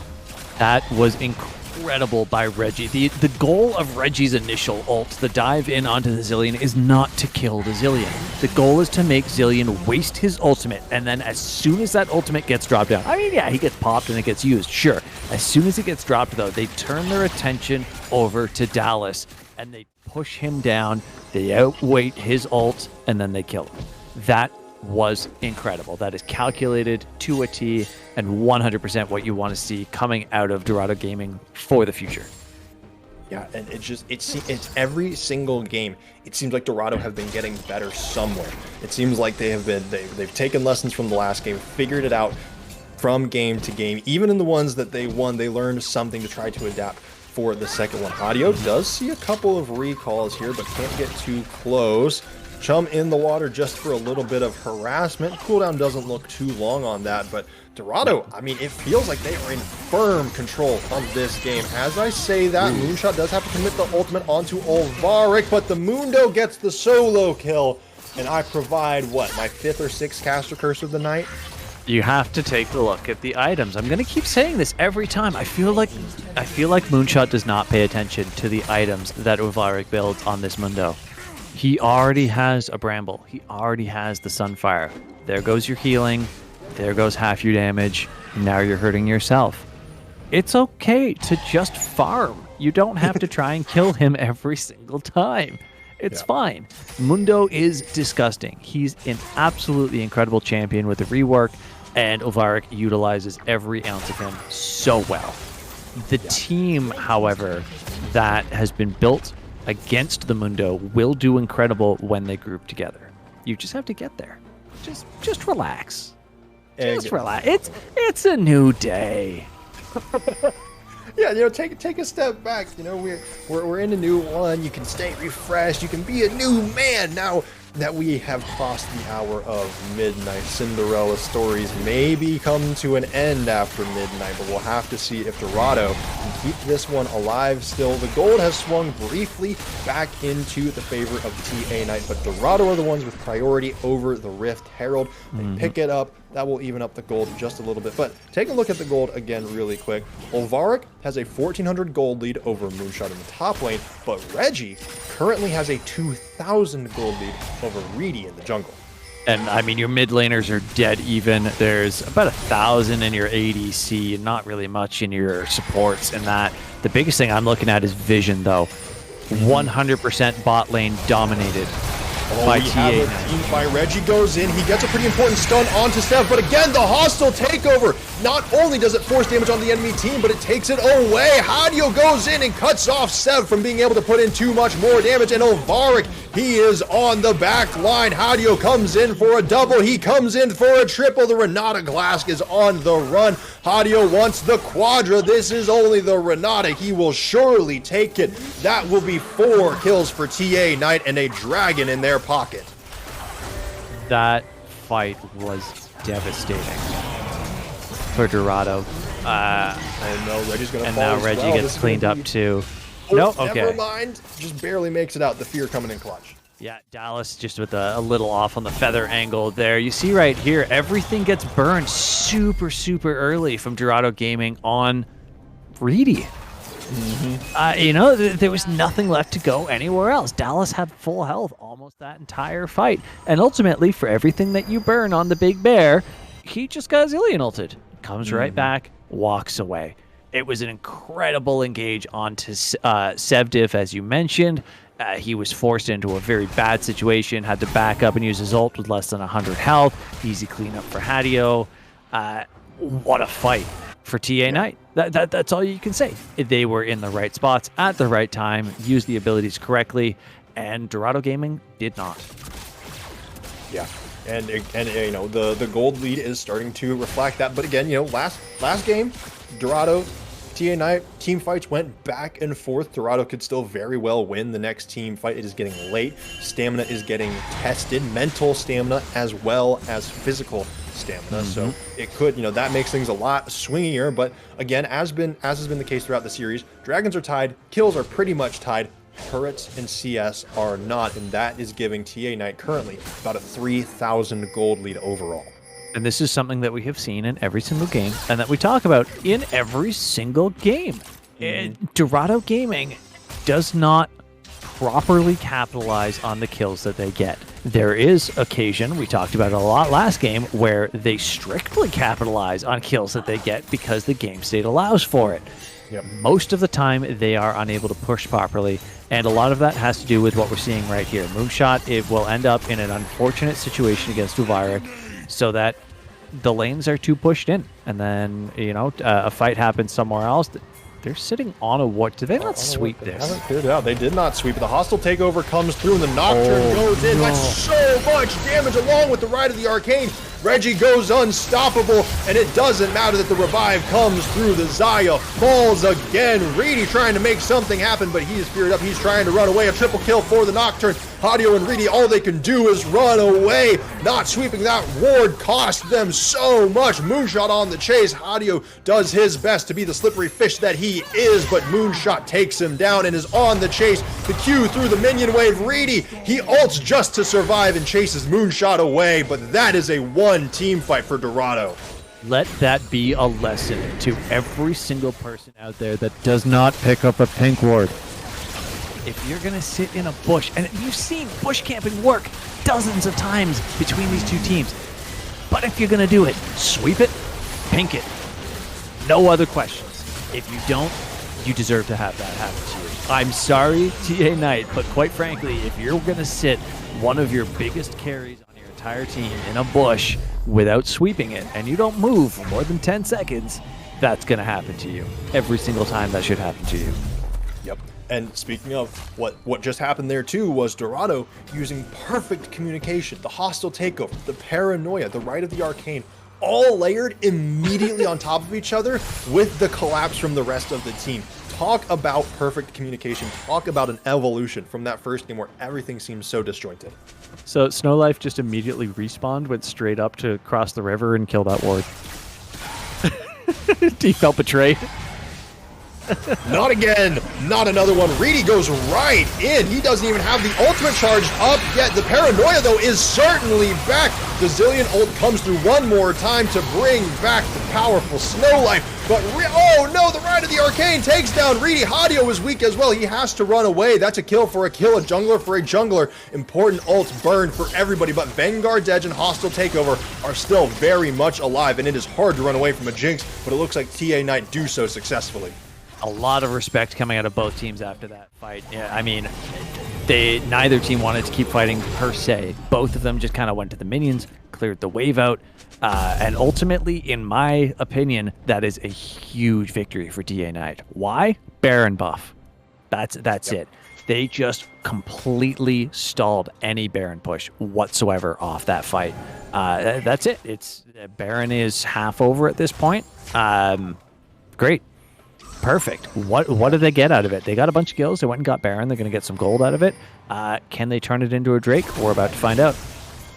Indeed, and they weren't able to turn any turrets either, which again is one of probably the weaknesses of Dorado that Tia can maybe take advantage of. This Drake is going down fast. Sevronger is the one that's heading towards the pit. The Drake. Where's Reggie? Hold on, Reggie is on the way. He has to flash. The Chum the Waters misses just barely, but Reggie is below half HP. That is a lot of damage on this jungler. There's no fruits for him to eat up. He's going to have to go heal up off the minion wave here.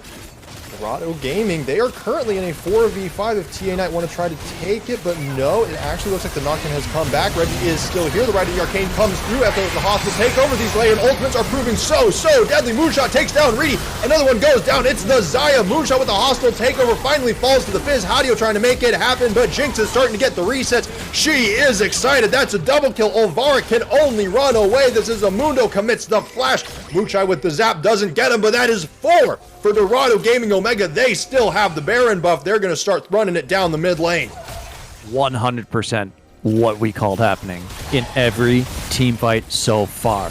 If they control TA Knight into a choke point, I mean, this Renata Glisk ultimate is absurd. It is unquestionably turning the tide of every single fight. Sevronger's placement on it is impeccable every single fight, to the point that Muchai is safe to just rip and tear every single fight.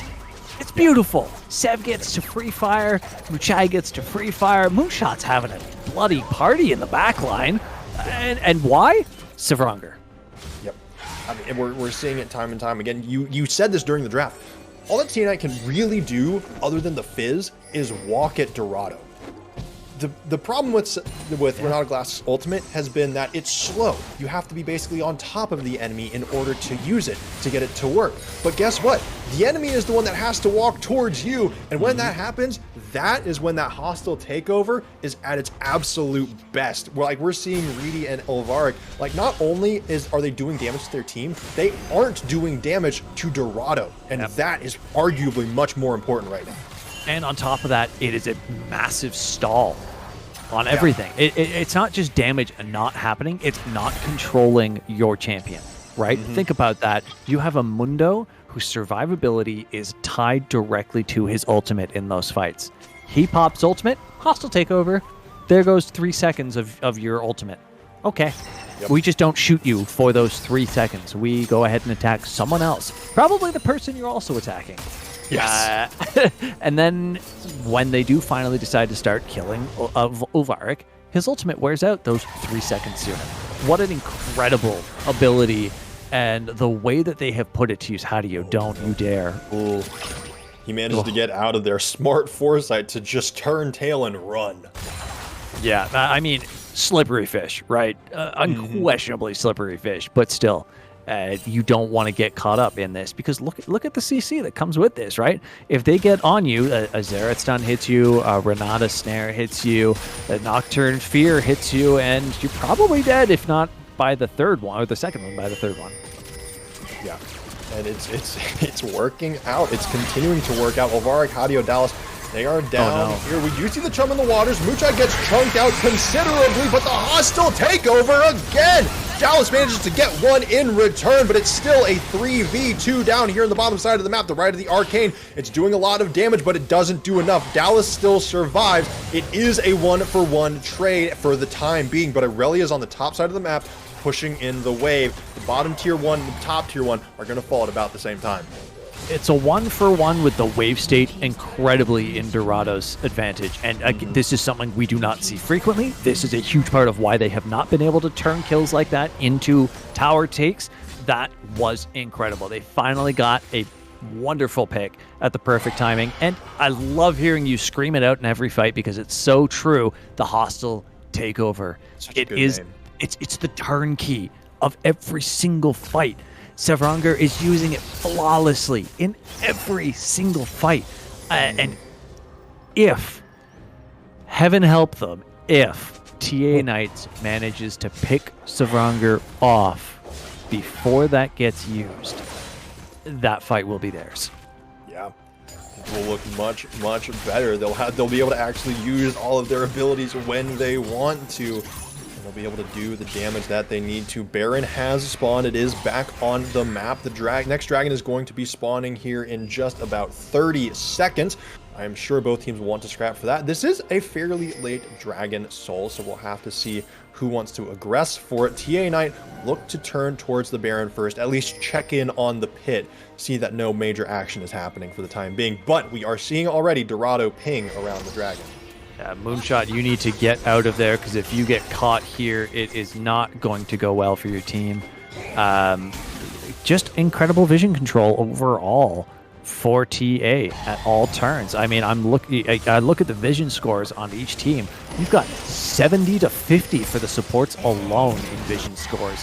I mean, that's a huge chunk of change, considering the ADCs only have 16. That basically puts Snowlight at 2 players worth of vision.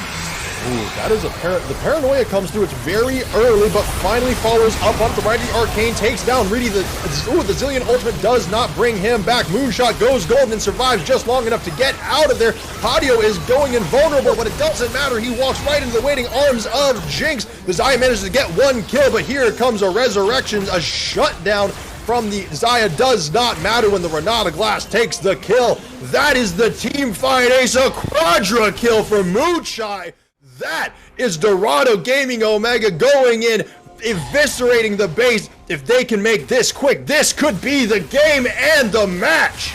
They have 10 seconds to end this and absolutely blow every single analyst out of the water right here and right now. What a phenomenal fight, a phenomenal cleanup, and a phenomenal series coming out of Dorado Gaming, actually managing to bring back the unbelievable series after absolutely fearsome sweep that we saw last week. Oh Dorado, my God. they take the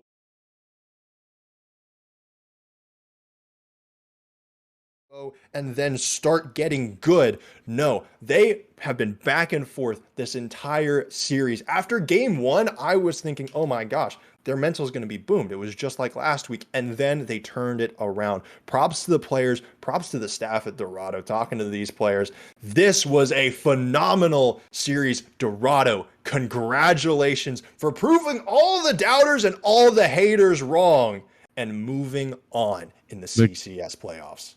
Muchai, you and Savranger, talk your smack. Yes.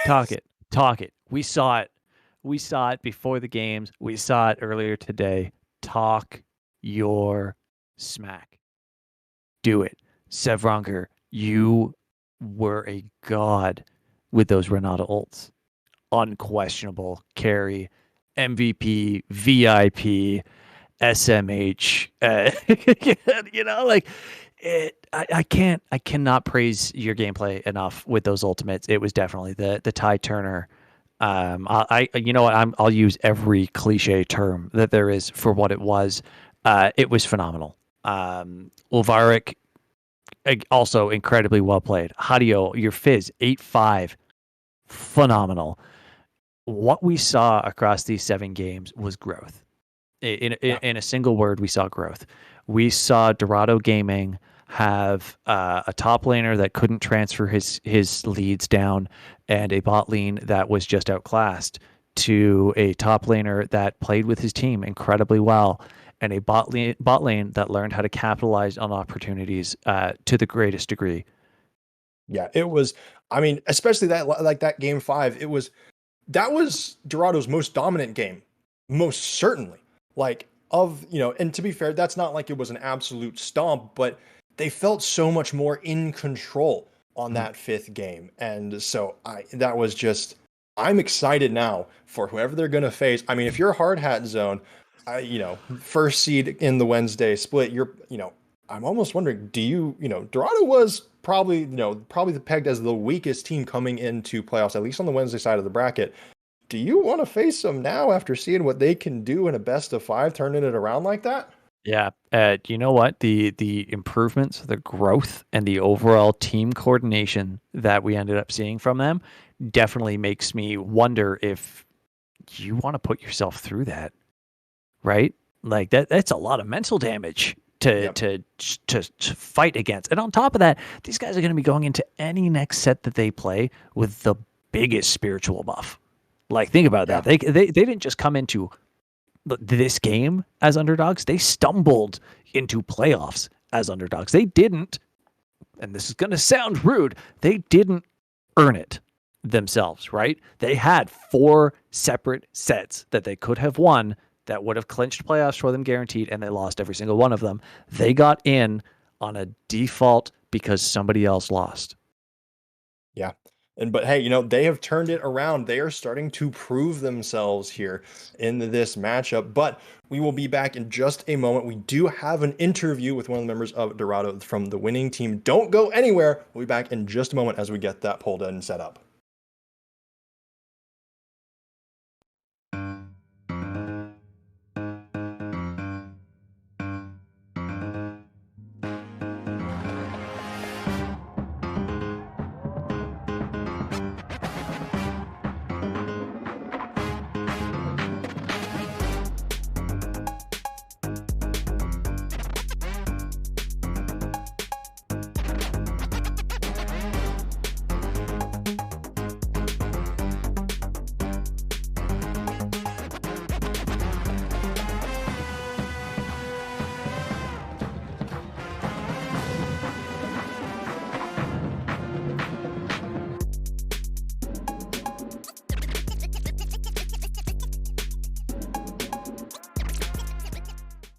Hello, we are back. My name is Thunder. I'm joined by Oshi, and this time we are also joined by support of the winning team, Sevronger from Dorado Gaming. First off, congratulations on a banger Game 5 series, especially on that Renata Glass pick. How are you and your team feeling? What are the comms like after you can make, not a comeback, but an upset according to pretty much everybody?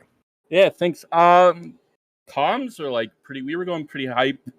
Game 5. We felt that we threw. What was it? The game I played Leona.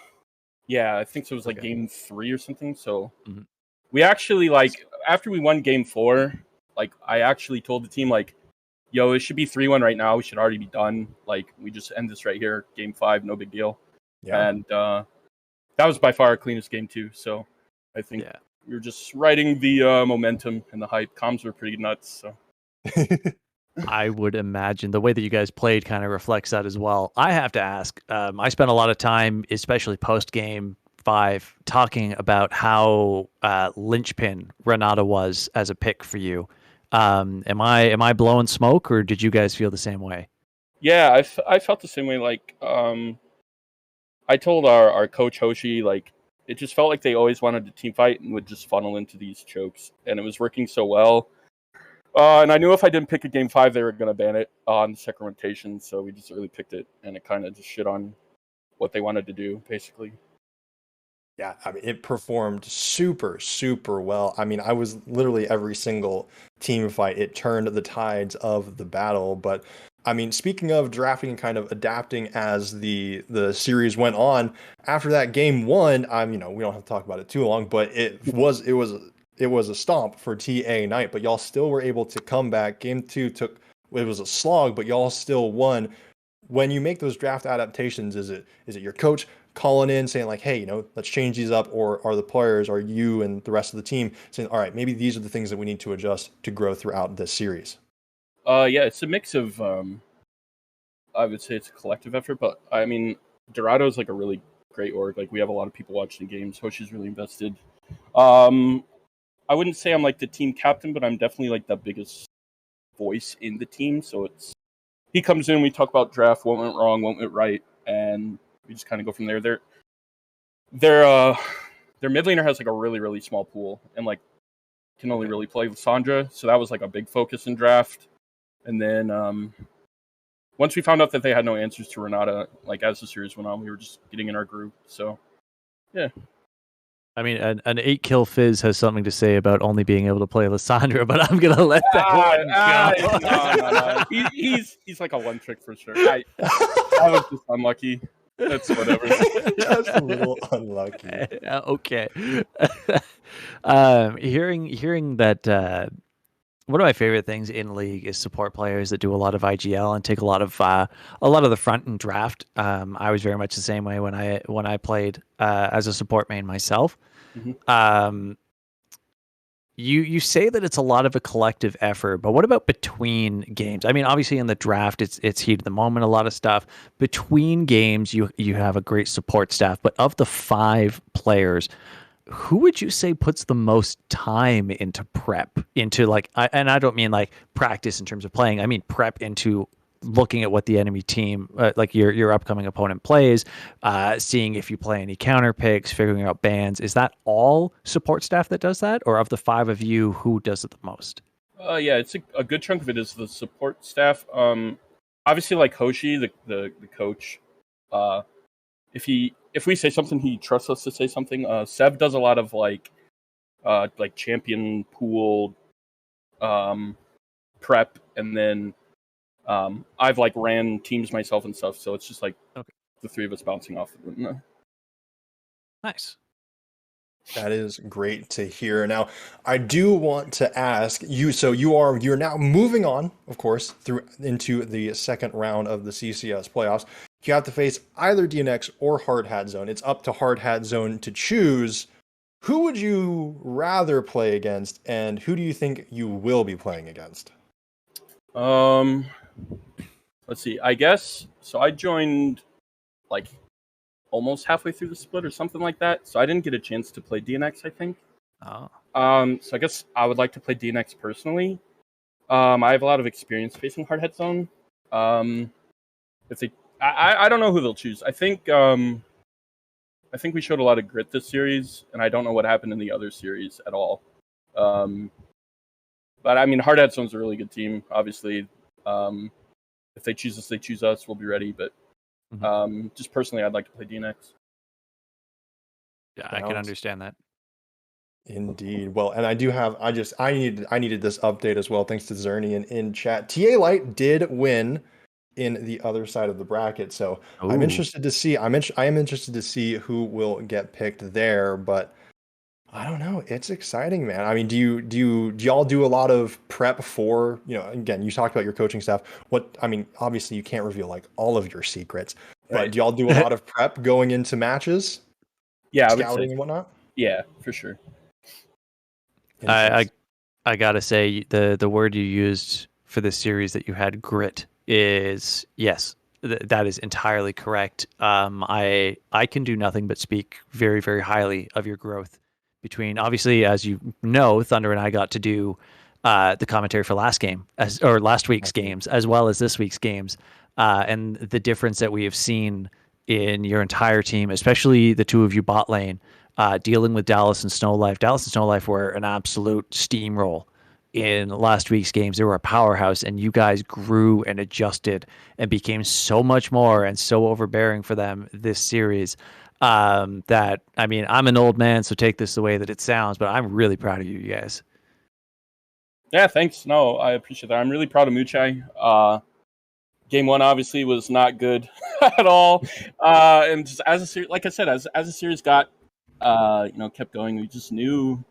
Like I said, like I literally told the guys, like, we should be 3-1 and done right now. So, everyone kept their composure. Game 1, our mentals were a little bad, and we kind of pep talked one another. So yeah, I'm super proud of Muchai, especially and the team as a whole. So yeah. Phenomenal. We love to hear it. Well, that being said, it is getting late for everybody involved, so I'll go ahead and start getting us sent home. So, Ronger, is there any last words you would like to say before you all and the rest of your team go off to start prepping for next week? Yeah, they said it was going to be an easy 3-0, and the Orga Dorado's been winning a lot, so thankfully they can pay my child support bills that I'm going to get because I just made them all my sons. So, pretty easy. Ben Renata, I don't know. So, that's all I got to say. Muchai Gavin